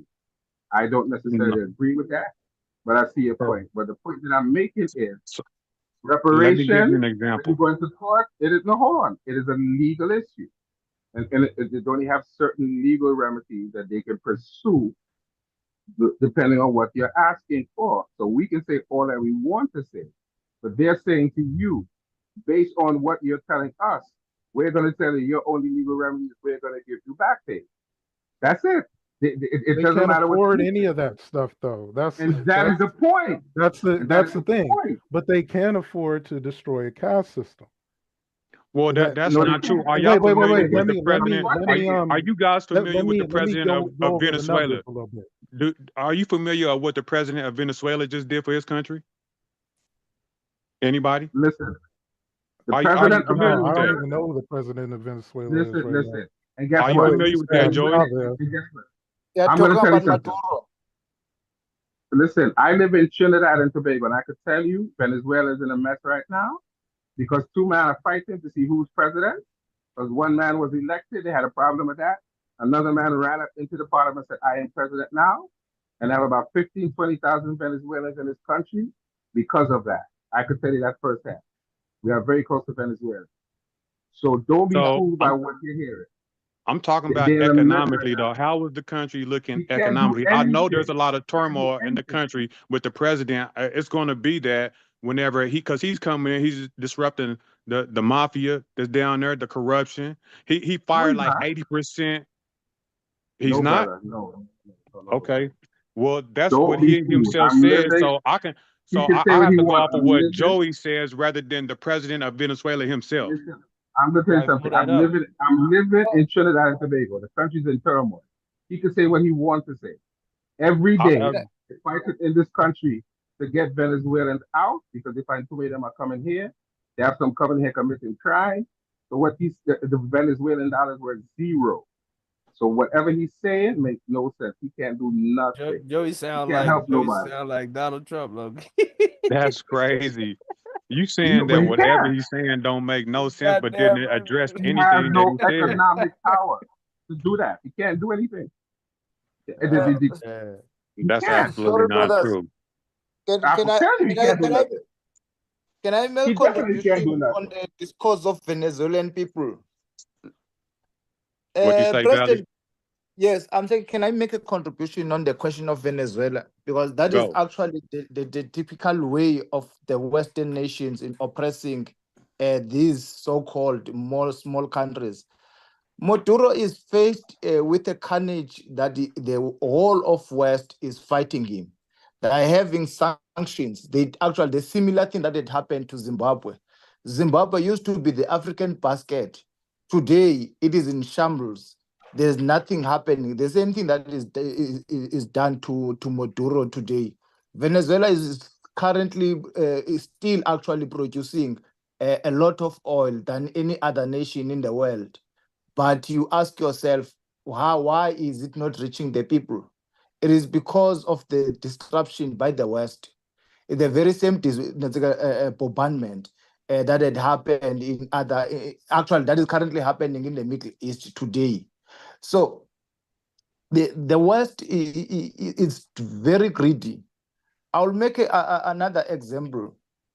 When you were talking about the organization in the 60s and the 50s, it was the barrel of the gun that actually paralyzed the Black community in making sure that it does not continue to fight and make sure that today we're having this debate that we're currently having now. So if we're looking to these countries, let's shy away from this media perspective as if these the issues or the social challenges that they are faced with are actually engineered by the people of those countries. There's always this hidden big brother hand of the empire that is currently led, of the Western big five that's currently led by the USA. What the likes of Trump are saying, we normally say when we are observing what is happening in America, is that they can elect even a 5-year-old to be a president, but what they cannot change is the agenda. The agenda does not change. It's still the same agenda that is against everyone else in the world that actually prioritize the interest of the West. So that's a beautiful global view. That's a global view. That was deep. Appreciate that. That was deep word. Yeah. So sometimes when we if we want to be organized and also talk about these things, because we're all over the place and talk about a lot of things. Some of these things that we're engaging on might take us weeks or months to engage on. I want to make a suggestion before I sleep because it is midnight this side. But I want to make a suggestion that let's create probably a platform wherein we can share some documentation, because the wisdom that was shared by our forefathers is still relevant to this day. It is the only light that can take us forward and actually pave a way on how we can unite ourselves. The individuals like your Walter Rodney who have came and stayed in Africa, they left us with a serious legacy in their analysis of our discourse and making sure that we also understand that what is happening in the Caribbean is not different from what is happening here in Africa. That's right. Anyone who thinks that Africa is free is delusioned. Any Black person in the world that feels like he is free, that person is delusioned. Like I always say, if you eat crumbs of bread, if there are a lot of those crumbs of bread, you will always think that your piece is bigger than others and you feel like you are more privileged. But if we have to think as a collective, our unity will show us that no one cares about us, no one wants us to be awakened.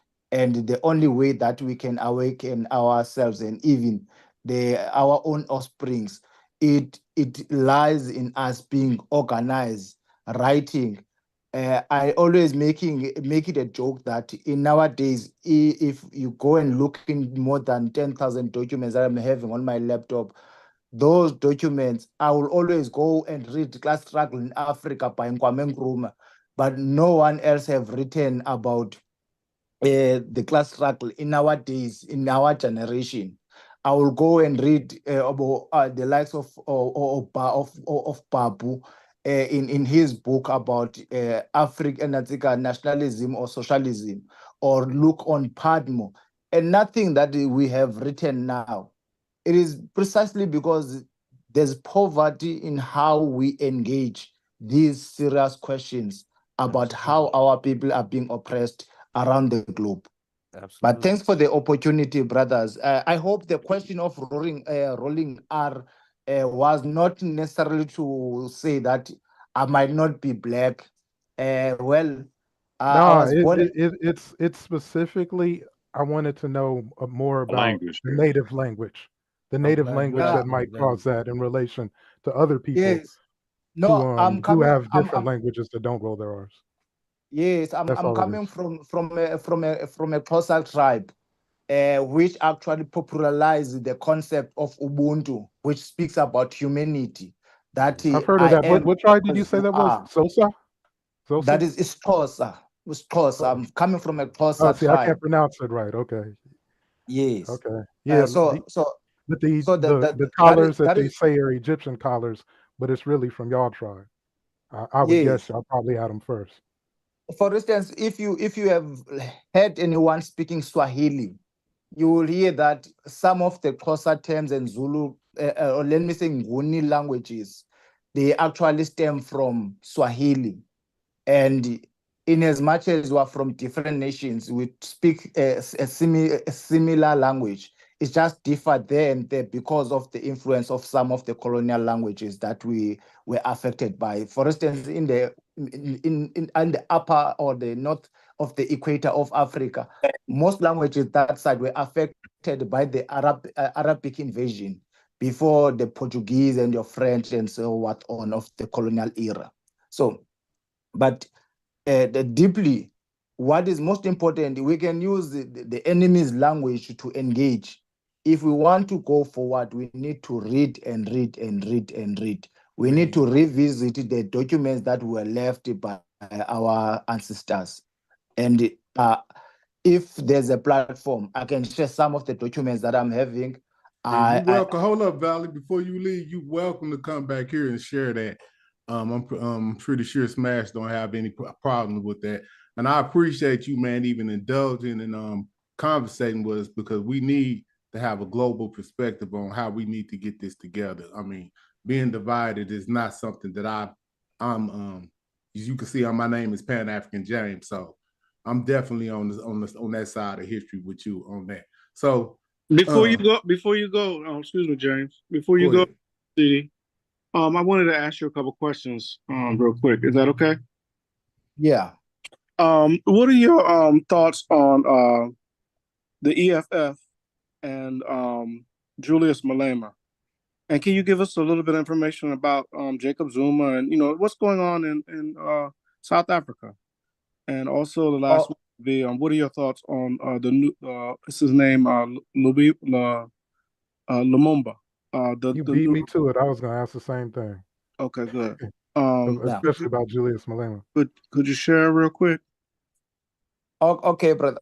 I will first say that my perspective will be biased because I'm from the Pan-Africanist Congress of Azania, which is a different organization. That I'm from the organization of the likes of Sobukwe, of John Nyati Pokela. So before you go there, then can you explain the difference between like the ANC, EFF, the other organizations and your organization, please? Yes. We usually say then there's us and them because they are all proponents of the Freedom Charter, which actually the ANC adopted in 1955, where they say that South Africa belongs to all who live in it, black and white. So which to us, that was the bone of contention when the likes of Sobukwe decided to break away from the ANC because they could not accept that narrative. Another line that it was a point of dispute on the side of the Freedom Charter was a line that was talking about multiracialism. And Sobukwe said that multiracialism, it is racism multiplied, which actually forced ANC in the era of Tambo, OR Tambo, to change their narrative to be a non-racial organization. But when it comes to this organization today, just to slow down real quick. So your organization and many, and I agree, believe in no compensation land repatriation and no compensation. Yes. Yes. So the PAC, its ideology is Pan-Africanism, and it is the one that was propounded in 1945, because as Pan-Africanists, we often fight over which Pan-Africanism we want to be stuck and make it a utopian ideology that is stuck in the past, but Pan-Africanism is scientific. So the one of 1945 that the likes of Webb Du Bois, Kwame Nkrumah, Sekou Touré adopted in the Congress of 1945, the Fifth Conference, that is the ideology that we're using. But let me move away from my organization. So right. The EFF Mkondo Sizwe of Jacob Zuma, because Jacob Zuma break away from the 16th of December 2023 to form his own organization. And his own organization, he said when he was forming last year, he said he is forming Mkondo Sizwe to fight against, which is he personalized their struggle to say, to fight against Ramaphosa, the ANC of Ramaphosa, as in when Ramaphosa is removed by the ANC, they will take their members and probably their voters that they have taken a big chunk from the ANC, because this year, for the first time in the history of the ANC, they have fallen below 40% in the electoral elections that happened in May. So Zuma's organization, it is just another way of disturbing our people and think that there's an alternative to the ANC. Once the ANC continues to multiply itself, it's the same thing that can be said about the EFF. For instance, if you can listen to the recent conference of the EFF when Malema addressed, he said they are ready as the EFF to go and join the ANC in their government of national unity if the A can be removed. But my question that I always ask everyone who's pro these collaborationist ways is that, are we fighting the pigmentation of the individuals that are within these structures, or we are fighting the system of capitalism that keeps us oppressed and chained languishing in poverty? So these organizations are not much different. Here in South Africa, you can Google that. You'll find that we have about 256 registered organizations. The old trick of divide and rule continues to happen. The ANC continues to lead because of one thing. It is because it is dividing everyone else, having this chunk of organizations that takes away any kind of unity that you'll find amongst the people. And the unfortunate thing that, like I said, actually, when I first began to talk, I said, in Africa, in almost all these countries, we have puppet governments who live for one thing, to appease the East and the West. If you have seen the South African president, he went to Russia, and when he was questioned about his visit in Russia based on the war that is happening between Russia and Ukraine, he had to come back from Russia and then went to USA. And when he arrived in USA, he have to again show Biden that, I'm still with you. So these leaders are sitting on the fence, and these organizations, they are necessarily not trying to offer an altogether. They don't want to change the system. We said in our circles of Pan-Africanism, the system of colonialism and actually of capitalism, it can never be reformed, but it needs to be changed totally. It needs to be removed, not to say we are going to reform particular elements as what the ANC have done, because it have inherited apartheid. And these organizations, they continue in that parliament to do the very same problem, that is to push the very old agenda. If you look at our laws, majority of our laws are the apartheid laws. Right. There's nothing much that you could say, this is what was drafted in nowadays. But I normally say the history books always paint a beautiful picture for us. In 1970, there was a commission that was held by Judge Naime. And the question was that, because remember, if you have read a bit about the South African history, there was no resistance when ANC was formed in 1912 up until PAC was formed in 1959. When in the 60s, then it have the Yolanga and Sharpeville massacre. Right. And in the 70s, it also contributed through Zephaniah Mutupeng in the protest by students against the Afrikaans language. And But- most people want to. Real quick, couldn't Mandela have changed a lot of things during his presidency?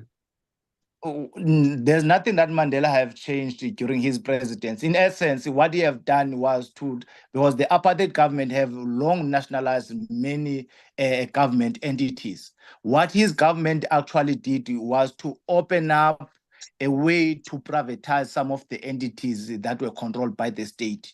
Hence, South African economy now is tumbling down. It is going down spiral. Like I said, I will sound as a person who's biased. But if you want to know Mandela, just I can share some of the document, and then you will learn about Mandela. And Can I ask a question? Yes. Did you have another question, Patah? I just was going to ask him about the does he promote the borderless, like having the visas or not your passport to be able to travel across the borders freely, and then his idea of what's going on in Israel and Palestine, and that's it. Well, any oppressed individual or people are supposed in the world to be aligned with the struggle of the Palestinian people, not the pseudo-state of Israel. The pseudo-state of Israel is just another big base of United States in its dominance. It is controlling the Middle East through that. Another aspect of your question, what was it?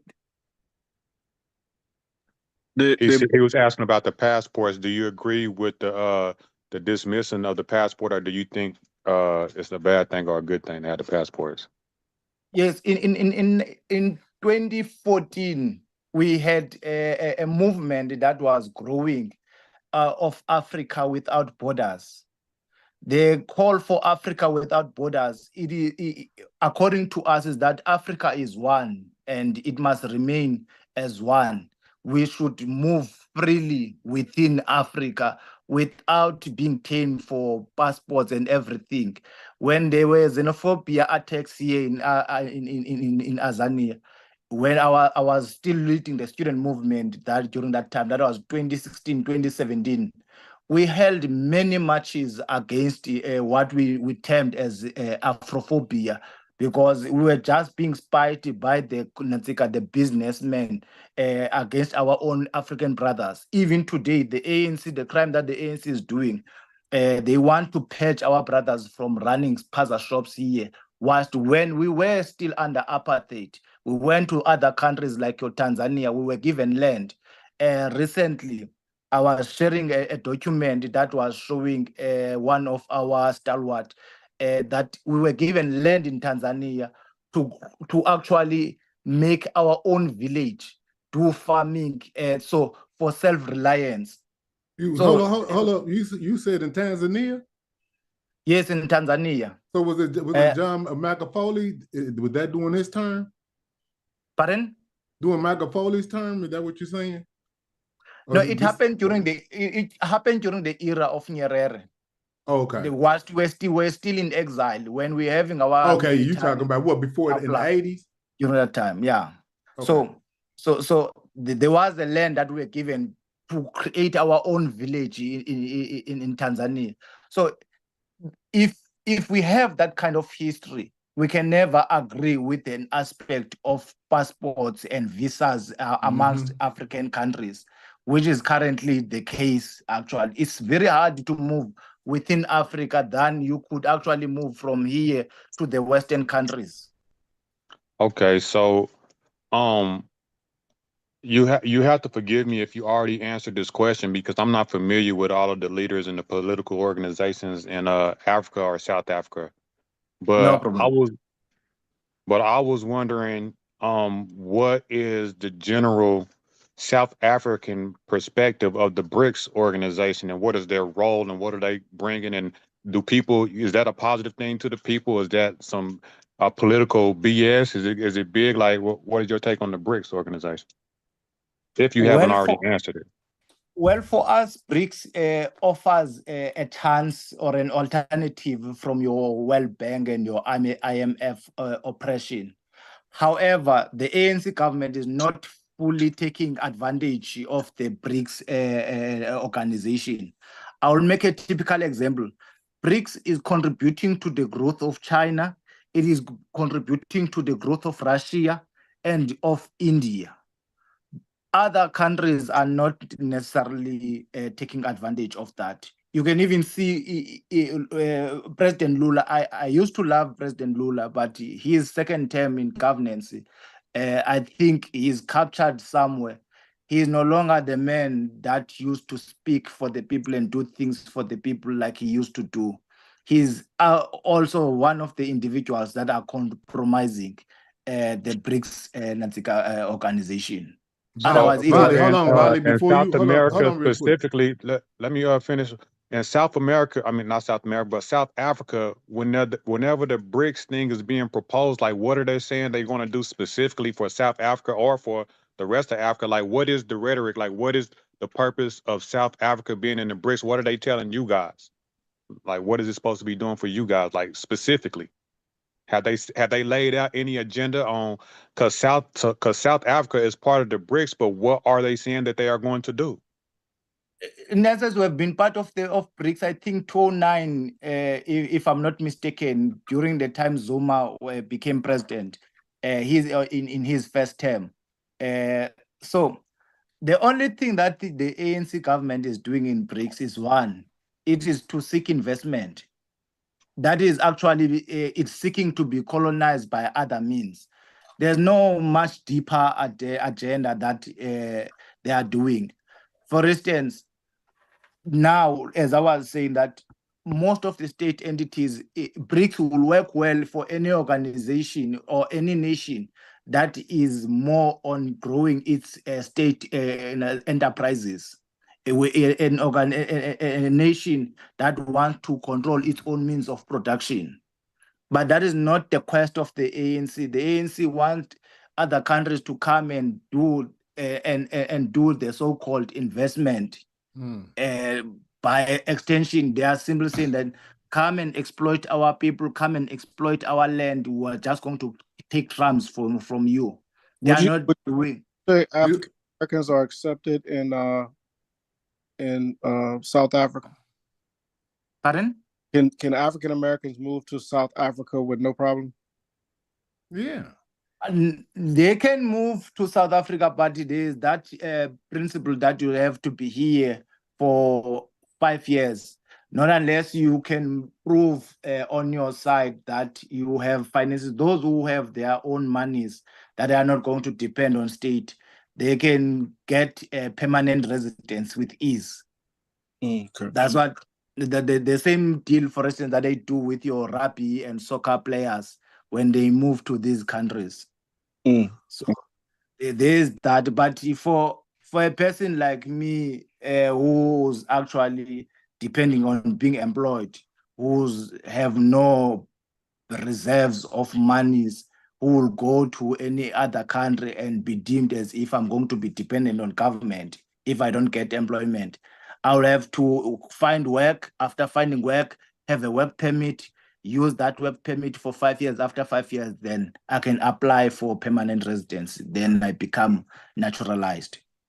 That sounds like what Tariq Nasheed says. You got to bring a bag, and you can go where you want in Africa. That's exactly what he said.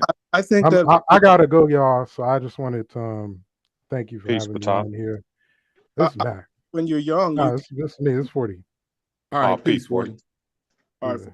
I think when you're young, you can move to those places because you can work. But when you're older, you have your investments should be in place to be able to maintain. But yeah, thanks for the answers, and I'm finished. All right, yeah, but Bali, I would have asked, like, what do you think? Since because I understand what you're saying about the position in BRICS, but I think that's because the isolation. Like if Africa was as big as, see, because you put it in opposition to India, which is what they had 1 billion population, and then you put it in opposition with was it Russia or China? But all of them, you know what I'm saying? They have a very large landmass, and then South Africa is just the tip of the whole continent. So if I think if we had everything, if we were all considered as one like they are, we would be a lot more powerful, right? Look, brother, if you are engaging and having a relationship with countries like your China, Russia, those countries, they control their own means of production. Let me take you back during the era of Mao. When Mao fought with Stalin, was on the question that he said to Stalin, I want to build my own nuclear power. I want to have my own arsenal here.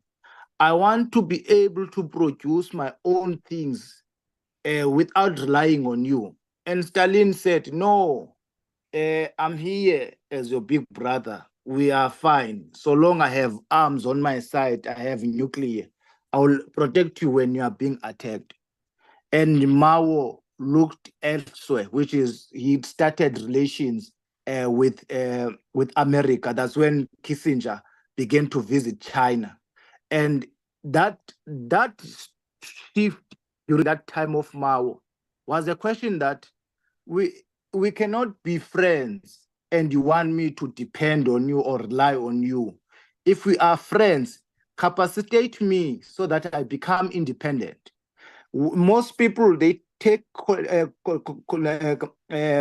you call it, communism as a demonic ideology. Yet it was the communist countries that upskilled many other countries and make sure that they are independent. They are able to do their own things. So South Africa in BRICS, it's supposed to say to China, China, you know how to do steel, right? Show me, how do I make my own industries and manufacture the very same steel here?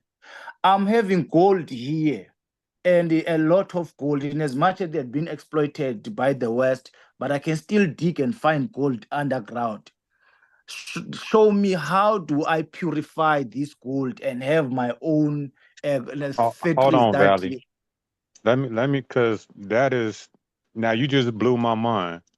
Because I don't know if you're being literal or you just being sarcastic, because you cannot tell me that Africans in South Africa, with as much education as they have, with even the people that go to the America and come back and with your own university, is that y'all don't have the know-how in order to, manufacture steel. Is that what you're saying?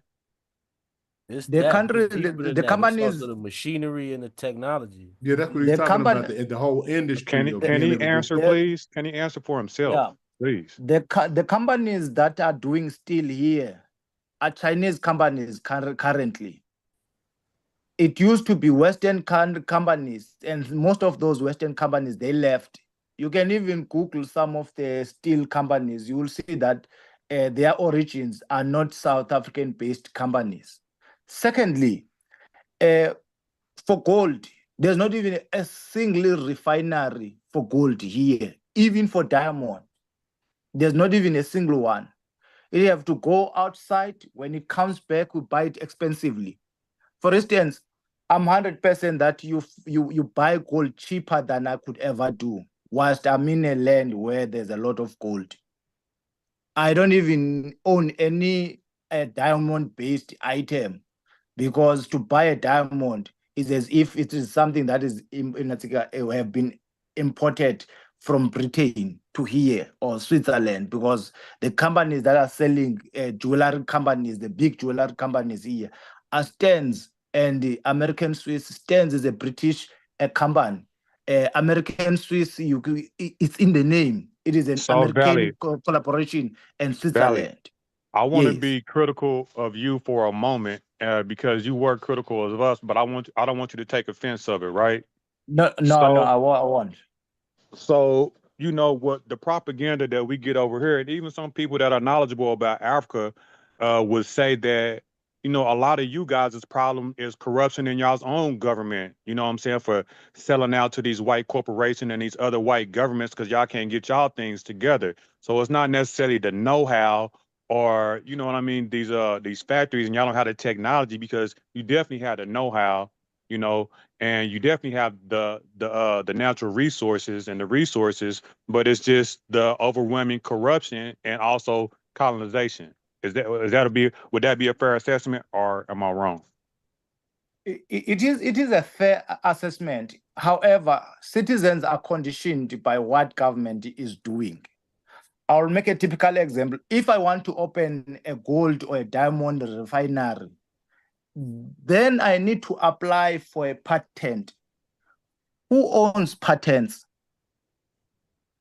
The West. I will take you to something else. During the time of COVID, that is a macrocosm of the crisis that we are having, an old problem for us. We could not create our own vaccines because the patent for vaccination were actually drawn in the West, and they made us to stall. You can also listen to the cry, and I laughed when Ramaphosa was crying in Paris, saying to Macron that the likes of Macron refused African countries for a very long time a right for them to create their own vaccine. And people died during that period because they could not produce their own their own vaccine because of the issue of trademark and patents. So it's still the same thing when it comes to a refinery. You are not going to get license. And if ever you force things you want to do, then it means they will say then you are involved in illegal mining. Currently, just last month, there were about 4,000 illegal miners that were trapped underground. And those people, they went to dig in an old, unused mine, but the government criminalized those people. So it means even if you have no house, so long there's no will, if there's no political will, then most of the things cannot happen. So, Valley, whenever you say the government, would you say that this is the colonizers or the native people? The current native people that are in government are collaborators with the colonizers. Mm-hmm. And for instance, if you read the book of Nkwame Nkrumah, he talks about neo-colonialism and neo-imperialism. So in as much as you don't see the old way to say, indeed, you can feel visible see how people are being oppressed, but the systems that are in place, they make people not being able to free themselves and to actually do things the way that they want to do. Agreed. If you go, what do you think about what's going on in the Northern Sahel then, Valley?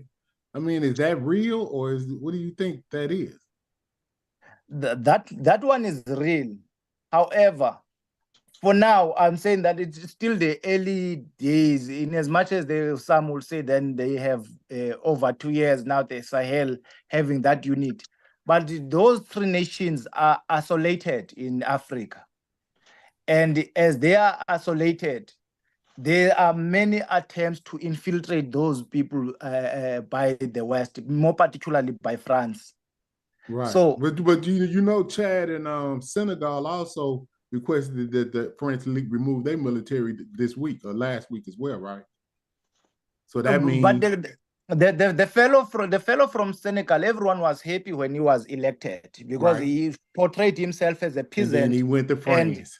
And everyone else was happy for him and think that is going to be part join the Sahel countries. But what he have done, he visited the Sahel countries, have agreement with them. Then after that, he was someone in France. When he came back from France, he was a different person. That's what happens actually to all these radical guys. There's a guy who was asking about Malema. Malema had a very radical rhetoric, And you might think that there's something that he could do until he goes and visit Britain. When he comes back, he comes and blow a trumpet for You out of ANC people control. and the ANC Bali, government. you out of No, that's man. I that's a love fact. Malema though, but I mean he I mean I hate it, but it's interesting to talk to you, Bali, man, because we need that type of perspective from a global perspective. I mean, we always talk from an American perspective, and just to have a respectful dialogue. I mean, that's a beautiful thing. I know it's late where you at, so I don't know if you're getting up out of here, but Brother Reggie just showed in, so we want to show another elder respect. Peace, Reg. Yeah, thank you so much. I have a horrible coughing cold. What I do want to add to this conversation about South Africa is the fact that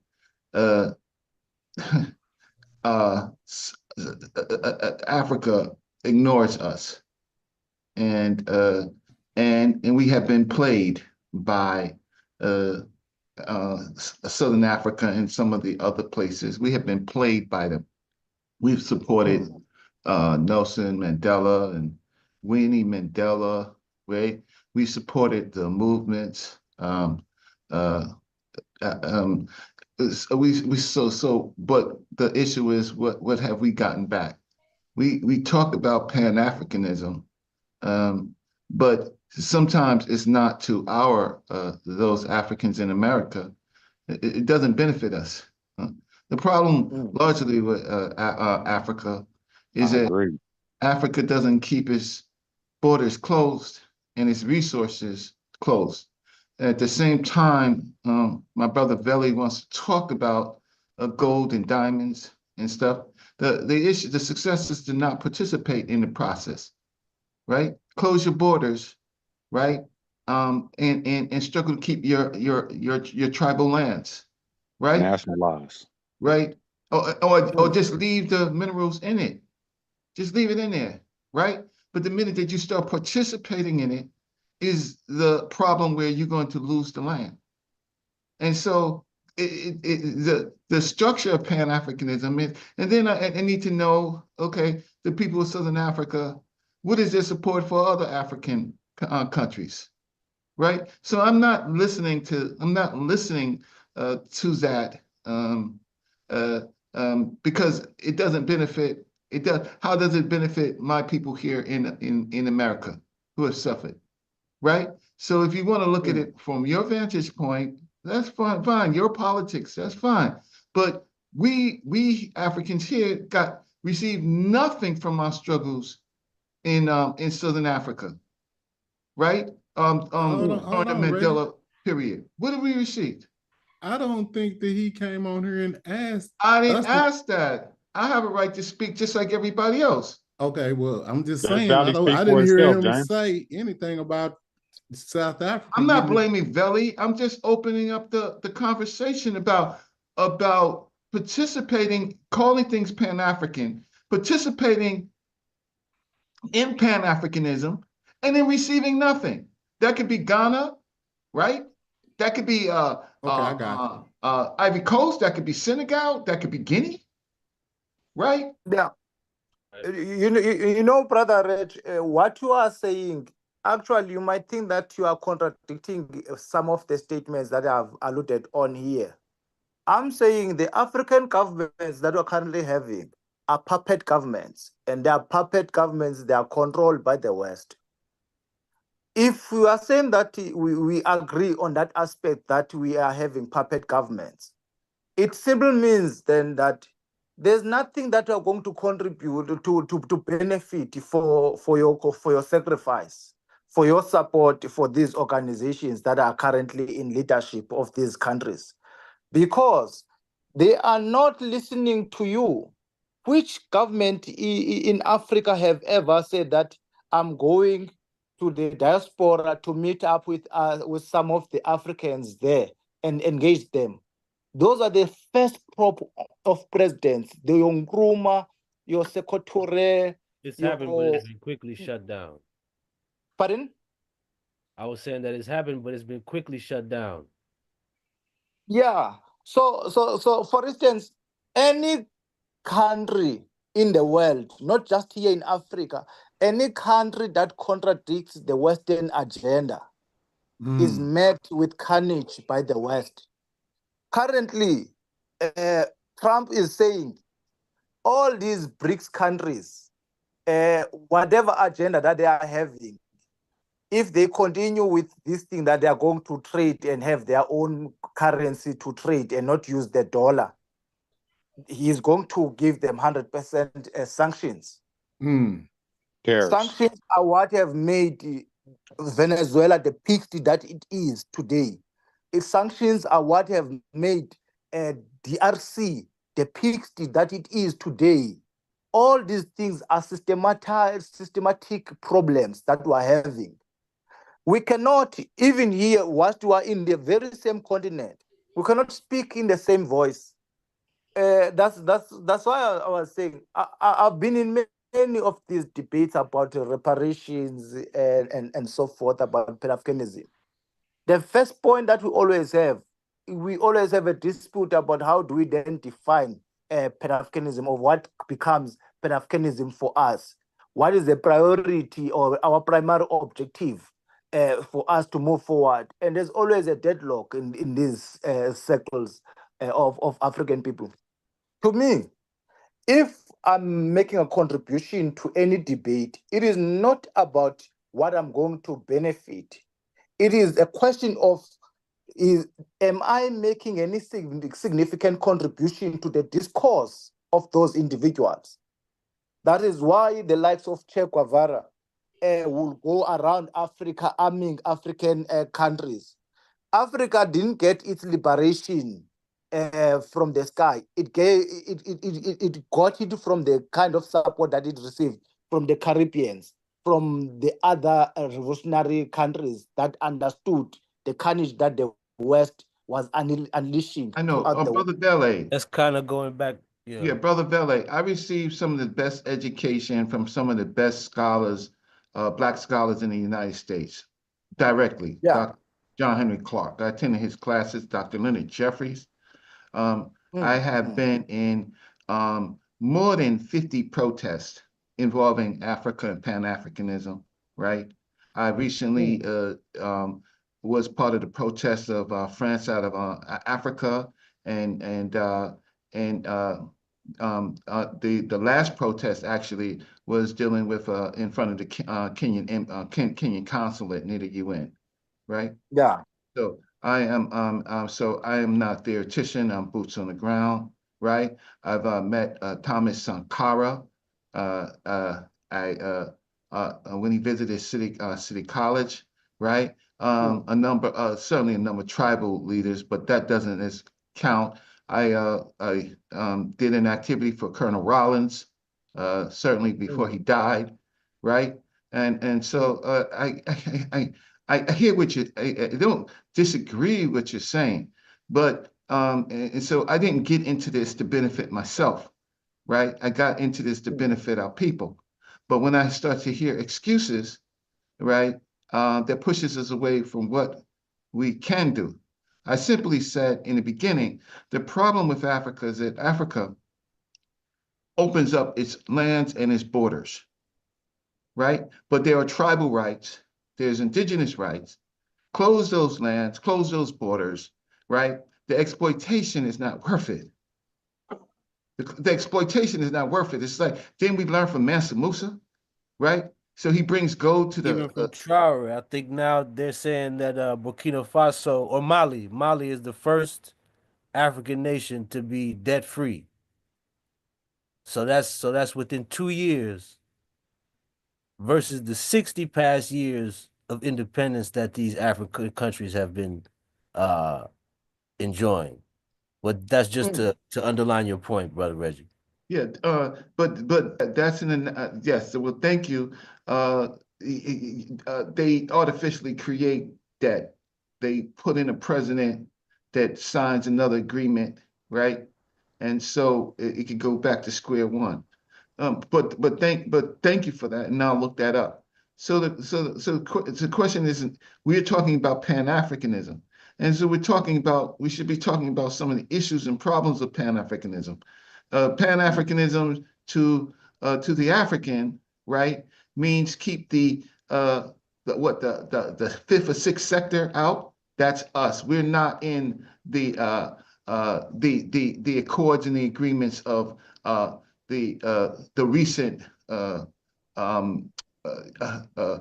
construction of the United Nations groups with Africa. We're not part of that.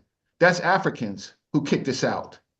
That's Africans who said that basically we have to settle our own situation. Black Americans in the Caribbean, we're not part of that. Even Haiti, of all places, but yet at the same time, Kenya wants to go into Haiti to help Haiti and don't even speak the same language. But we can't be part of the talks. Africa has a problem, and Africa, I do think we can always help Africa learn some lessons by history, by articulating them, right? But Africa's done nothing for Cuba. If it wasn't for Cuba, Southern Africa would not be close to be free, right? Brother Reggie, did you hear my gripe against Pan-Africanism? No, I just got on. Okay. I don't understand how is it a gripe against Pan-Africanism. Is that what's going on? Pan-Africanism does need an update, right? So yeah, go ahead. So I'm just saying, I really appreciate we that. just heard Volley tell you that's crazy that we just heard him talk about, and it's all documented history. I know Reggie knows this. And then Dr. Clark is a Pan-African, from what I understood. So, and I see Reggie with a red, black, and green moniker right here. So I'm kind of confused on how is it attack on Pan-Africanism when that's the source. That's the source. You know how Reggie get down. But hold on, though. But no, but I'm kind of hearing under.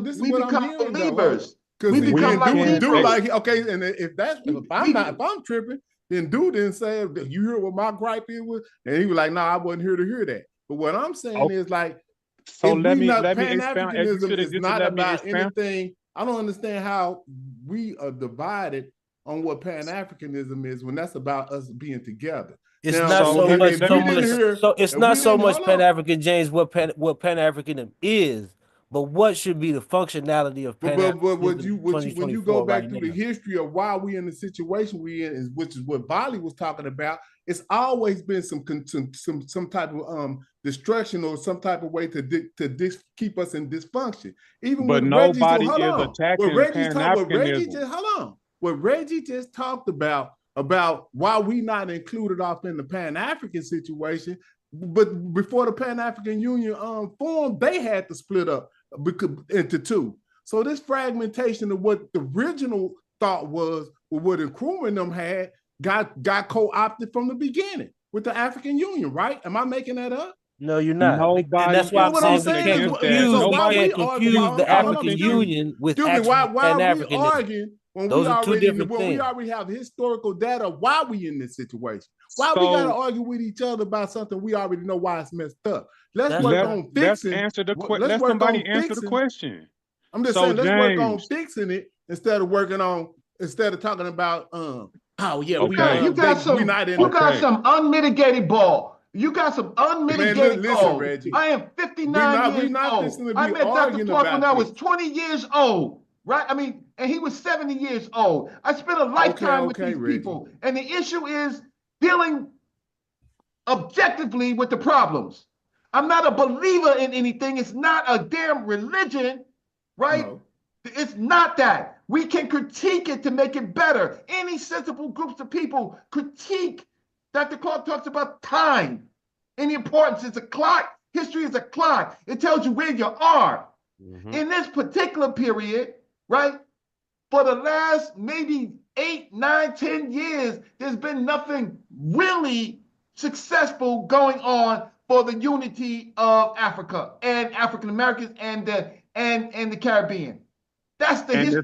It's not an attack on you or Pan-Africanism for people to express their grievances against it. That don't mean we attacking it, but we should be allowed to sit on this platform and say, hey, Pan-Africanism, hold on, James. Ain't nobody talk over you every time I try to talk, you try to talk over me. Okay, go ahead. So it's not an attack to be able to express your grievances. You don't have to get all bent out of shape and make it seem like somebody's talking bad about it. We are allowed to express our grievances about it. That is not a negative thing. That is part of how you grow. So if we have issues with it, we should be able to discuss it and put it on the table. That's not to say we attacking it or we against it, but we can talk about the things that we disagree with about it. Right. But okay, so name a Pan-African in the last 15 years that's supposed to have been doing something around here. Name. Reggie. Reggie said not a Pan-African from what he's saying.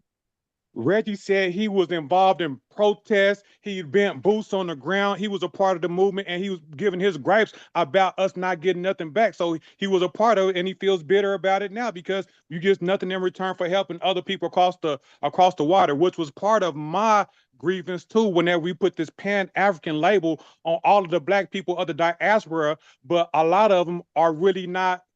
Are not Pan-African like that. Just because you are a Black person in the diaspora don't mean you Pan-African, but Pan-Africans tend to look at that like that, and people take advantage of people like that. Like I said, there's people in Guatemala that's been part of the transatlantic slave trade that are part of Africans in the diaspora, but do not consider themselves Africans. But we steady want to help these people and think they want to help us. They don't want to have nothing to do with us. There's people in Africa that are African and part of our struggle, but don't want nothing to do with us and are not Pan-African.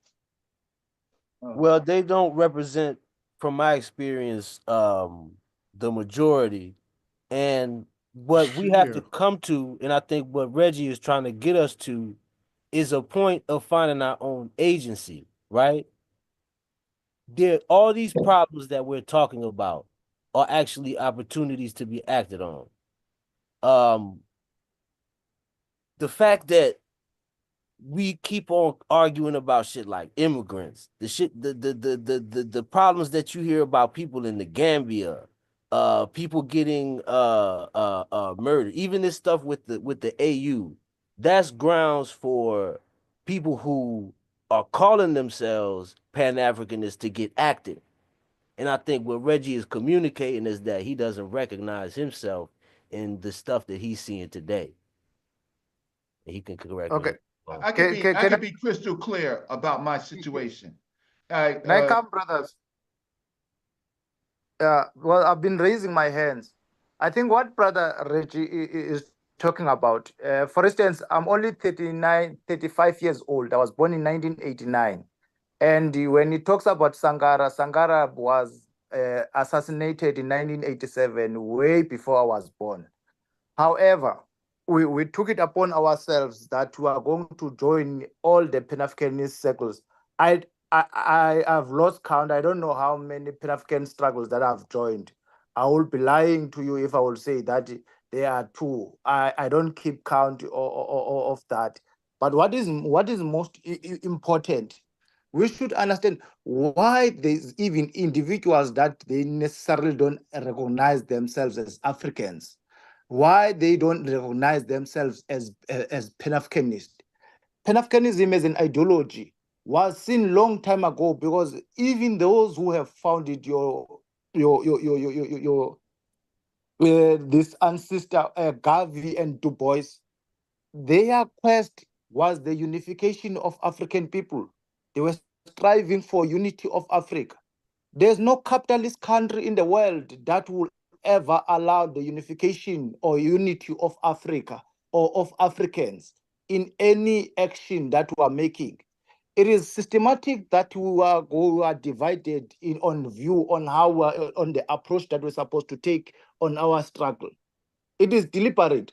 Those individuals in the Caribbeans that don't identify even with the literature of the likes of Walter Rodney, it's supposed to be telling you something that I'm saying though that at a certain point, and sorry to cut you, it doesn't even matter. It doesn't even matter. What is the agenda that people like ourselves need to have to see to put things in place to make things happen? And I think a lot of times what people are talking about is that on the African side of things, that conversation starts to become a little bit quiet. And also on the diaspora side, if you contextualize it.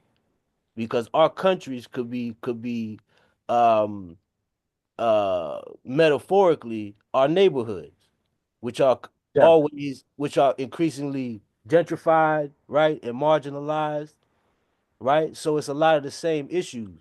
So, like Brother Reggie was saying, we need to be very tactical and we need to be very clear. If we're confused, we need to be very clear across the board. What are our common? Fuck who doesn't like anything, who doesn't, who does identify, right? Half of the people, most of the people that we're talking about are identifying as this is that. I'm not going to qualify them as followers, right? But it's also an offshoot of bad leadership, flat out, no matter how you want to look at it, because the leadership is supposed to be educating the masses into what it is they're supposed to be doing, the values they're supposed to be having, right? And the things they're supposed to be considering and the options that they have to act on, right? So that's the conversation needs to go in my opinion. I would like to add. So this is a lesson to people who quote Dr. John Henry Clarke. This is a lesson. His last book wasn't on Pan-Africanism. It wasn't. His last book was entitled African World Revolution, Africans at the Crossroads. He has sections, yes? No, I'm listening. I'm saying he has, so he has sections on Pan-Africanism, but it's commentary. Pan-Africanism, Dr. Clarke admits that it's an idea and it's a dream. But he says there's something deeper that Africans have to go through. They have to go through, in Egypt, they call a Wahimasut, right? A rebirth, a renaissance of thinking. Dr. John Henry Clarke directly says, right? They say there is a need for a Pan-African mission that will transcend national borders, cultural and religious differences, and political preferences, right? The Africans living in, so then he says, if Africans everywhere stop being consumers of the products of other people and began to produce everything we need from toilet paper to locomotives, over half of the Africans of the world would be employed furnishing goods and services for each other. In doing this, we would not only radically change our economic status, we would radically change the economic direction of the world. We need to remember that for most of the time of our existence on this earth, we did not know about Europeans. We fed ourselves in, we clothed and housed ourselves. We need to adjust to the new condition in the world, regain our confidence in ourselves and confidence with this new confidence that if we have changed the world. The Chinese went through this process with their the Boxer Rebellion, right? They pushed off Britain and was reborn again. Africa has to control its borders, right? Control its borders. Stop letting people in its borders. Stop letting resources leave its borders, right? Stop letting people leave to go to Europe and things. They need to import people who can help them, but they should stop leaving, right? That is, if you listen to what I said about Dr. Clarke and what I'm saying, expanding means that I actually read and studied his work. Dr. Clarke's book is not on Pan-Africanism. It's not. Can I come, Brother Reg? Yes. Okay.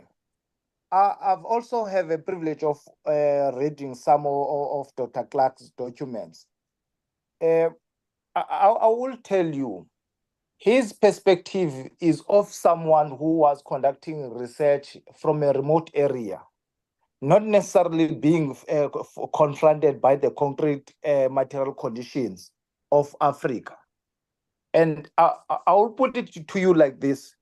It's not as easy as you are putting it that we must close our border.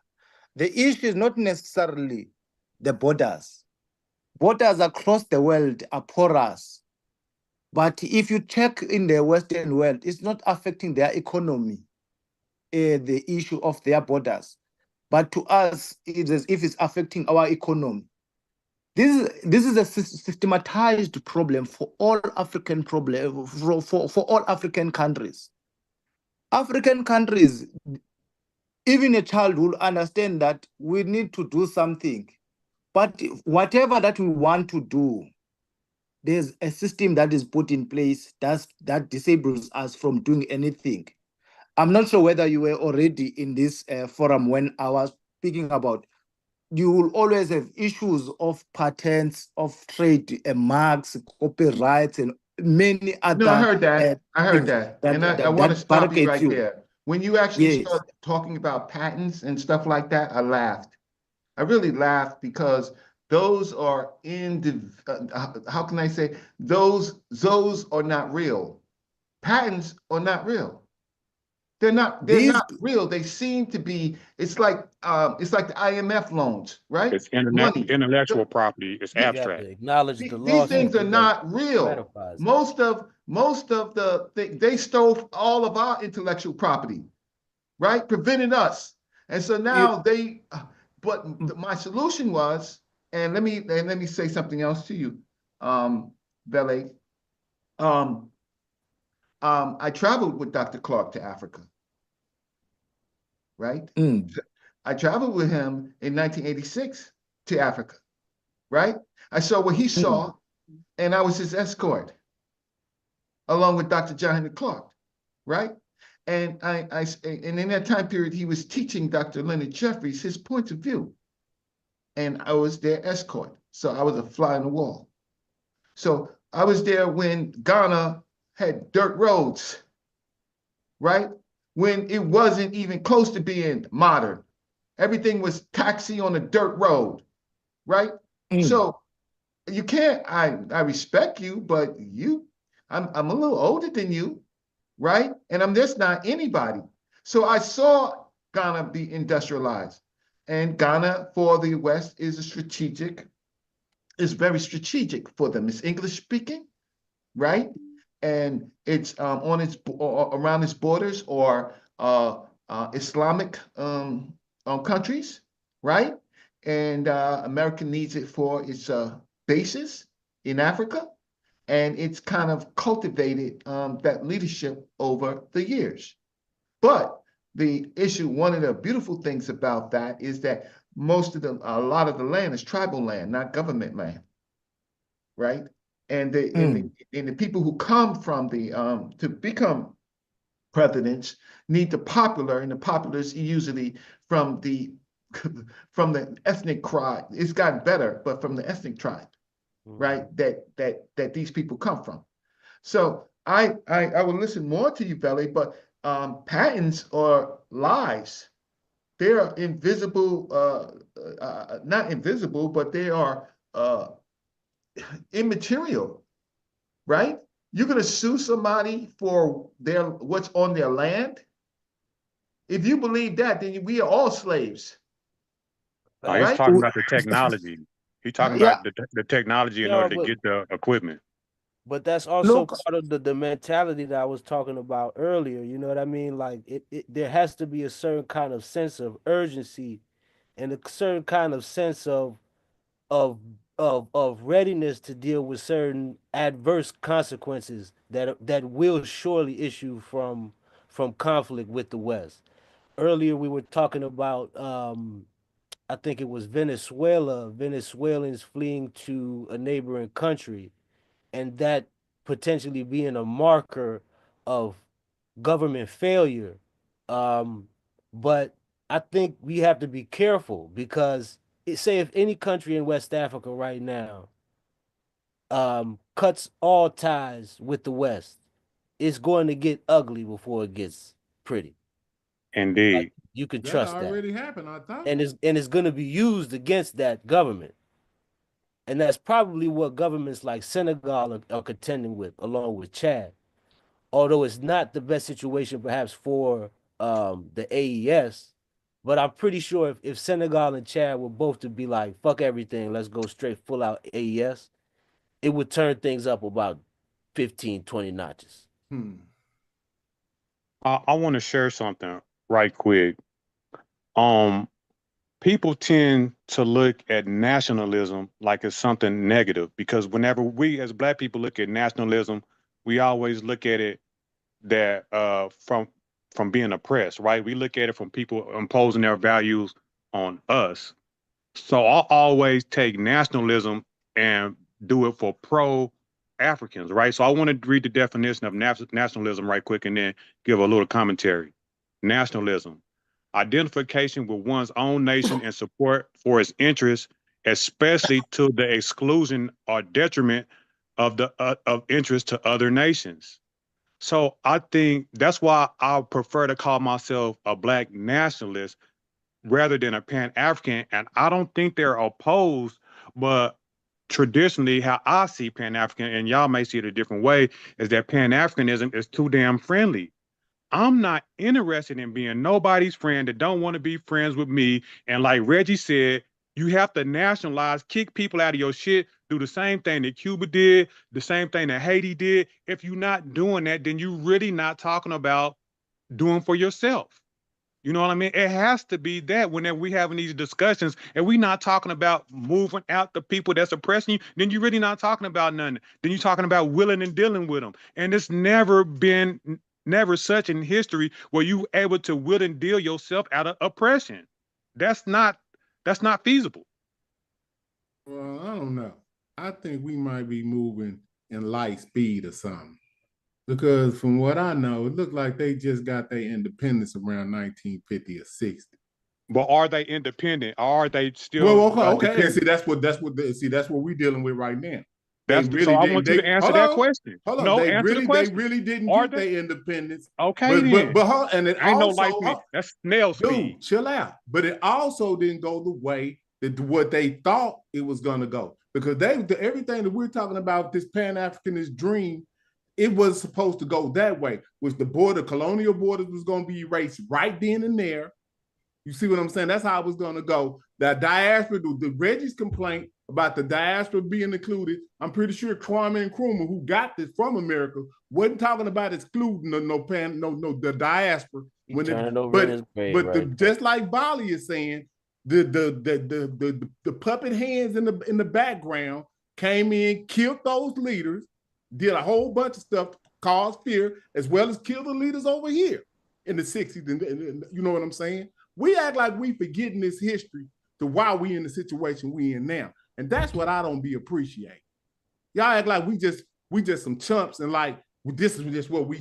Now these people are doing stuff to us, and I don't like that y'all not acknowledging that these people are willing to kill to stay in the position that they in, because that's what they did. And they will continue to do. This ain't just nothing, no intellectual conversation that we're having. It's actually a dangerous conversation. I've been in far more dangerous conversations, right? So I will like to add is that when we're talking about South Africa, there's a picture that I took of Dr. Clark and Bishop Tutu, right? I on the other side, I have a picture with him and me, right? But there is a picture with him and Bishop Tutu, so I have met him too. The conversation is really not dangerous as you might think, because there's no leadership and there's no plan. It's just chit chat. Yeah. And then it's unfocused chit chat. No disrespect to anybody, but I've been with a bunch of revolutionaries, right? So what I would say is that we can figure out some of our disagreements and find some agreements in some of the things that we actually have to say, instead of making it so romantic with Africa. Agreed. Well, you got Trump in office right now, right? And he said something a minute ago. I mean, just the other day, he said that he wants to get the National Guard or something to that effect to deal with the radical people in America. What do y'all think about that? and wonder who he's talking about. Well, he's not. He's talking, right? And so a lot of that stuff is rhetoric to his base. We do have some rights, we do have some laws, right? But the fact of the matter is, we have failed. Our Black lawyers, they get these law degrees, and they don't cross the line, to work together, right? Like the former NAACP, they don't volunteer their time. They don't help. They don't help in our cases.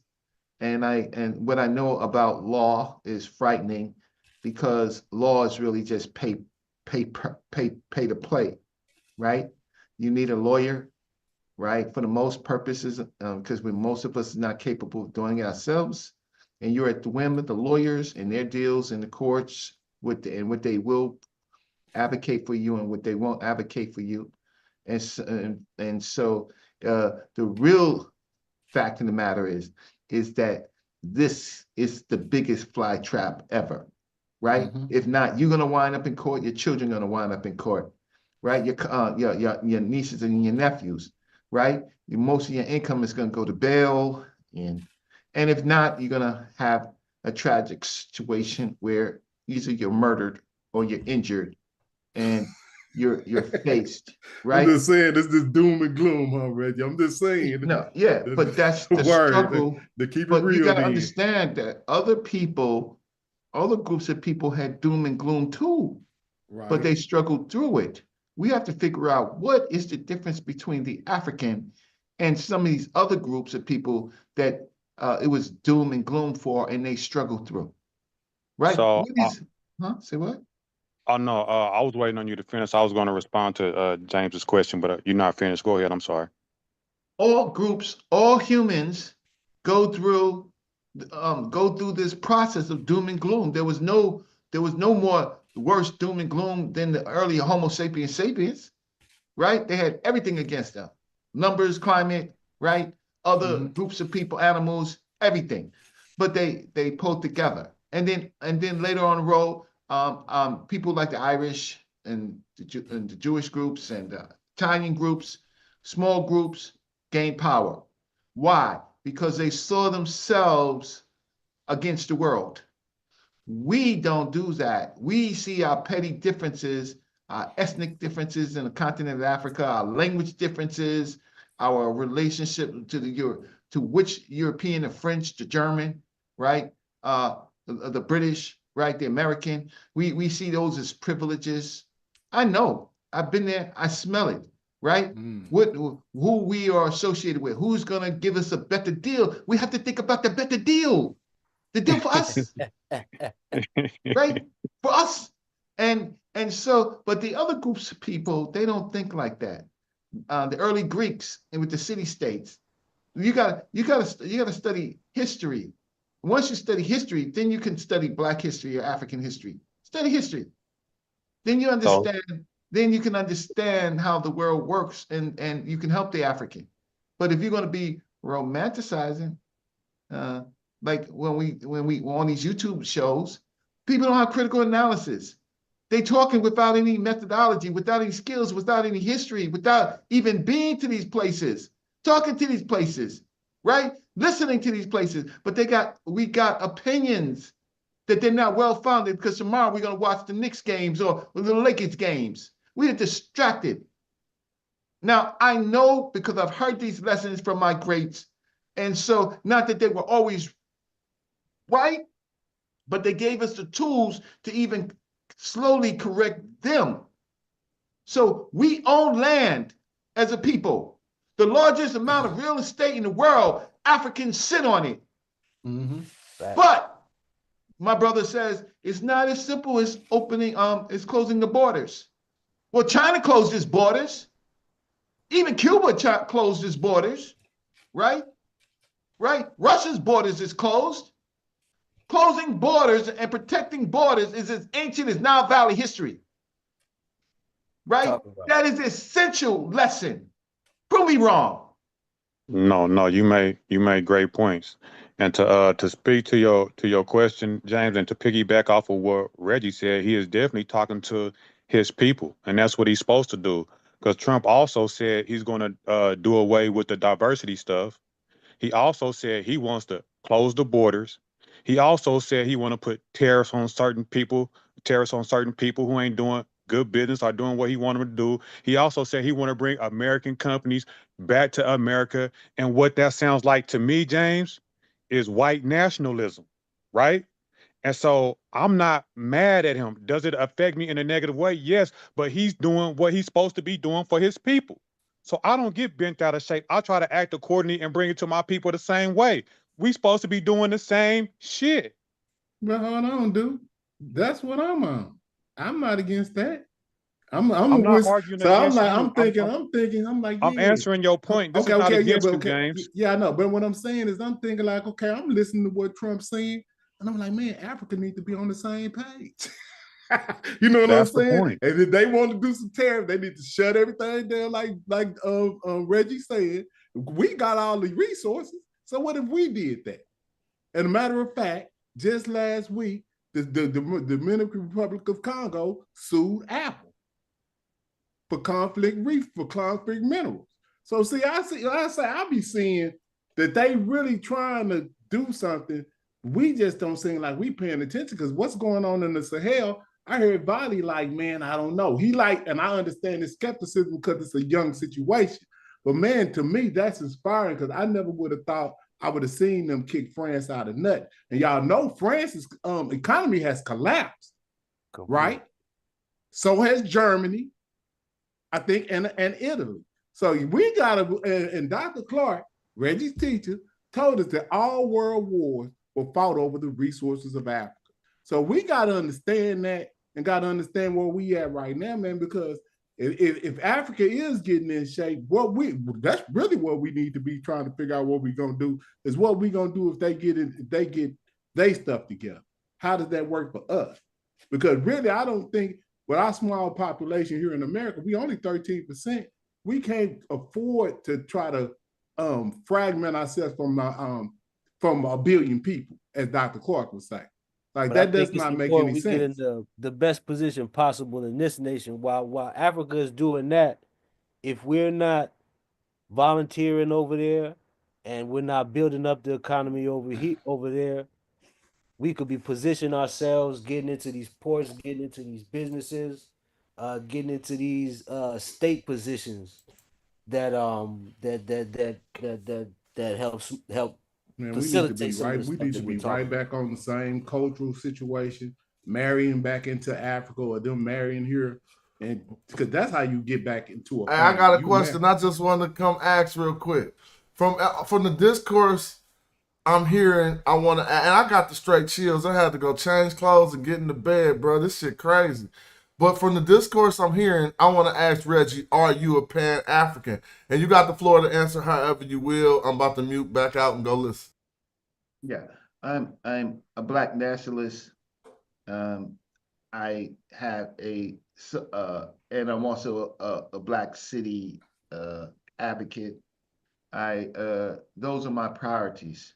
Pan-Africanism, I have beliefs in the need for Pan-Africanism, but I see it more like Dr. Giap said, with federations, right? That regions could regional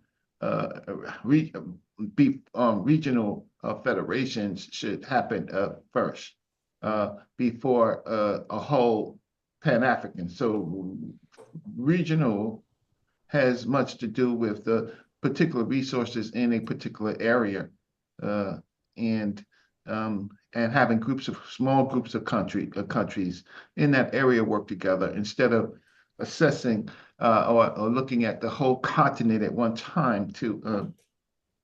I agree with you, Brother Reggie, and to add to what you're saying, not to cut you off, excuse me, because I also, like you, feel like Pan-Africanism is more of an ideal, right? It's romanticized. It's the highest ideal of what we want, and we can strive for it, but it's really just an ideal, and it's not. There's no it doesn't exist nowhere on the planet to where all of one race is all united like that. And we can strive towards that. There's nothing wrong with it, but it's more romantic than anything. Like you just got to do more. It's more romanticized. Would you agree with that, Reggie? I always, my bad. No, well, Luke, go ahead. I'm sorry.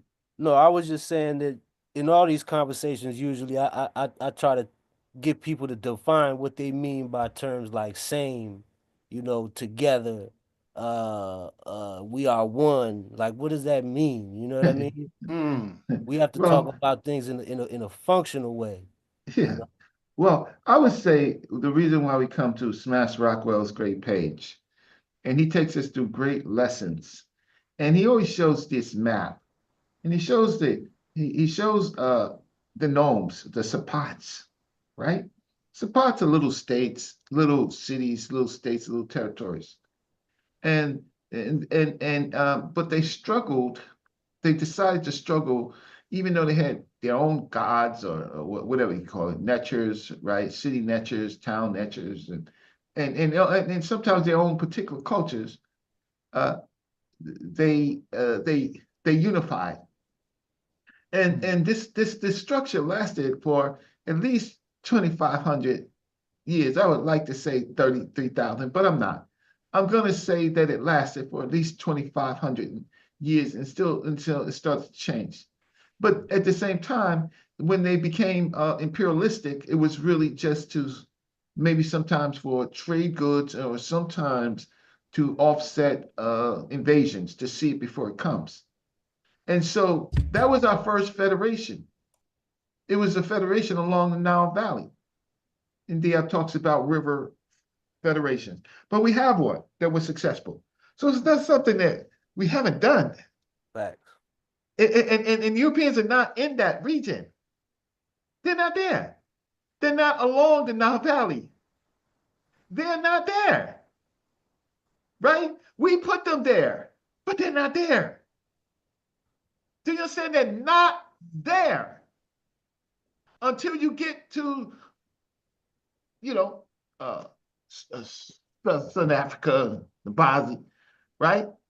Zimbabwe, right? They're not there.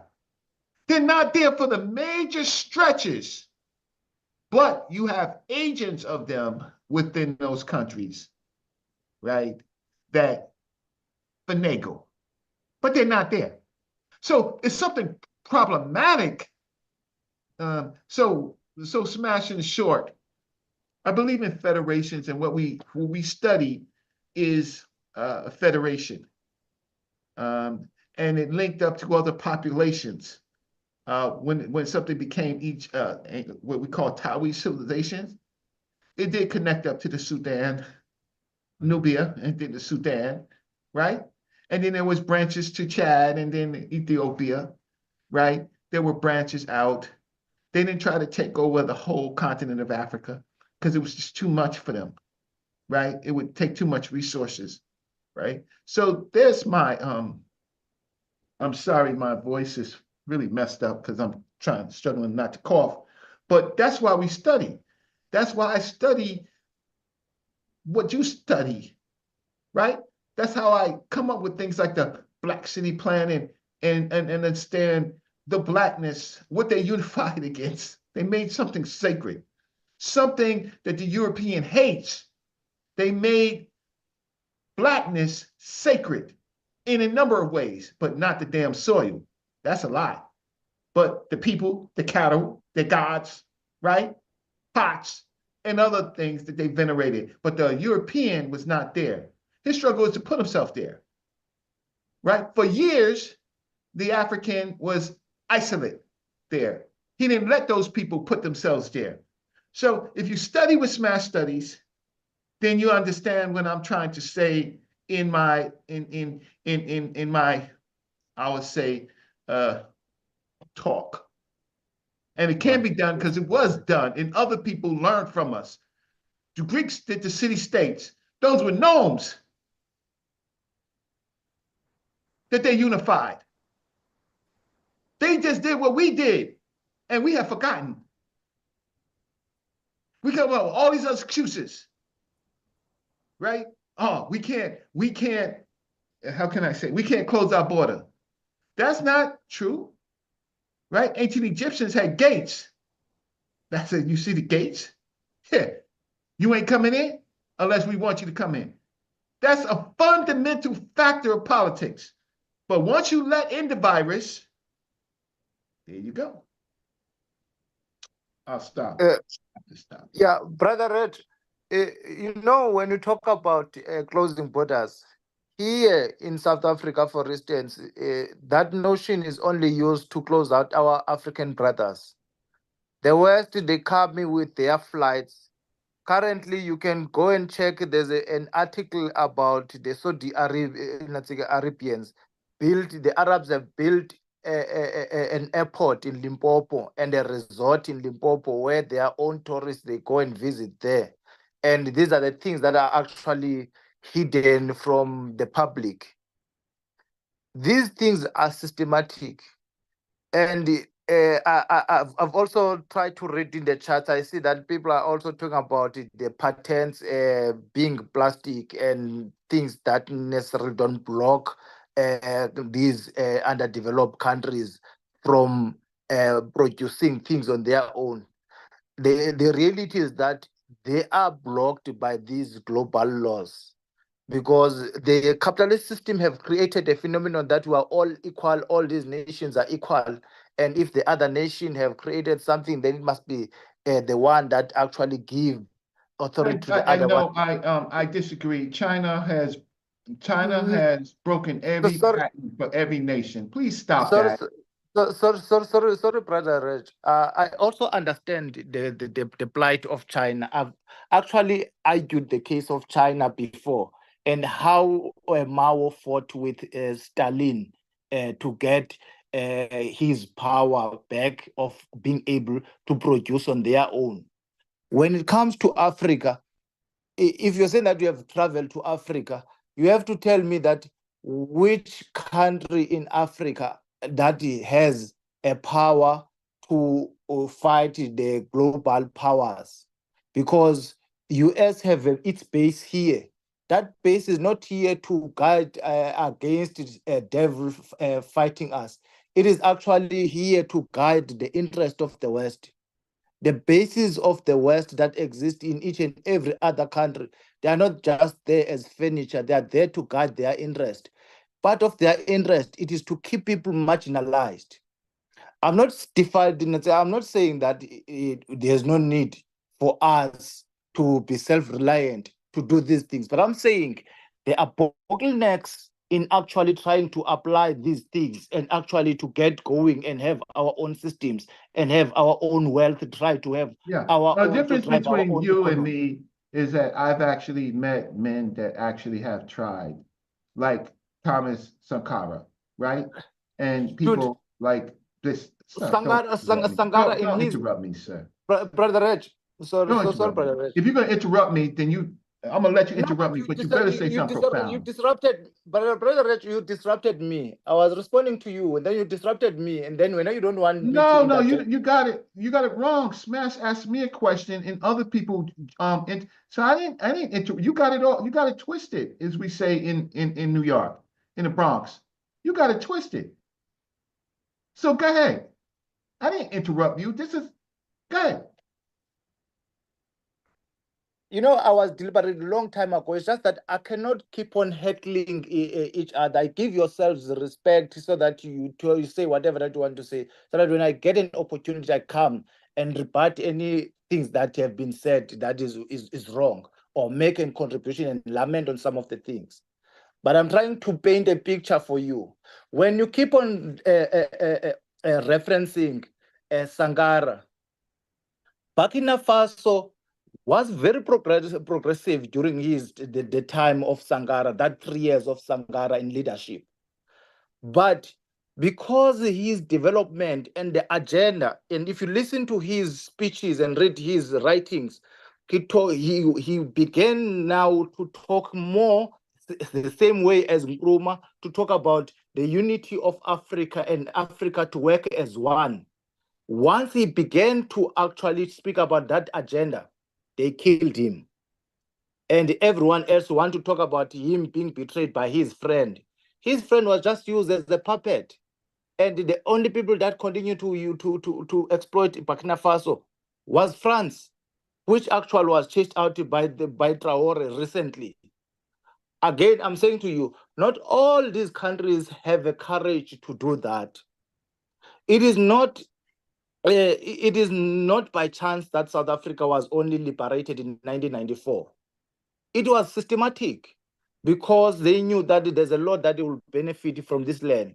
But even so, when Mandela took over, their only question, even if you can read the speeches by Botha of 1985, Botha said he does not have a problem of giving power to blacks to black people, but the question is, what is it that they are going to get?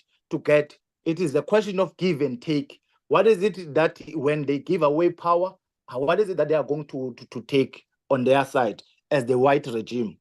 Hence, today the ANC talks about that 1994 was merely about the transfer of power, not about economic emancipation. These problems, why you still want to say people are still are segregating between political power and economic power, it is because systematically you're just leading and the business or the capitalists continue to do whatever that they want to do and maintain the government that is going to toe their line. As in when then one militants take over and want to speak about revolution and the change of everything and come up with a rhetoric that they don't agree with, those leaders are changed from the position of power. They are being demonized. And after that, it's easier to control the masses through the mass media because we have shined away from the old tradition. How Africa was liberated post 1945, it was through mass education. More than anything else, it was through mass education. It was not through us as few individuals closing ourselves in a closet and talk about these problems that are affecting Africa, but it was to make sure that even people are aware of that. Now, I'm saying to you and to everyone here that the problem of Africa and any other country within Africa, it is simple about the system that have been created in the globe. You become a member of the UN, there are laws that are there that actually will constrain you not to be able to grow as a country, to continue depending on those things. As I have said before, I should be long asleep, but I have said we need to start a new approach. In order for us to be organized, we need to begin now to say, these are the kind of material that we need to read, because it won't assist us to paraphrase how much I have read any of these ancestors if I cannot give the very same material to other people to read, so that we are able to have a solid voice and have a solid approach. It does not assist us that we have met some of these ancestors.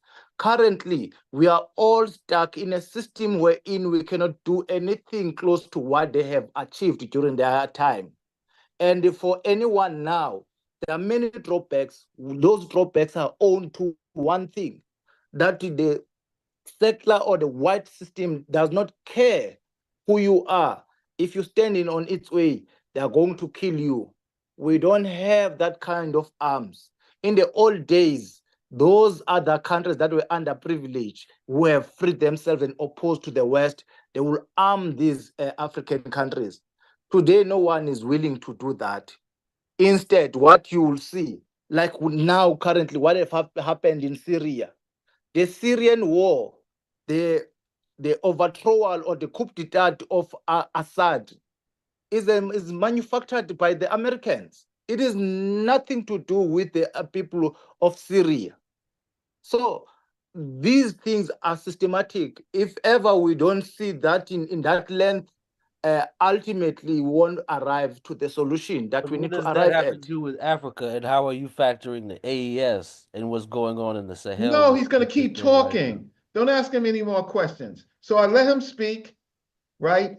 And so it's respectfully, you didn't give us any answers, right? You didn't even give us any examples of your commentary. You did not, right? Anything that's succinct. So let me give you some. On the issue of closing borders for political, revolutionary reasons, right? Because I don't know why you did that with Thomas Sankara. Mozambique, right? If you studied the Mozambique revolution, the Frelimo movement, they closed Mozambique's border with Rhodesia. Burkina Faso, that's one of the things that happened, right? Thomas Sankara closed the Burkina Faso's borders with its 5 neighboring countries, right? As a precautionary, but to seal the identity of Burkina Faso from this former Upper Volta. Algeria, during the struggle for independence, Algeria's borders was effectively closed, right? For their struggle of independence, right? As part of a violent repulsion of European rule. Angola, following independence, Angola's borders was affected by civil war, which limited movement effectively closed some of the borders areas, but this was internal. Tanzania, not a complete closure. Tanzania's Ujamaa policy of African socialism led to stricter border controls and limited movement. Ethiopia, also strict borders. Libya, under Gaddafi, strict borders, right? So I'm not Guinea under Sékou Touré, right? It closed its own borders with neighboring countries, Senegal and Ivory Coast, right? Due to ideological differences and accusations of subversion by pro-Western regimes. Yep. This is normal, basic politics of revolution, right? What you're talking about is some laissez-faire, non-revolutionary political movement, right? Because what you're saying, I'm listening to what you're saying, and I could be patient, but to say that these borders can't be closed and they have been closed, right? In the recent future, the recent period, says that in the future they cannot be closed, to me does not make any sense, right? And it is necessary all areas, all states close their borders for particular reasons, right? To consolidate power, to get sometimes a national identity, right? To retrain their generations of people, right?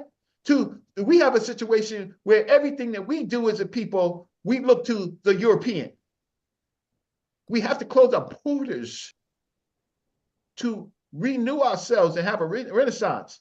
If our borders are open and airplanes are flying in, right? Goods are being taken out or cross lines by trucks, we're whores. Where is that the Africans survived for thousands of years just depending on themselves, right? And the only way that can change is an invading force, right? Where we close our borders and it is invaded. Well, that's another problem. But Malcolm X says the price of freedom is death, right? He said revolution is about land, right? There's many other things that many of our other great people said, but they was right. Dr. Clark talks about not Pan-Africanism as much, but an African world revolution. So you might have read the books, some of you, right? Fine. It gives us a chance to reread it and to see not who is the best student, but who can kind of articulate what Dr. Clark was saying. But Pan-Africanism is not a main theme inside that book. That's a fallacy.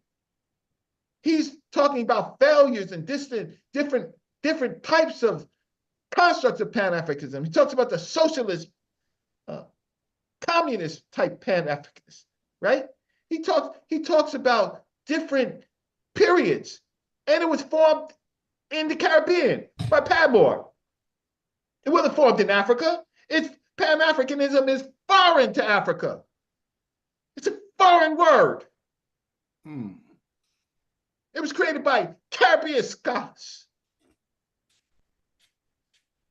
So if it wasn't even formed in Africa, then we have it was formed in the right place for people who are of the diaspora to deal with the crisis in the Caribbean, in the Americas, and in Africa. It was the Pan-African conferences that helped begin the independence of Africa. And guess what? It happened in the United States and happened in Britain, right? Well, largely in Europe, right? But the fact of the matter is, Africa has never repaid the diaspora for their gift. We don't look, my great teachers, yes, Dr. Jeffries would leave the room and Professor Small would leave the room and shake their head.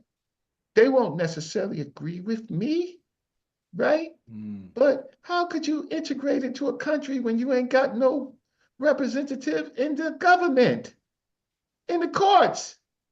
These suckers wear white wigs. Goddamn white wigs in many of their courts. Use British jurisprudence.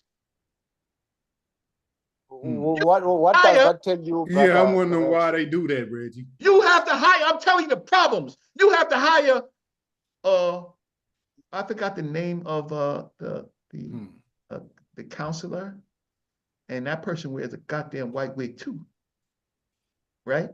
And that is, and they have not changed that shit. And so you can't represent yourself. You have to hire a barrister or whatever. I think that's the fucking word. So mess me with that shit. And you know what?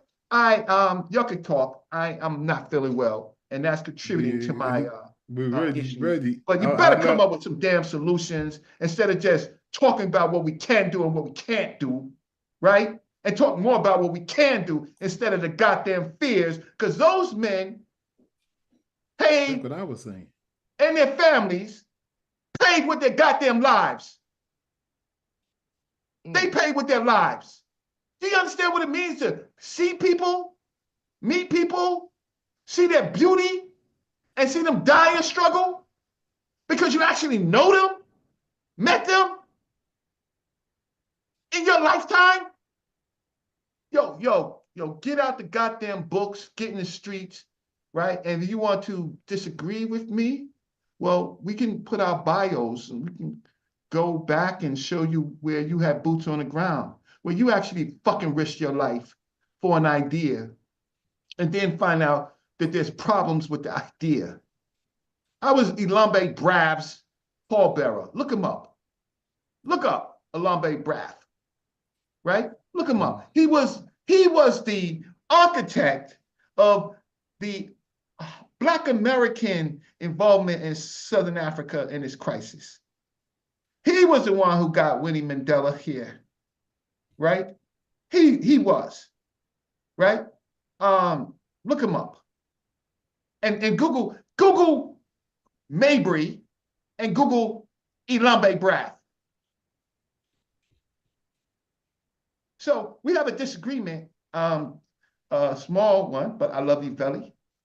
But I'm older. I can substantiate my points with resources and references, and with my own blood and life. I can.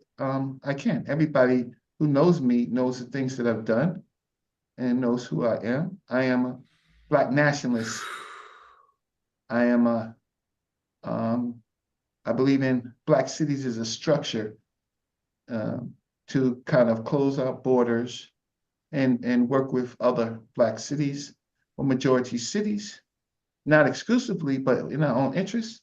And I am a Pan-Africanist in the idea, but I see the problems with Pan-Africanism and I critique it. So I got to get some rest. I'll just listen. I'm going to sign off and just freaking listen. Thank you for your time. No, I wanted, before you leave, Brother Red, I wanted to come to the examples that you brought up. For those countries who have closed their borders, where are they now economically? War. It's simple. War is an act of war. War is a protracted struggle, but the exercise was the right exercise. But to integrate and to depend on other countries, if that's what you're leading to, that basically solicits us as prostitutes and whores. So the other countries, you can't go into Libya. Where are they now? The North African countries, Algeria, Tunisia, right?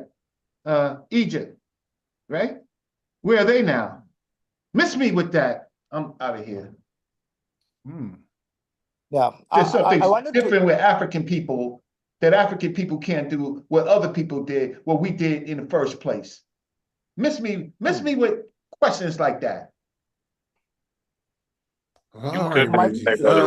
I just watched Libya get bombed about in 2010 to a state of disarray that they're in today. They were actually one of the leading countries economically before they removed Gaddafi, which the West, like Valley keeps pointing out, caused. Now we got an active slave trade right in Libya due to this particular Western maneuver in the country. And it actually helped to destabilize what we see in the Sahel today. So I don't but I hear what you're saying. I think everybody needs to go check out Dr. Clark, Pan-Africanism of Parish, and see what he was talking about. Because that's one thing I love about documentation and recording. You can listen to the people what they was talking about for themselves. And that's no shot to Brother Reggie, but that's what Dr. Clark was on. He said Pan-Africanism of Parish. And whether it was the formal of his argument or the minor point of his argument, he does have a lecture, unless I'm making this up.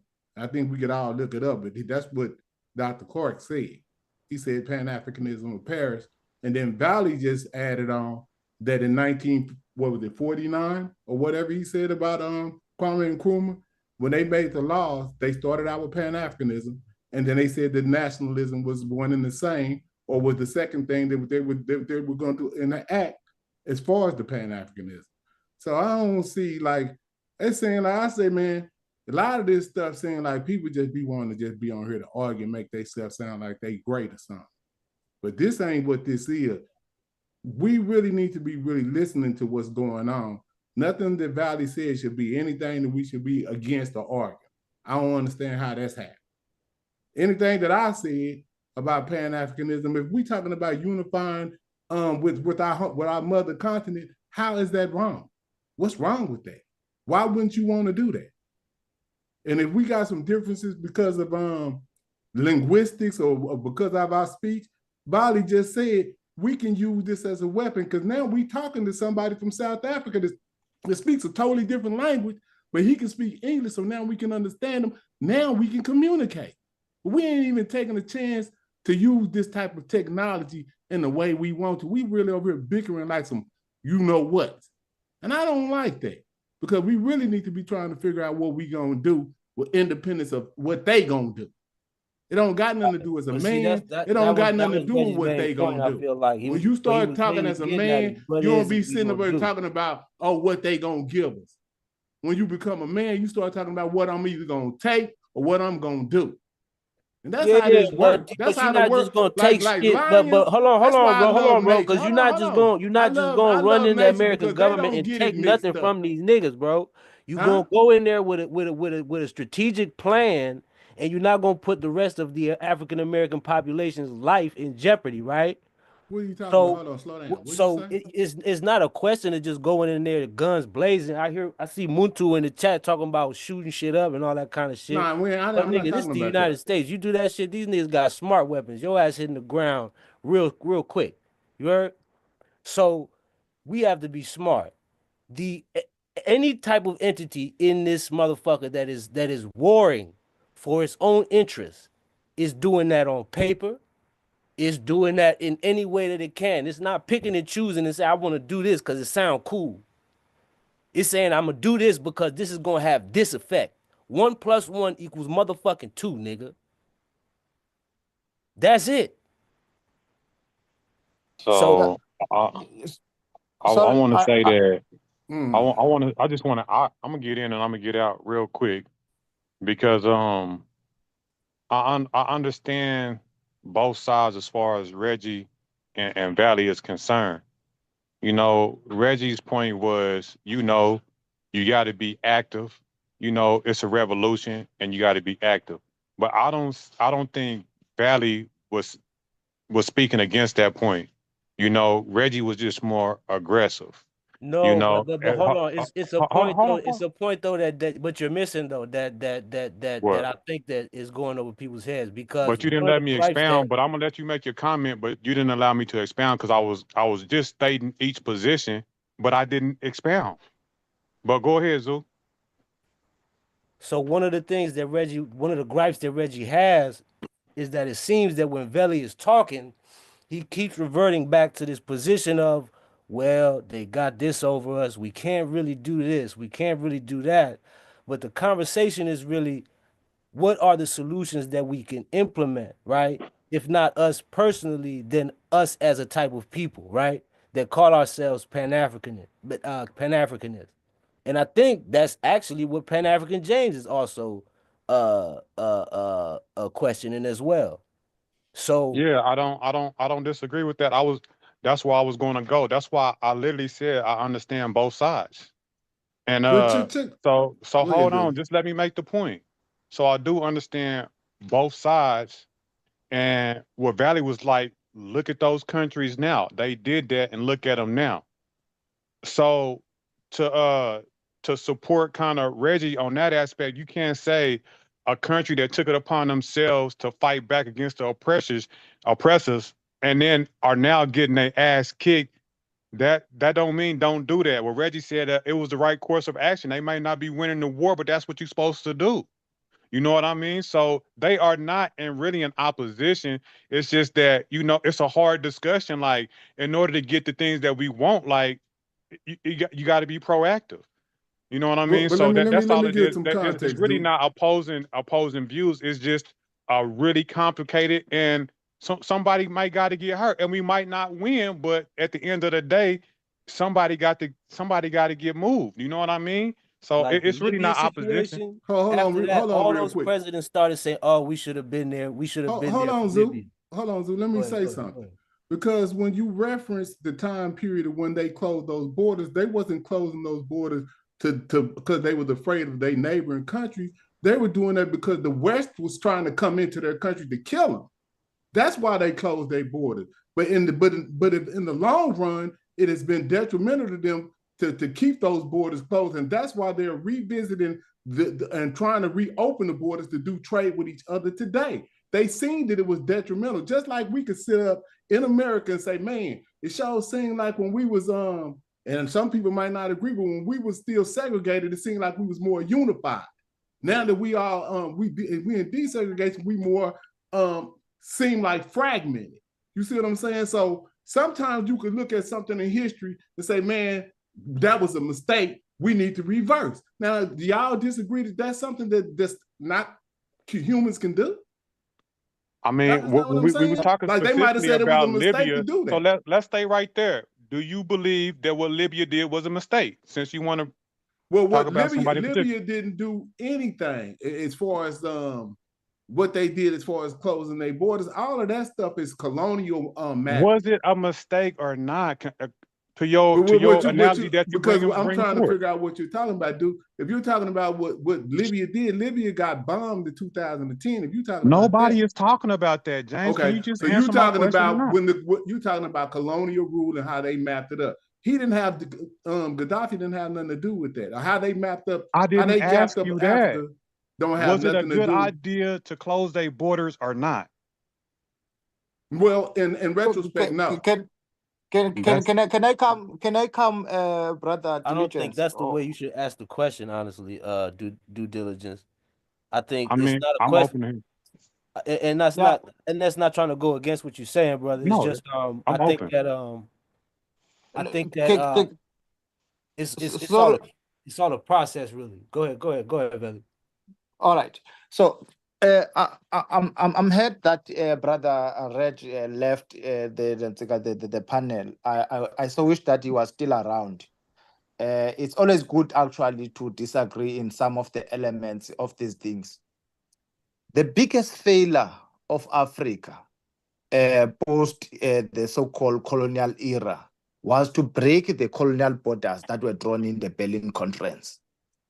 That is the biggest failure that we have done, because these have led to more grinding poverty, underdevelopment, colonial proxy wars, extreme plunder, exploitation of Africa, and human resource. And if you check now, each and every country, because you think that as a South Africa, you are a country, a standalone country, Libya is alone. Gaddafi was beaten up because he was isolated.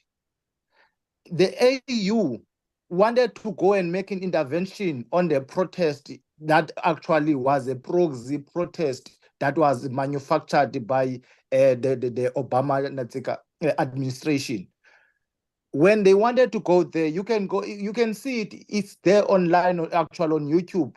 There are many videos on how Libya was isolated and the African leaders were stopped by the West from entering Libya. Because when you coming from that goes back to what Brother Reggie was saying. They were stopped by the West from helping Libya. And they shouldn't be. What he's saying is they shouldn't be able to stop them.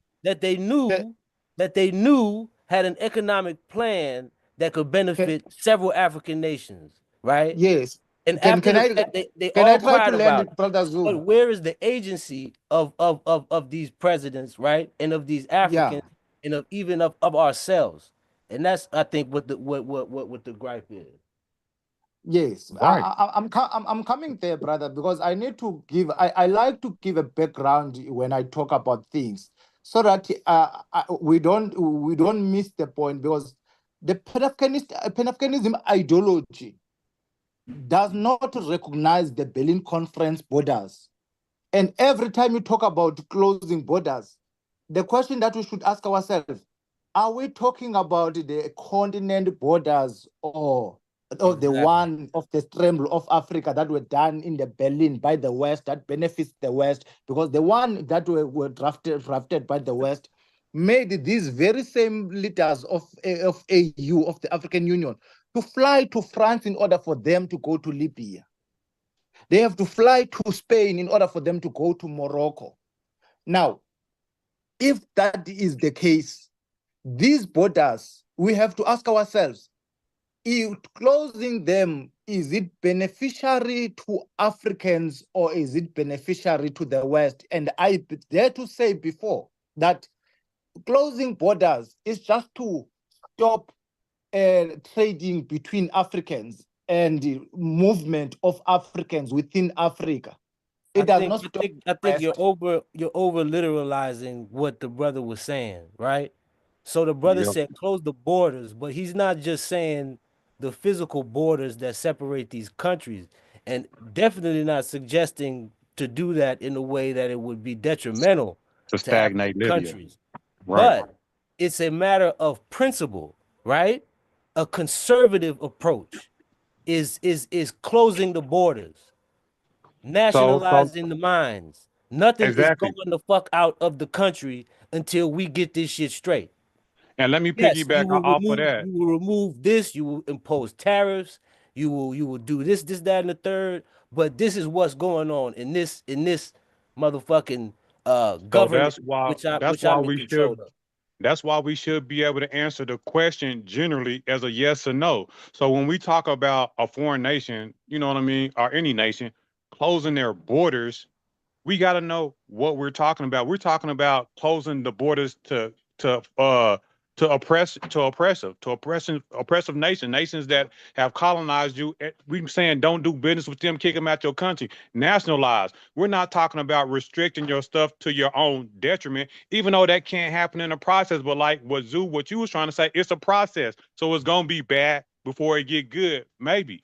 So always restricting who goes in and out of your territory is a good thing if you're talking about the people that's taking advantage of you. Of course, we're talking about closing the borders to people who's doing negative towards you, not to the positive.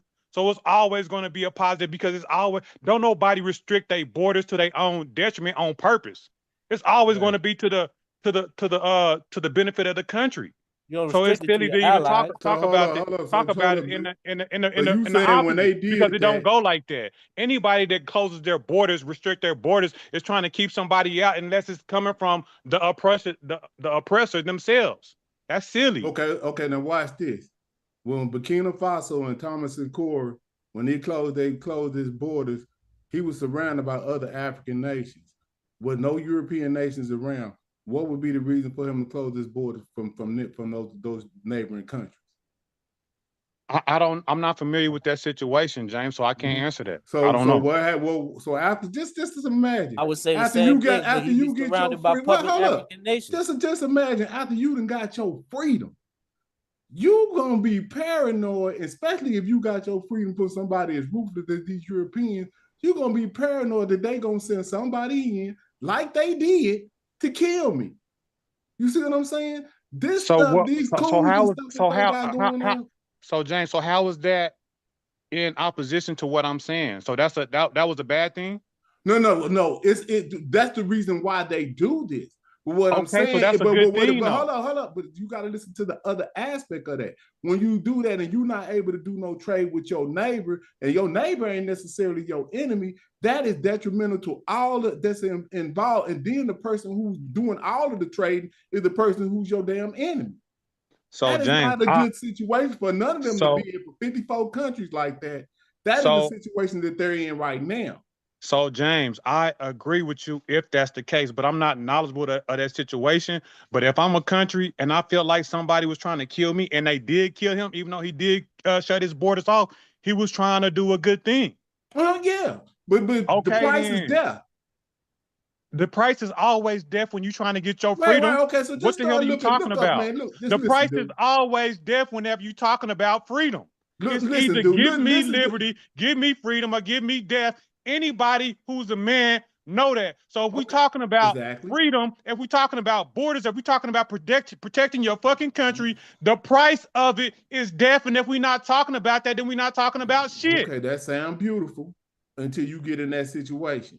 And then what Valley just told, what Valley just told you is that the airports, you gotta fly out of Africa, go to France to go to another country in Africa. So no matter what, if you're a president, you trying to go somewhere, you can't even. The only way you're gonna be able opposed to what, James? What is the alternative? I don't understand. I'm asking, what's the alternative, James? The alternative is to get for all African countries to kick them out, and then to work on what they gonna do as a collective. But we ain't. There you go with the romanticism. And watch this. You can only do one thing at a time. You just said, there you go with the idealism, especially what Reggie was talking about. That's idealistic. You think they have not been trying to do that? They've been trying to do that for a long time. That ain't happened. So if one particular country want to take it upon themselves to close their borders and just try to and then get knocked off, I don't take that as a negative. I'm saying they was in the process and got snuffed out. It happens. It's war. Listen, dude. Mali, Burkina Faso, and Niger just did what we talking about. They've come together and kicked France out of Africa. And the reason, and I would say a major reason why this happened, because of Arikana Chiambori. She rung the alarm on how wrong and how much financial debt that they was accumulating and how much France was getting over on all of their colonial territories that they was Do you know? See, y'all don't understand what these people was doing. They was giving them the French money and then and dictating how much money they had. Y'all don't even understand. Why didn't you respond to anything that I said? Because you don't say understand stuff and then I respond to what you say. But why don't you respond to what I said instead of keep going? Happening, and then you don't even understand what I'm saying. Okay, but whenever I do respond to you, you just try to give me a whole different scenario, and then we start talking about something else different. You saying I don't know. I don't want to keep talking about scenario. Whenever I respond to the scenario you give me, instead of moving to a different scenario, let's stick with the one that we on, or else we just gonna be moving in circles. Okay, so what scenario you on now? You finna switch it. The Go scenario ahead. that we was just on, I don't want to go nowhere, but we talking about people closing their borders to their detriment, even if they get the bad end of the stick. But it's one of the first processes that you have to do. Some people win, some people lose, but that's the nature of trying to get your independence for real, for real. Okay. Now listen, Zimbabwe. That is Oh my once that is God! You okay just because did you're not exactly. listening. You did When you exactly what I said listen, not do. see, that's what I'm saying. When you're not listening, you can't learn nothing. When you But did you hear what fragment I up a said though? whole Let's country, hold not up, go to listen. When you to a different fragment up a scenario. whole country into the 52 states, 52 countries, that is bad for you. When you start to look at India got 1 billion people and they not fragmented up into little countries like that. When you go look at China is one big thing with 1 billion people. If we did the same thing in Africa, guess how many people it would be do? It would be 1 billion. You think that they could sit up and just do what they doing to little Zimbabwe, or what they'll do to little Gambia, or what they'll do to what he's trying to tell you what they did to Liberia if they was all together? They couldn't do that. Are you gonna let me respond? Europe ain't nothing but 10% of the whole world population, but they fragmented us up into such a small state to where we can't be powerful to fight against them. So what we saying is, see, y'all saying, oh, that utopia shit ain't gonna work. But that's exactly what we needed, and that is exactly what Kwame Nkrumah and Dr. Clark and everybody else has said was the solution to our problem. We need to be unified let me on a respond to whole what he said. continental state. Since you can't And I'm gonna respond to stop what I right there, say, and I'm gonna let you go ahead and continue. Go ahead. So I'm going to respond to what you say directly. I'm going to challenge you to see if you can respond to what I say directly as well. So I already answered this issue, right? Whenever you do close your borders, you not intending to do anything to your own detriment, but that may be a part of it, because sometimes whenever you do that, it'll get bad before it gets good. We know that. And sometimes you may win and sometimes you may lose, but it is my position, and Brother Reggie's position may not be y'all's position, but that's something that's needed. And whenever you close the borders, you might have to restrict your neighbors and stuff like that, but your intentions is not to isolate yourself in order to defeat yourself. It's in order to get the colonizer out, the oppressor out. Do you agree with that or no? I fully agree with you, brother Due Diligence, in terms of purging the occupiers out of our land. However, that comes at the cost, and we don't have the kind of service. Hence, I was saying initially, for any program that we want to do, we need to go back to the basics, that is to educate our people, because we are not going to be able to stand with the West hand in hand. The borders that we are talking about, they are not just mere demarcations. They are demarcations of social, culture, political, and economical boundaries that make it hard for us to do anything. So it's not as easy as that. We just close the border. We don't allow the West. The West might not come here, might actually live willingly, and then give us sanctions. And by the time it gives us sanctions, it simply means then that some of the things that we're supposed to get, even into the countries that are friendly to us, because they lead by intimidation. They intimidate these countries. You can ask yourself, Zimbabwean presidents are able to go to any Western country, but they are starving citizens of Zimbabwe. If they are having problem with politicians, the question that you have to ask yourself, why they have to sanction the country to the extent that the normal citizens are the ones that are suffering. The same thing that is happening in Venezuela and elsewhere.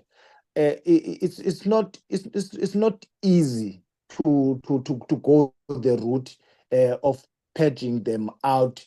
Rather, is to find a strategy, that is to say, how do we emancipate our people to begin to have the things that will raise our own economies to an extent that we don't necessarily depend on these people. Can you give me an example in history that you give, like the solution that you give them? Like we know that we want to emancipate them and all of that, but this is what usually happens. Let me give you an example of what usually happens with the solution that you're proposing, right? And you can Yeah. take this anywhere around the world, right? So let's take it for the African here in America, right? So we Yeah. were being oppressed, right? And then all of a sudden, slavery got abolished, and now we're free, right? But what happens whenever the slave become free? What does he have to do? He has to turn right back around and then work for the oppressor for pennies, which is still pretty much in the same situation that you were in. So whenever you guys talking about countries winning their independence and getting liberated, it's the same thing of you guys being oppressed and being in like Americans or like Black Americans in slavery and then being free. But these colonists now got control of your infrastructure and you still have to work for them. So it's not really liberty or independence. It's just pseudo in appearance, right? You still have to use their dollar. They got control of your resources. Same thing is here. So it's real idealistic when you talk about, oh, we got to find strategic ways to emancipate. No, it ain't never happened. Like, you have to give me an example of what you're talking about, because the examples that we do have where it happens is pseudo. It's only an appearance. It's not a reality. I'll make a typical example. In our initial debate, we talked about the BRICS, if you still recall. And Yes. I said BRICS offers a rare opportunity for these underdeveloped countries to actually emancipate themselves economically. However, No, Valley. We want to talk about a culture that's being oppressed. You trying to use your solution, right? Because South America was going through their thing, but BRICS did not do anything. You finna talk about hypothetical. I want to talk about something that has happened that has used your solution that you're trying to propose. BRICS have not freed anybody have not emancipated anybody, freed anybody, or liberated anybody. So I don't want to go down that road with you. And I'm not trying to be disrespectful, but what I'm trying to make you understand, and I don't mean that in a derogatory way. Have you looked into the Indian economy prior BRICS and the post BRICS era? No. I want to invite you to look at it, brother, that what BRICS have done for India. Just look what BRICS have done for India. And also, I just forgotten the name of the lady the lady president that came after Lulo. At the time Lulo was arrested. I forgot her name. But I asked you about BRICS specifically for South America, and then you said it has not done anything, but it may give us the opportunity to either get investment or invest. I said here in South Africa currently, what it have done now, because those who are wait, brother. Because of the lack of political will, the leaders here in Africa, they are not using BRICS as a vehicle to free themselves from the West. Rather, they are actually seeking the same thing that they seek from your IMF and your World Bank. They are seeking investment, which actually are an extension of the very same oppression that we're talking about. We're actually not so far let me apart. ask you a question. Let me ask you a question specifically.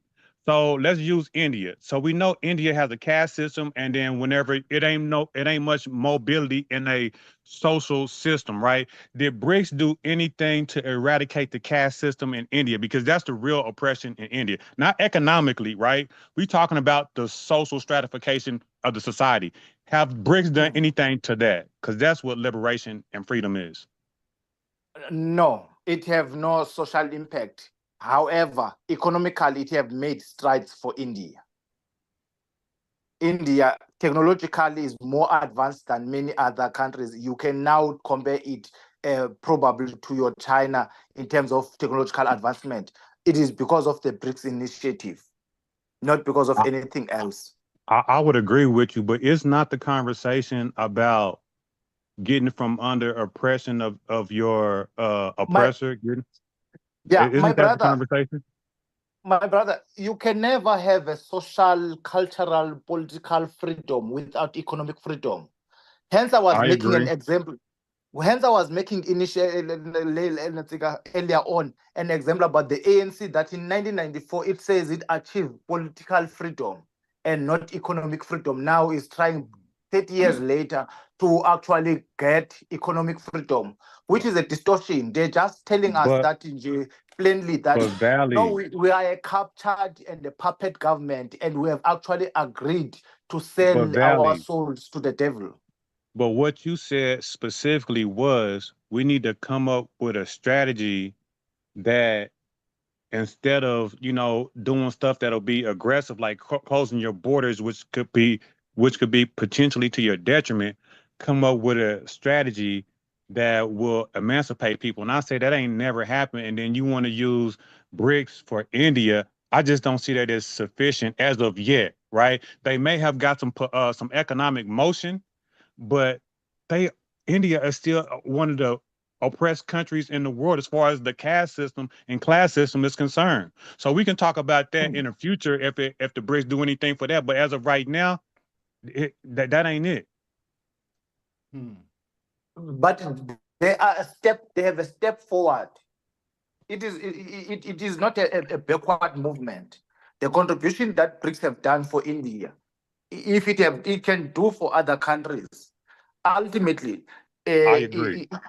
It will take them step forward. Now, the question that you are bringing of social, cultural, freedom, it's an aspect. It's a very important question also on the aspect of liberation.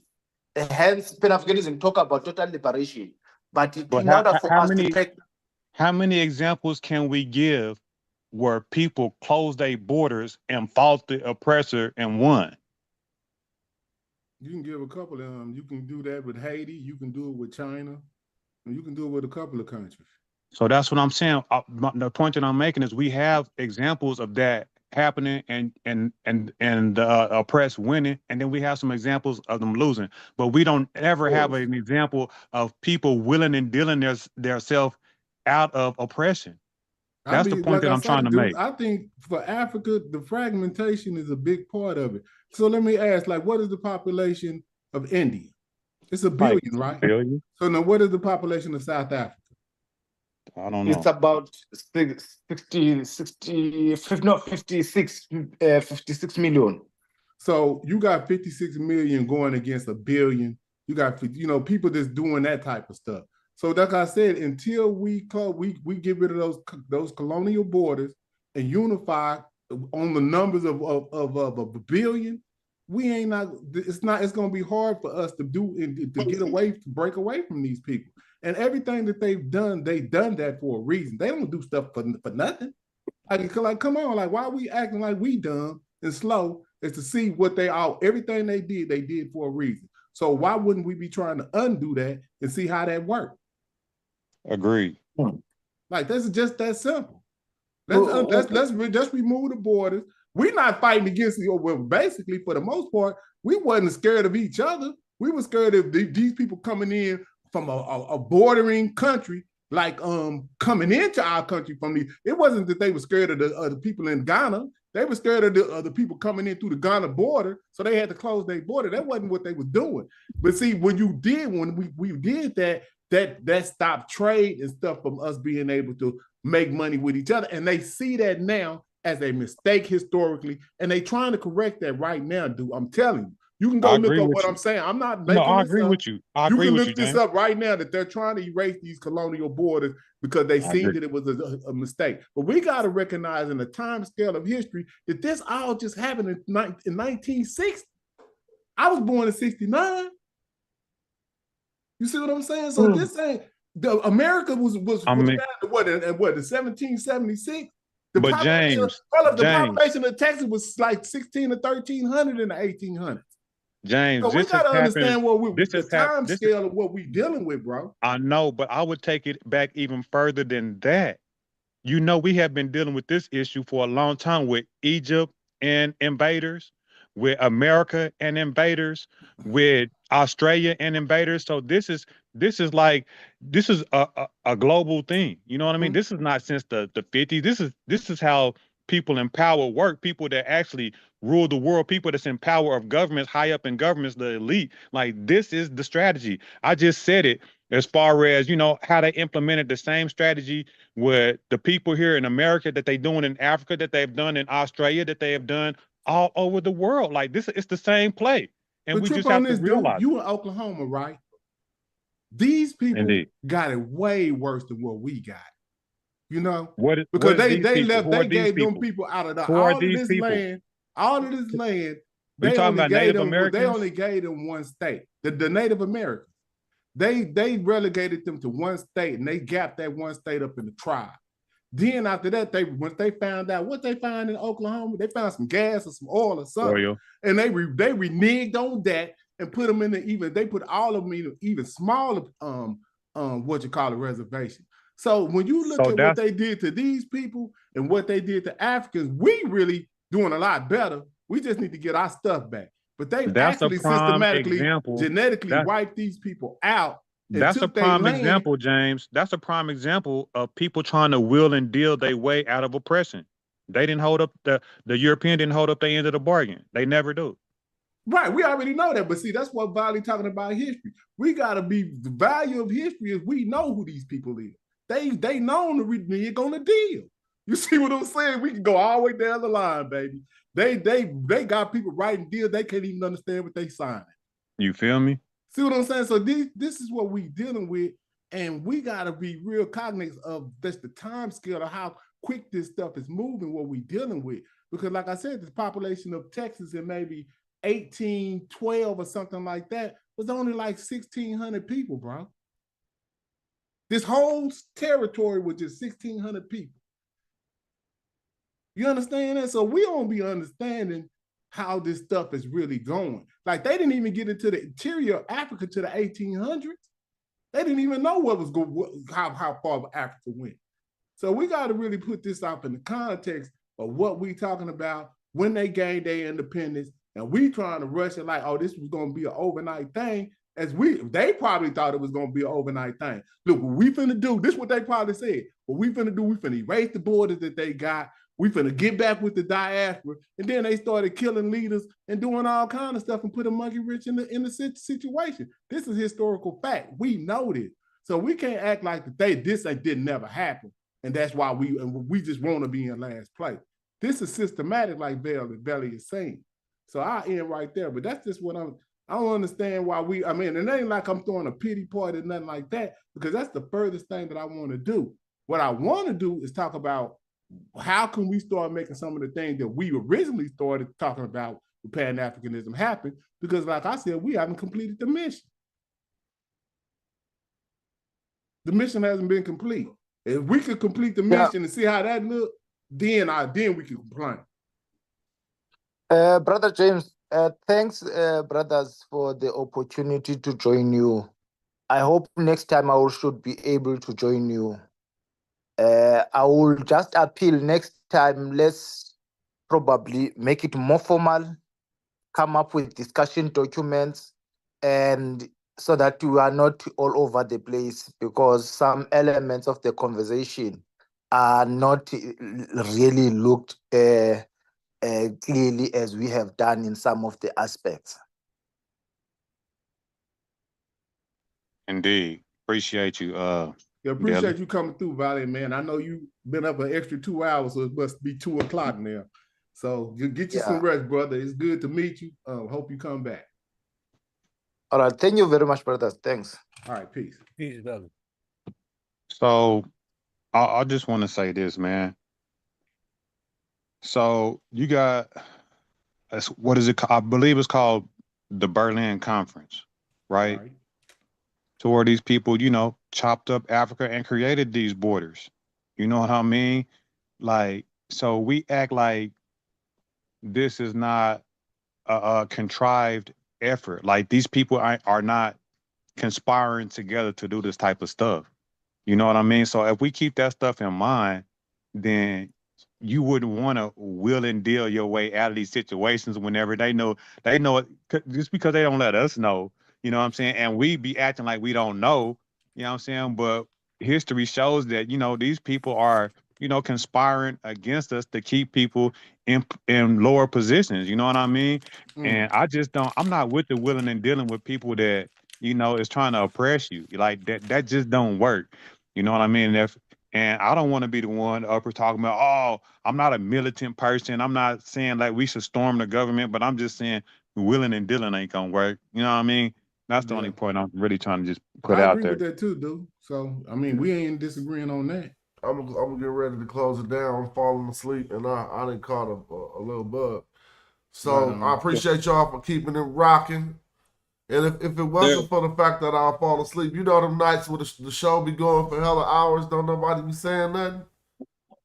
Yeah, that's me falling asleep. Shout out to the Sugar Man who just put up a contribution and anybody else who contributed while I just was, damn, bro. Get well, Smash. I had that about a week ago. It just hit me so it hard. It must have almost made it to the West Coast by now. But I was cool when I started the stream. Then I started getting this little chills and shit in my body. I'm like, what the fuck? Now it's hitting me hella hard, so I'm gonna go lay down. But peace to y'all. I appreciate everybody. Peace, G Lacan. Peace, Zoo. Word up. Peace, man. Peace. And yeah, thanks everybody watching the show. Look, bro, I went to sleep on this status. And I got the heater on full blast and I'm still hella cold. Right? So whichever one of y'all put that Anunnaki, somebody put the Anunnaki curse, because was I talking crazy? Damn, I didn't make it. Well, shout out for the support of the channel. I'll be back when I feel better. And always remember, your contributions to this channel are very much so needed. Matter of fact, I'm trying to start some productions and I can't just, I need the channel got to earn better so we can step these productions up. If you like what we doing and what we teaching, make sure you always support the channel. That's Smash Rock at Cash App. I'm up out of here though. I feel real bad. Peace to the people. I mean, the stupid chills though. You know them stupid chills? I just ordered an acai bowl and then I drank some cold thing with a vitamin boost. But when I drank that, I was like, what are you doing? I almost froze to life. All right, man. I gotta go. Peace.